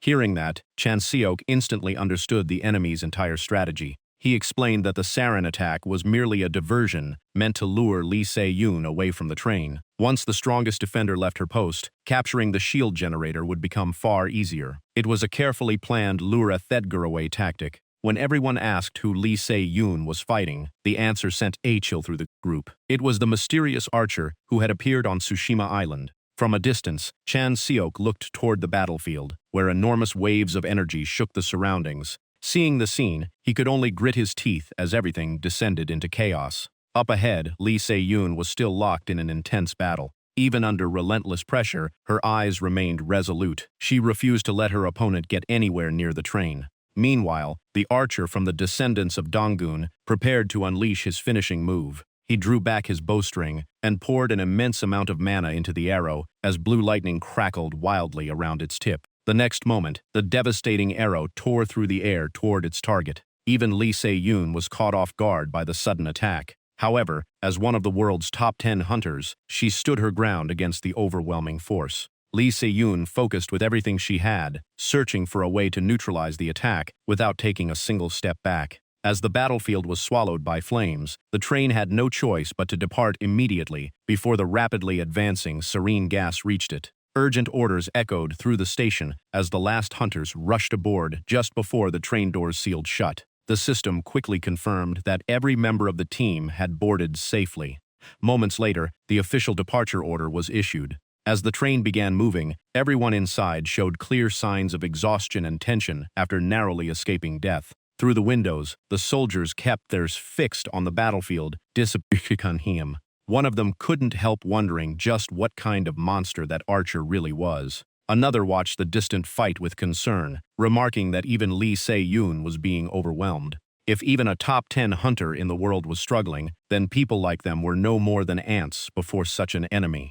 Anxiety immediately spread throughout the train car, and some even feared that Lee Se-yoon might lose. Just then, a strange noise came from beneath the train, making everyone turn toward it. The floor hatch suddenly burst open. Chan Seok appeared hanging upside down from the opening and casually remarked that he had almost missed the train. Seeing everyone frozen in place, he asked what they were standing around for. The soldiers were completely speechless, only managing to stammer Chan Seok's name, as they wondered how he had appeared at that exact moment. Looking everyone straight in the eye, Chan Seok reminded them that Lee Se-yoon wasn't risking her life out there, so they could sit around doing nothing. He warned that separating the strongest hunter from the train was proof that the enemy's real operation was only beginning. Chan Seok immediately ordered everyone to take their positions and prepare for the worst-case scenario. The hunters instantly relayed commands over the radio, ordering every unit to defend the shield generator at all costs and prevent anyone from reaching it.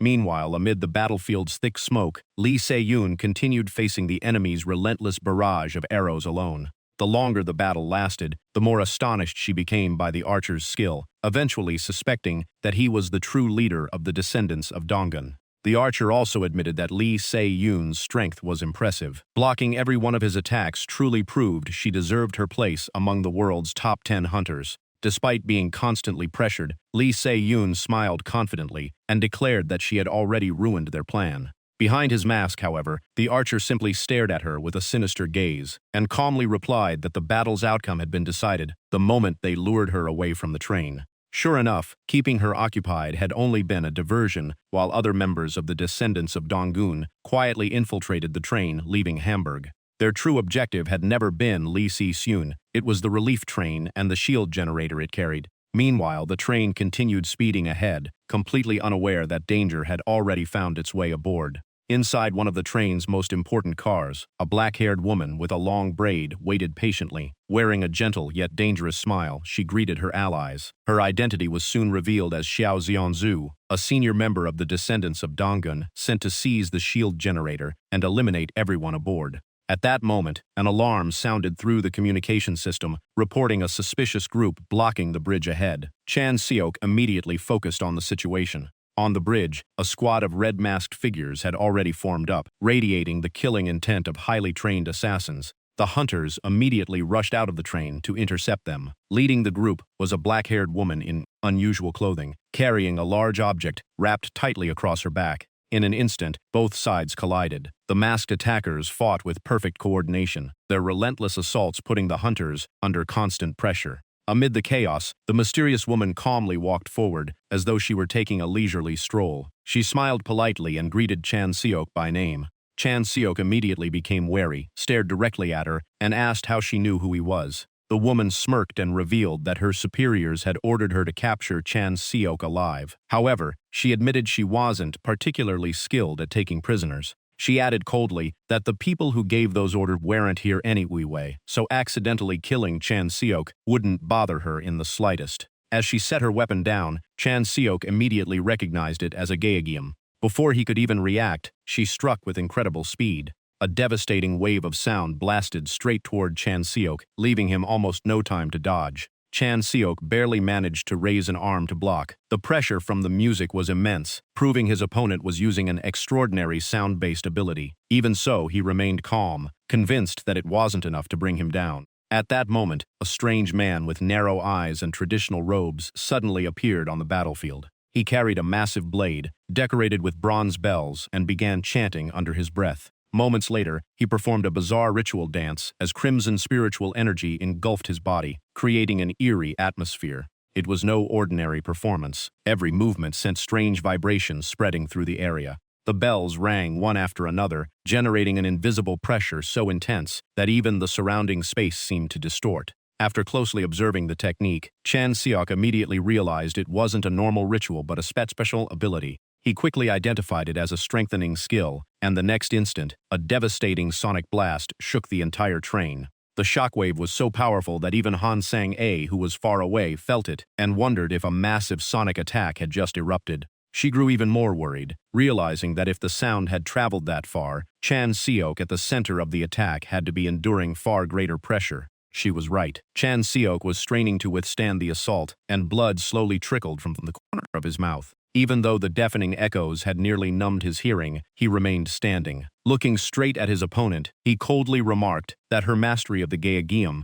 had reached an extraordinary level. Xiao Xianzhu smiled confidently and declared that sound was something Chan Seok could never stop. She told him to struggle in despair until he finally fell. The moment she finished speaking, the paradox flame in Chan Seok's hand erupted into eerie black-purple fire. Calmly, he thought to himself, "You think I can't stop it? Then try dealing with this." In the blink of an eye, the flame spread across the battlefield as black-purple spiritual energy swallowed the surrounding space, creating an overwhelming sense of oppression. The instant Seol Jaeon-ju witnessed that terrifying power, her face drained of color as she tried to warn Lee Haeon about the next attack. But panic quickly replaced everything else. Her mouth opened wide and her eyes widened in horror, yet no sound came out. Only then did she realize she had completely lost her voice. In the unnaturally silent battlefield, Chan Seok remained perfectly calm and quietly said that everything had gone exactly as he expected. Instead of burning matter, he had erased the very concept of sound itself, turning the battlefield into absolute silence. They had prevented him from hearing before, but now they couldn't make a sound either. Seeing their complete confusion, Chan Seok coldly mocked them, saying they clearly weren't used to fighting in a world without sound. As soon as he finished speaking, his figure dissolved into streaks of purple light and vanished before their eyes. Seol Jaeon-ju frantically searched for him. She tried to remain composed on the outside, but inside, her tension had reached its limit. She reassured herself that they still held the advantage in a 2-on-0 fight. Even if Chan Seok launched a surprise attack, her partner could counter it, because a single mistake in this battle would cost someone their life. But a sense of dread struck her when she noticed the unusual look on Lee Haeon's face. She immediately wondered what was happening. The terrifying thought that she, not Chan Seok, might be the real target had only just crossed her mind when he appeared directly behind her. With one decisive slash, Chan Seok inflicted a devastating wound on Seol Jaeonju. Originally, Seol Jaeonju and Lee Haeun had planned to sacrifice one of themselves to capture Chan Seok alive, but the situation had completely reversed. Even so, while Chan Seok attacked, Lee Haeun still managed to activate a sealing talisman aimed directly at him. Amid the dust and chaotic spiritual energy, Seol Jaeonju gritted her teeth and blamed her partner for using the seal too early before Chan Seok had been fully restrained. Lee Haeun could only reply that he had no other choice. The next moment, a massive magic circle enveloped the entire area. Despite his injuries, Lee Haeun smiled triumphantly and declared that he had finally captured Chan Seok. According to him, the seal not only trapped its target, but also prevented its caster from escaping freely. Lee Haeun believed that keeping Chan Seok pinned down like this was enough to guarantee their victory. But his smile instantly froze as a figure slowly emerged from the cracking layers of spiritual energy. The assassin turned pale with terror, unable to believe Chan Seok had broken the seal. He wondered in disbelief if his own tension had caused him to overlook something. He hurriedly shouted for Seol Jaeonju to pull herself together, seize the shield generator, and retreat immediately.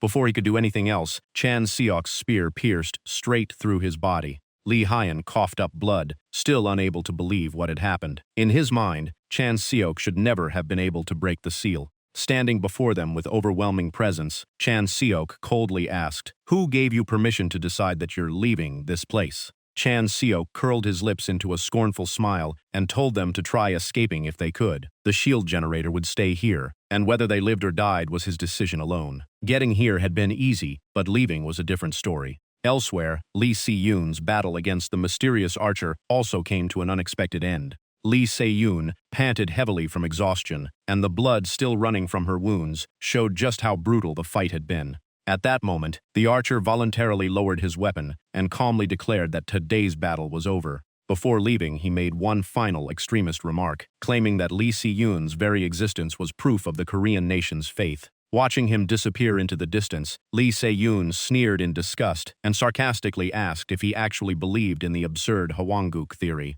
The Hwanguk theory was a fabricated historical claim that an ancient Korean kingdom had ruled the entire Eurasian continent as far back as 60,000 BC, supposedly possessing technologies such as submarines and telephones. It was nothing more than a ridiculous fantasy that most of the outside world dismissed outright. Facing the fanatic, Lee Se-yoon wiped the blood from her face and coldly mocked him, saying only someone who had completely lost their reason could believe such nonsense. She couldn't understand why someone as powerful as him would place his faith in a baseless legend unless he was clinging to it out of desperation. The archer remained completely calm. He replied that whether he personally believed it was irrelevant. What mattered was that countless others believed it without question, and that blind faith made them willingly follow him in pursuit of a greater dream. To him, faith was the strongest tool of manipulation because it required no evidence to survive. With those words, the archer's figure gradually faded into empty space, leaving behind an eerie silence. Lee Se-yoon stood motionless amid the ruined battlefield, surrounded only by rubble and the remains of the fierce battle.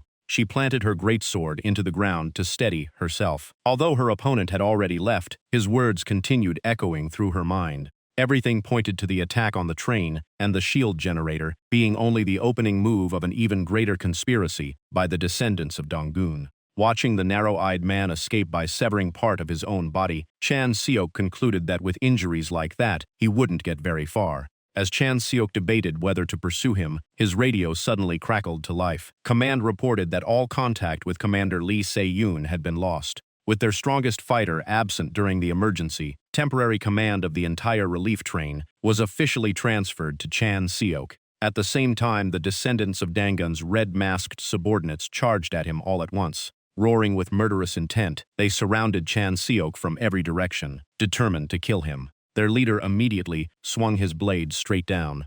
Chan Seok simply shifted his body and effortlessly dodged the attack. Without giving them time to react, he spun around and unleashed a devastating kick that blasted away the surrounding attackers. He followed with a thunderous punch that smashed directly into an enemy's face, shattering both the mask and the skull beneath it. The battle instantly erupted into full intensity. Chan Seok caught a falling sword out of the air and, with a single sweeping slash, cut down everyone blocking his path. In only a short time, every assassin had been wiped out. Standing among the fallen enemies, Chan Seok picked up the radio and, as acting commander, ordered the relief train to depart immediately. His decision was fiercely opposed by the members of the Yanabi Guild, who wanted to stay behind to search for and protect Lee Se-yoon. Even so, Chan Seok refused to change his order. He knew it could damage his future relationships, but he had no regrets. The train was carrying relief supplies tied directly to the lives of millions of people. All Chan Seok could do was silently hope that Lee Se-yoon would return safely.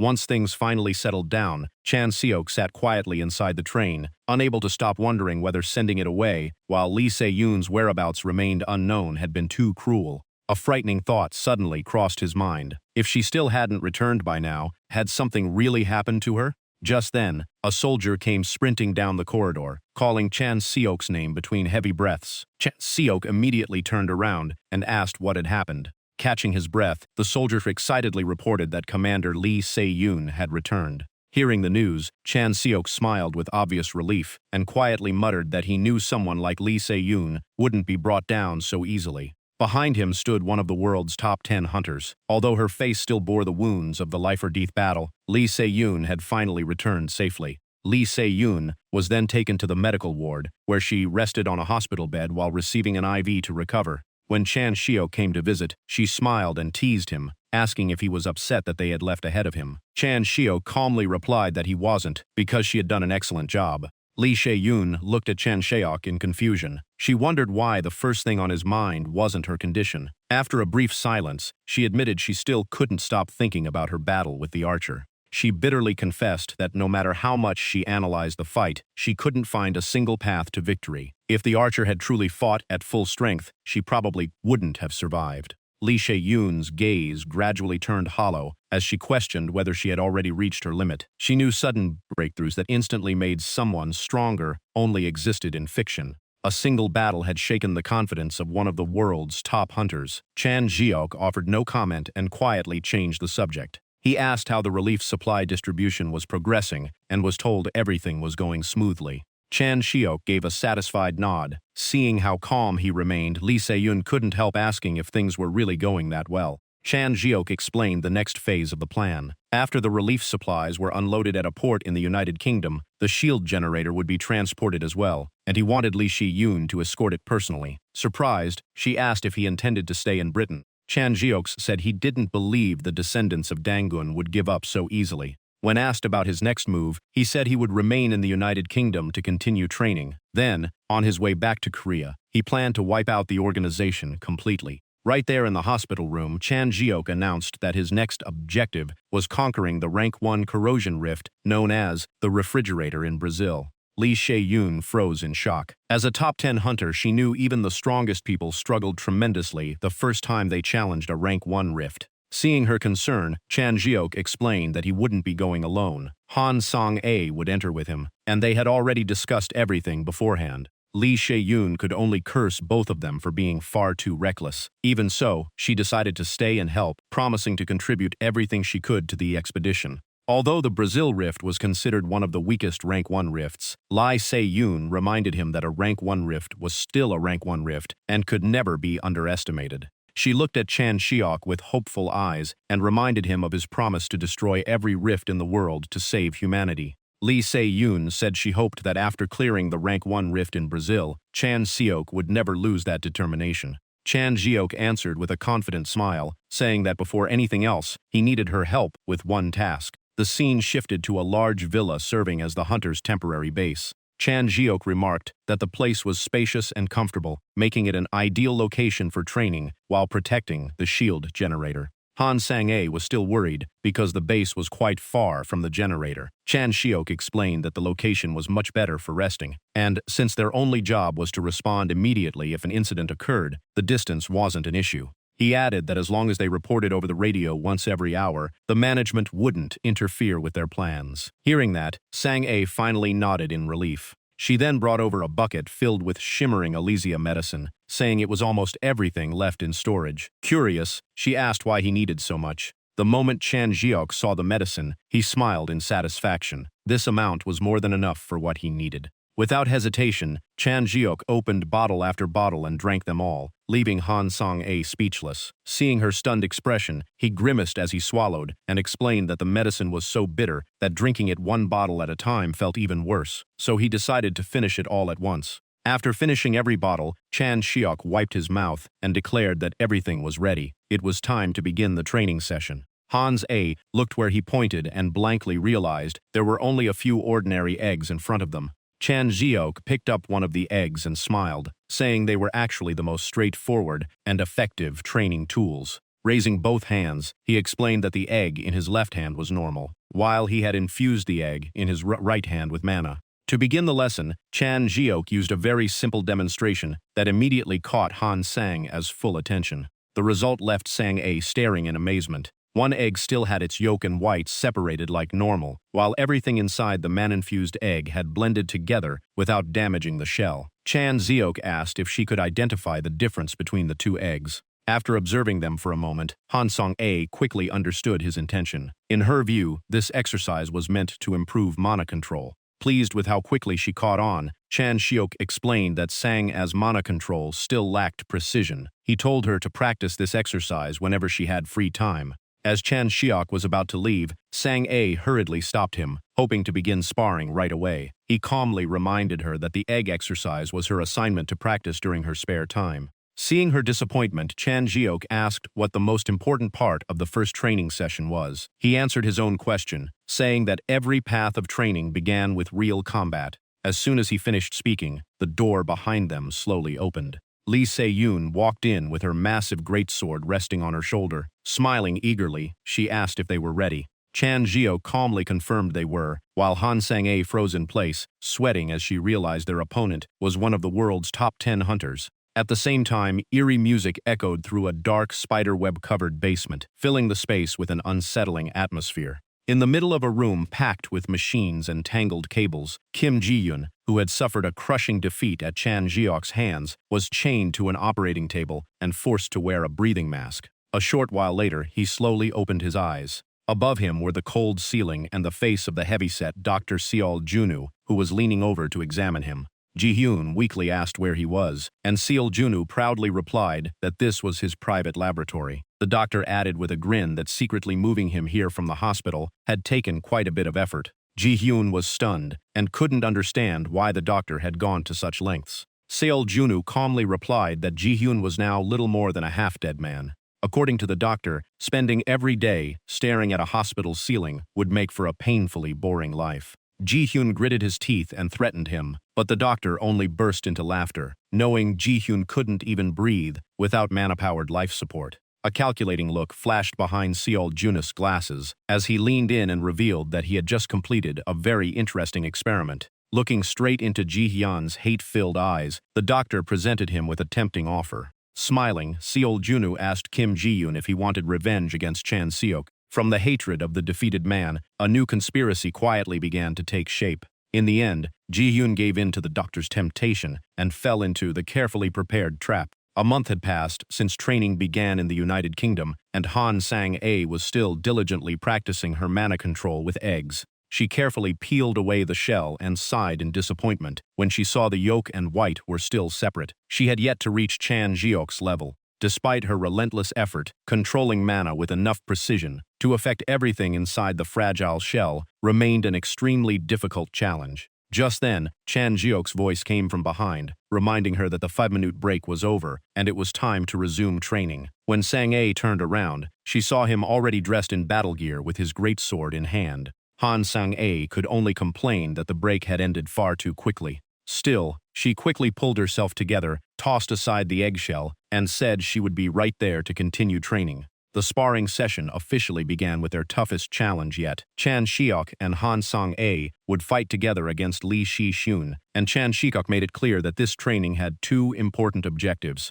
The moment the battle started, Lee Se-yoon unleashed overwhelming power. Every swing of her sword sent violent shockwaves through the ground and blasted everything nearby into the air. Chan Jiok and Sang-a had to give it everything they had just to withstand the pressure. The first goal of the training was simple: become stronger. Lee Se-yoon charged forward at incredible speed, unleashing lightning-fast sword strikes that forced Han Sang-a completely onto the defensive. Han Sang-a was stunned by the enormous gap in strength between them. She was knocked back again and again, forced to block the next attack before she had even landed. After a month of relentless training, she finally realized just how far she still had to go to reach the level of true powerhouses. Lee Se-yoon kept pressing forward with relentless, powerful sword strikes, leaving Han Sang-a no chance to do anything but defend herself. But the instant an opening appeared, Lee Se-yoon was shocked to discover that her greatsword had been knocked out of her hands. Chan Shiok immediately seized the opportunity and shouted for Sang-a to keep attacking instead of hesitating. The second objective was to sharpen their teamwork until they could successfully land attacks on a top 10 hunter.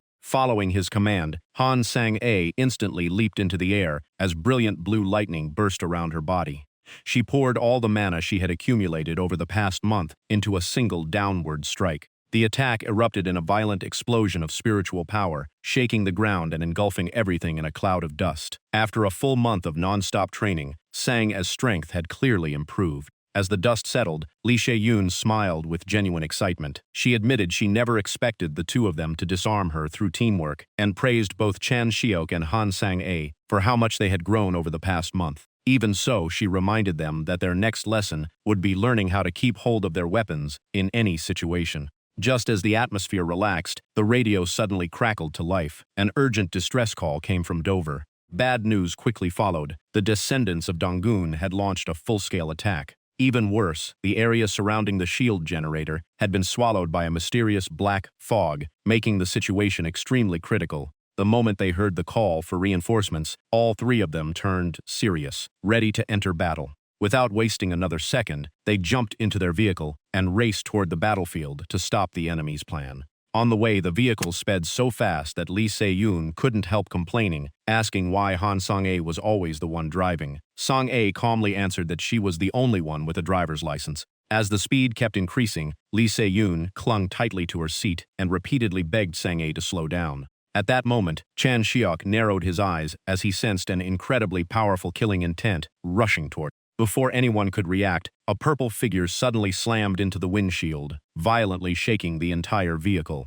A deafening crash rang out as the vehicle struck the target, leaving long skid marks across the road and shattering the windshield. Han Sang-a slammed on the brakes in panic and asked with a trembling voice if she had just hit someone. Thick white smoke poured from the front of the vehicle, completely blocking their view. Chan Shiok calmly stepped out to inspect the scene and coldly replied that she hadn't. Looking at the motionless figure with purple skin and numerous tubes connected to its back, he declared that it was no longer human. But moments later, strange cracking noises began coming from the creature's body. It slowly twisted its body into an unnatural position before rising to its feet, announcing that it had found its target. The moment Chan Shiok saw its face, he was stunned. The creature standing before him was Kim Ji-hyun. The man Chan Shiok had once defeated had been transformed into a terrifying modified creature with purple skin, grotesque muscles, and eyes glowing with spiritual power. Kim Ji-hyun roared Chan Shiok's name and threatened him with overwhelming hatred. It was obvious that Dr. Seol Junwoo had turned him into a living weapon for this revenge.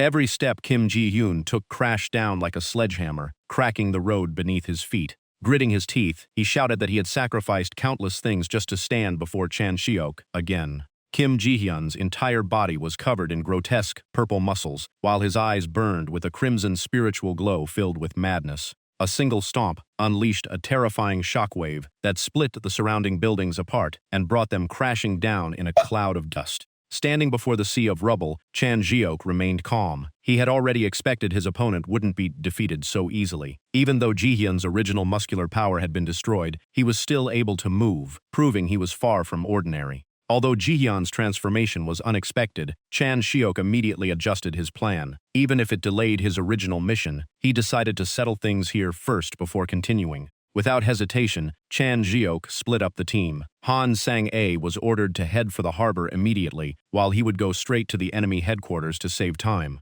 Lee Se-yoon struggled out of the rubble, glanced at the monster, and reminded Chan Shiok that it was targeting him directly, so he had to finish it once and for all. She then turned to Sang-a, who was still inside the vehicle, and urged her to leave at once, because the vehicle had been completely wrecked. Sang-a quickly acknowledged the order and prepared to leave without delay. Seeing that, Kim Ji-hyun sneered and mocked the famous Lee Se-yoon for running away. Ji-hyun locked his murderous purple gaze onto Chan Jiok and roared that he would hunt every one of them down, starting with Chan Jiok. Faced with the threat, Chan Jiok simply smirked and coldly asked if Ji-hyun really believed he could kill him. Looking straight into his opponent's twisted face, Chan Jiok mocked him. In his eyes, Ji-hyun was no different from the monsters in Incheon. Those words struck Ji-hyun's deepest wound, sending him into a furious rage. Grinding his teeth, he shouted that Chan Jiok still did nothing but spit out meaningless insults. Ji-hyun roared that, ever since Chan Jiok had turned him into a cripple, he had become a completely different person. Every single day, he had lived only for revenge, determined to make Chan Jiok suffer the same agony before tearing him apart. Kim Ji-hyun continued screaming in madness as the tubes attached to his back shook violently with every heavy breath. Facing the purple-skinned monster, Chan Jiok dropped his relaxed expression. He silently judged that this opponent was powerful enough to become a real threat. As the clash between Chan Jiok and Ji-hyun was about to begin, the scene shifted to the harbor, where Han Sang-ae had just arrived through the thick fog. The ruined harbor and its unnatural silence left Sang-ae stunned. She wondered if every hunter stationed there had already been wiped out. Surrounded by rows of stacked shipping containers, Sang-ae carefully watched for any movement. At that moment, a red-masked assassin from the descendants of Donggun staggered into view. With a sinister grin, he said he thought there were still a few survivors left. The moment he recognized Sang-ae as the daughter of the K-size group, greed filled his eyes. Two more assassins slowly emerged, surrounding her from different directions. Their leader declared that capturing Sang-ae would earn them an enormous ransom. Sang-ae realized that just these three men had been enough to wipe out the entire harbor force. Yet instead of panicking, she calmly corrected their choice of words, leaving all three assassins speechless. She seriously suggested they could simply call her the K-size group's daughter, or even the K-size group's brat, because either would make more sense. Her oddly logical innocence left the three assassins exchanging confused looks. A few seconds later, the leader burst into laughter. He had expected an arrogant heiress, but found someone who seemed more like an airhead. Hearing that, Sang-ae simply wondered if she really looked that foolish. The laughter stopped, and the assassin's expression turned cold again. Drawing his blade, he said he had planned to capture her alive for ransom, but after seeing her like this, she probably wasn't worth much. He added that they were getting bored anyway, so they would play with her for a while before killing her. Surrounded by the three descendants of Donggun assassins, Sang-ae quickly realized that each of them possessed nearly twice as much mana as she did. Cold sweat began running down her face. Sang-ae took a deep breath and recalled Chan Jiok's teachings. In battle, mana wasn't everything. Staying calm and controlling the rhythm of the fight mattered most. Remembering her strict master's words, she regained her composure and chose to trust everything he had taught her.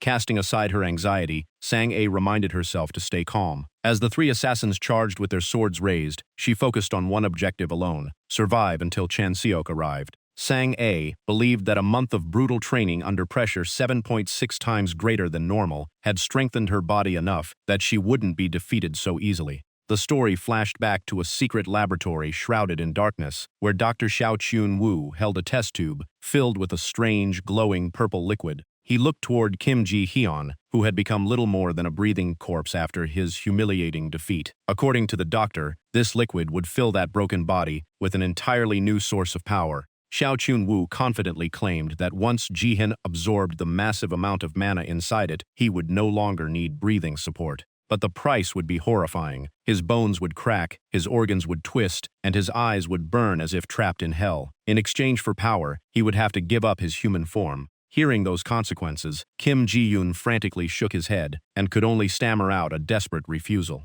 Seo Junwoo merely looked at him with cold eyes and asked whether he feared pain more than spending the rest of his life as a cripple. Faced with that question, Kim Ji-hyun could only remain silent in despair.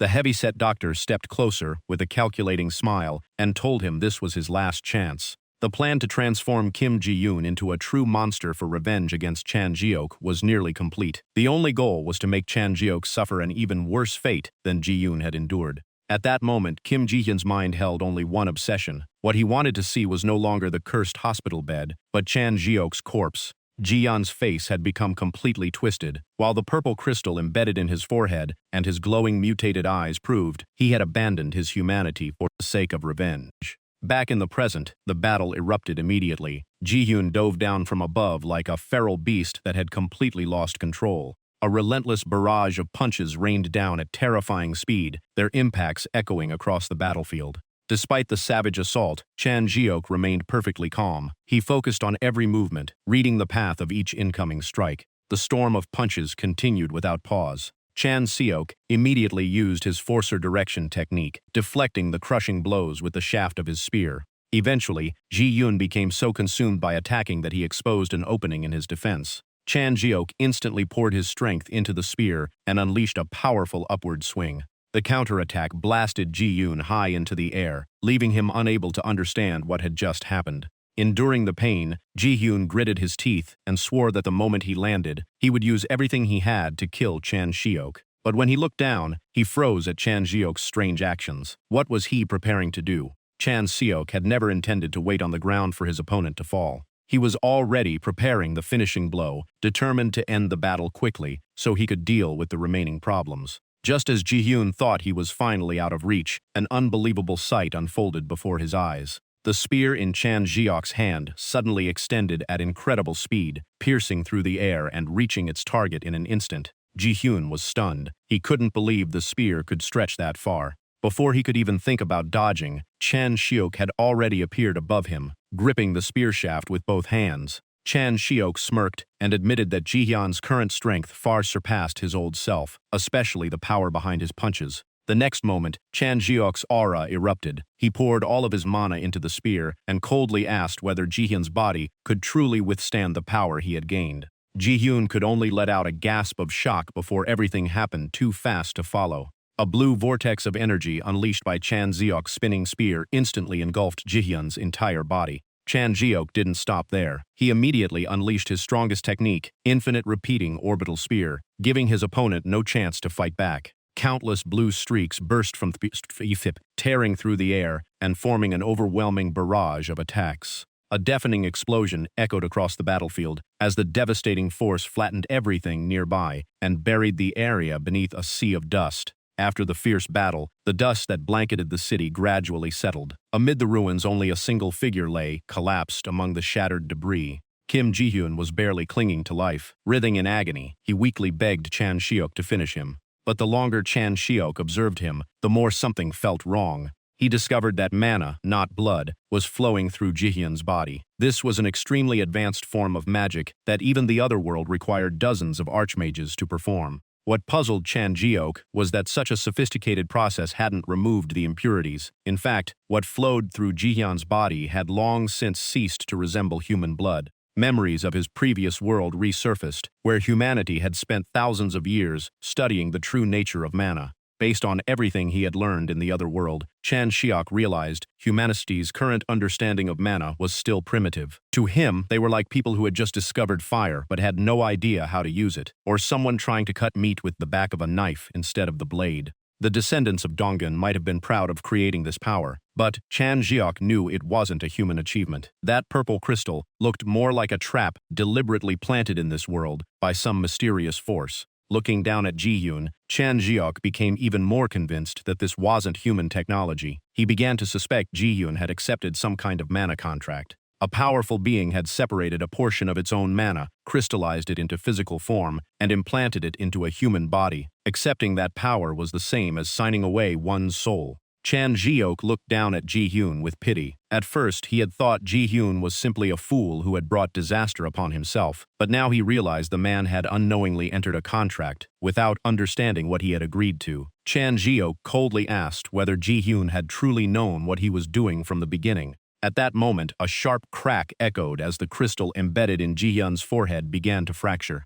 Brilliant light burst from the cracks with such overwhelming intensity that even Chan Seok had to narrow his eyes against the pressure. In the next instant, a cataclysmic explosion erupted and swallowed the entire surrounding area. Standing at the center of the blast, Chan Seok immediately realized this wasn't an ordinary mana explosion. It was a power capable of erasing everything from reality itself. When everything finally settled, the entire city had been reduced to a massive crater. Nothing remained except Chan Jiok standing silently in the middle of the flattened wasteland, and the sight left him deeply concerned. The scene was all too familiar to Chan Jiok because he had witnessed it many times in the other world. It was the mark of a pact with a demon. Although he didn't know which entity Jihyun had made a contract with, the residual mana alone proved it was an unimaginably powerful being.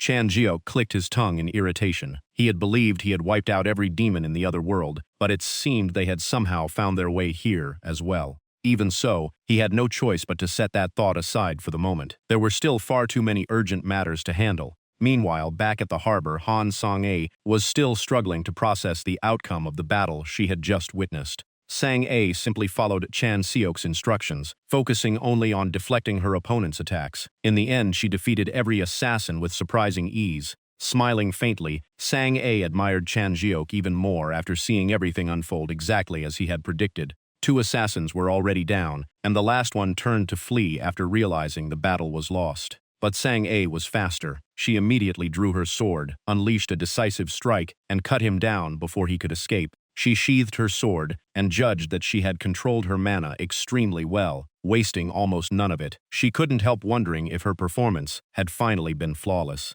At that moment, Chan Jiok's voice came from behind, startling her. He praised her clean finishing blow, but pointed out that she had still been overthinking during the fight. Chan Jiok reminded Sang-a that the only objective on the battlefield was defeating the enemy, not analyzing everything while fighting. Annoyed, she demanded to know how long he had been watching, since he always showed up just in time to grade oath her. Chan Jiok calmly replied that he had only just arrived. Putting the conversation aside, Chan Jiok and Han Sang-a looked up at the sky. A massive ring of radiant energy stretched above them, covering the entire port of Dover. Gazing at the brilliant light, Chan Jiok quietly asked if that was the shield generator protecting the area. Seeing the enormous structure, Sang-a couldn't hide her amazement. In her eyes, it represented the pinnacle of mana technology, gathering an immense amount of energy into a pillar of light that seemed to cover the sky, a testament to humanity's extraordinary efforts. As they continued watching, a familiar voice suddenly called out from behind, remarking that everyone had gathered here after all.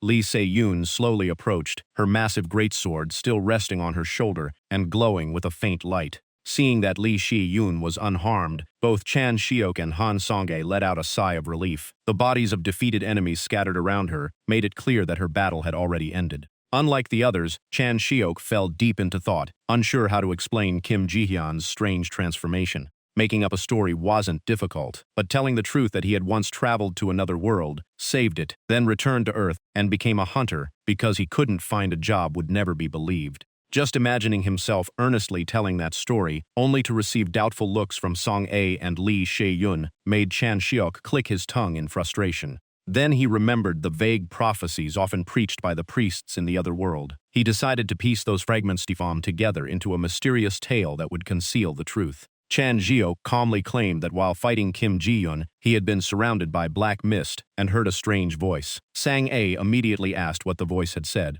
Chan Jiok continued spinning a mystical story about a powerful entity, a warning of an approaching apocalypse, and bizarre visions of a figure cloaked in flames, alongside a black and gold chalice filled with an unknown liquid. Secretly, he was rather pleased with himself, as long as the story sounded mysterious and frightening enough to shift everyone's attention toward the descendants of Donggun. It would do the job.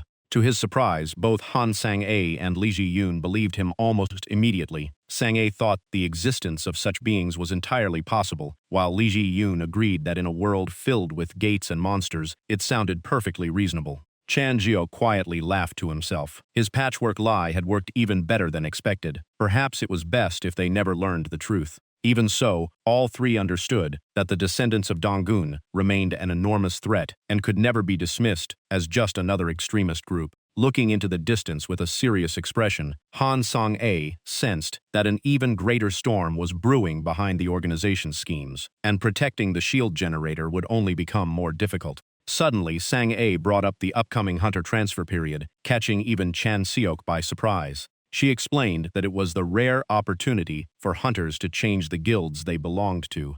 The event also attracted numerous guild representatives and influential figures who gathered to exchange intelligence and discuss important matters. Sang-a suggested using that opportunity to publicly share the story Chan Jiok had just told so everyone could discuss it together. She believed that with Chan Jiok's current reputation, no one would dare ignore his warning if he spoke up. Hearing about his growing fame, Chan Jiok could only blush awkwardly, feeling that being well-known could sometimes be a real nuisance. Jokingly, he said that maybe Yul Seum Hyan, the giant himself, would become such a fan that he'd travel all the way to the United Kingdom just to meet him. After the joke, Chan Shio quickly turned serious again. He stated that this was ultimately his responsibility, and he would handle it himself. At the same time, inside the massive headquarters of the Tibet Hunter Guild, a heavy atmosphere filled the room. A powerful man seated at the highest position coldly demanded that Yoon Seong Hyan explain everything. He was Seong Si-hun, the leader of the Tibet Guild, renowned for his terrifying telekinesis, massive build, and striking red hair.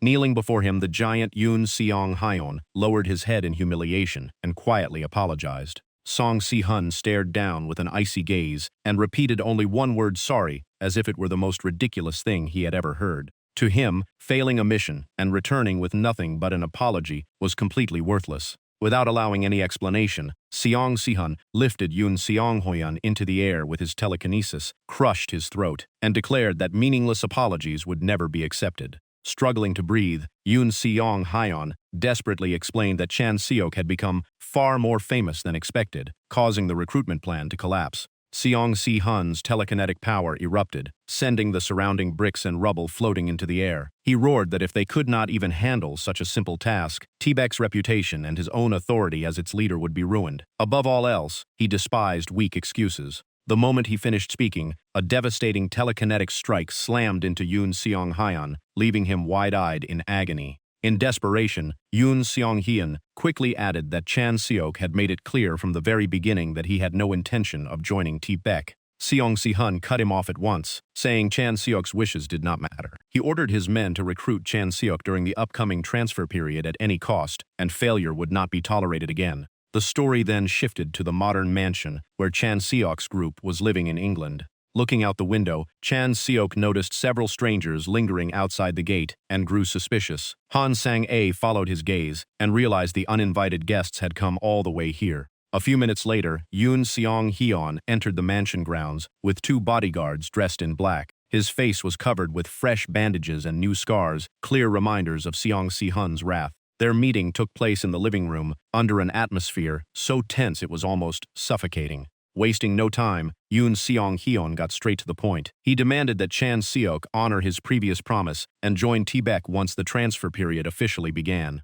Chan Seok remained completely calm. He replied that circumstances had changed, so the previous terms were no longer valid. While flipping through the documents they had brought, Chan Seok bluntly pointed out that the contract proved Tibet had never intended to negotiate in good faith. He continued by analyzing Tibet's structure. Unlike most hunter guilds that functioned as alliances between members, Tibet concentrated all authority in a single individual, Seong Si-hun. That gave the guild tremendous strength, but it also created its greatest weakness. Yoon Seong Hyan immediately confirmed it, stating that Seong Si-hun held absolute authority over the entire guild.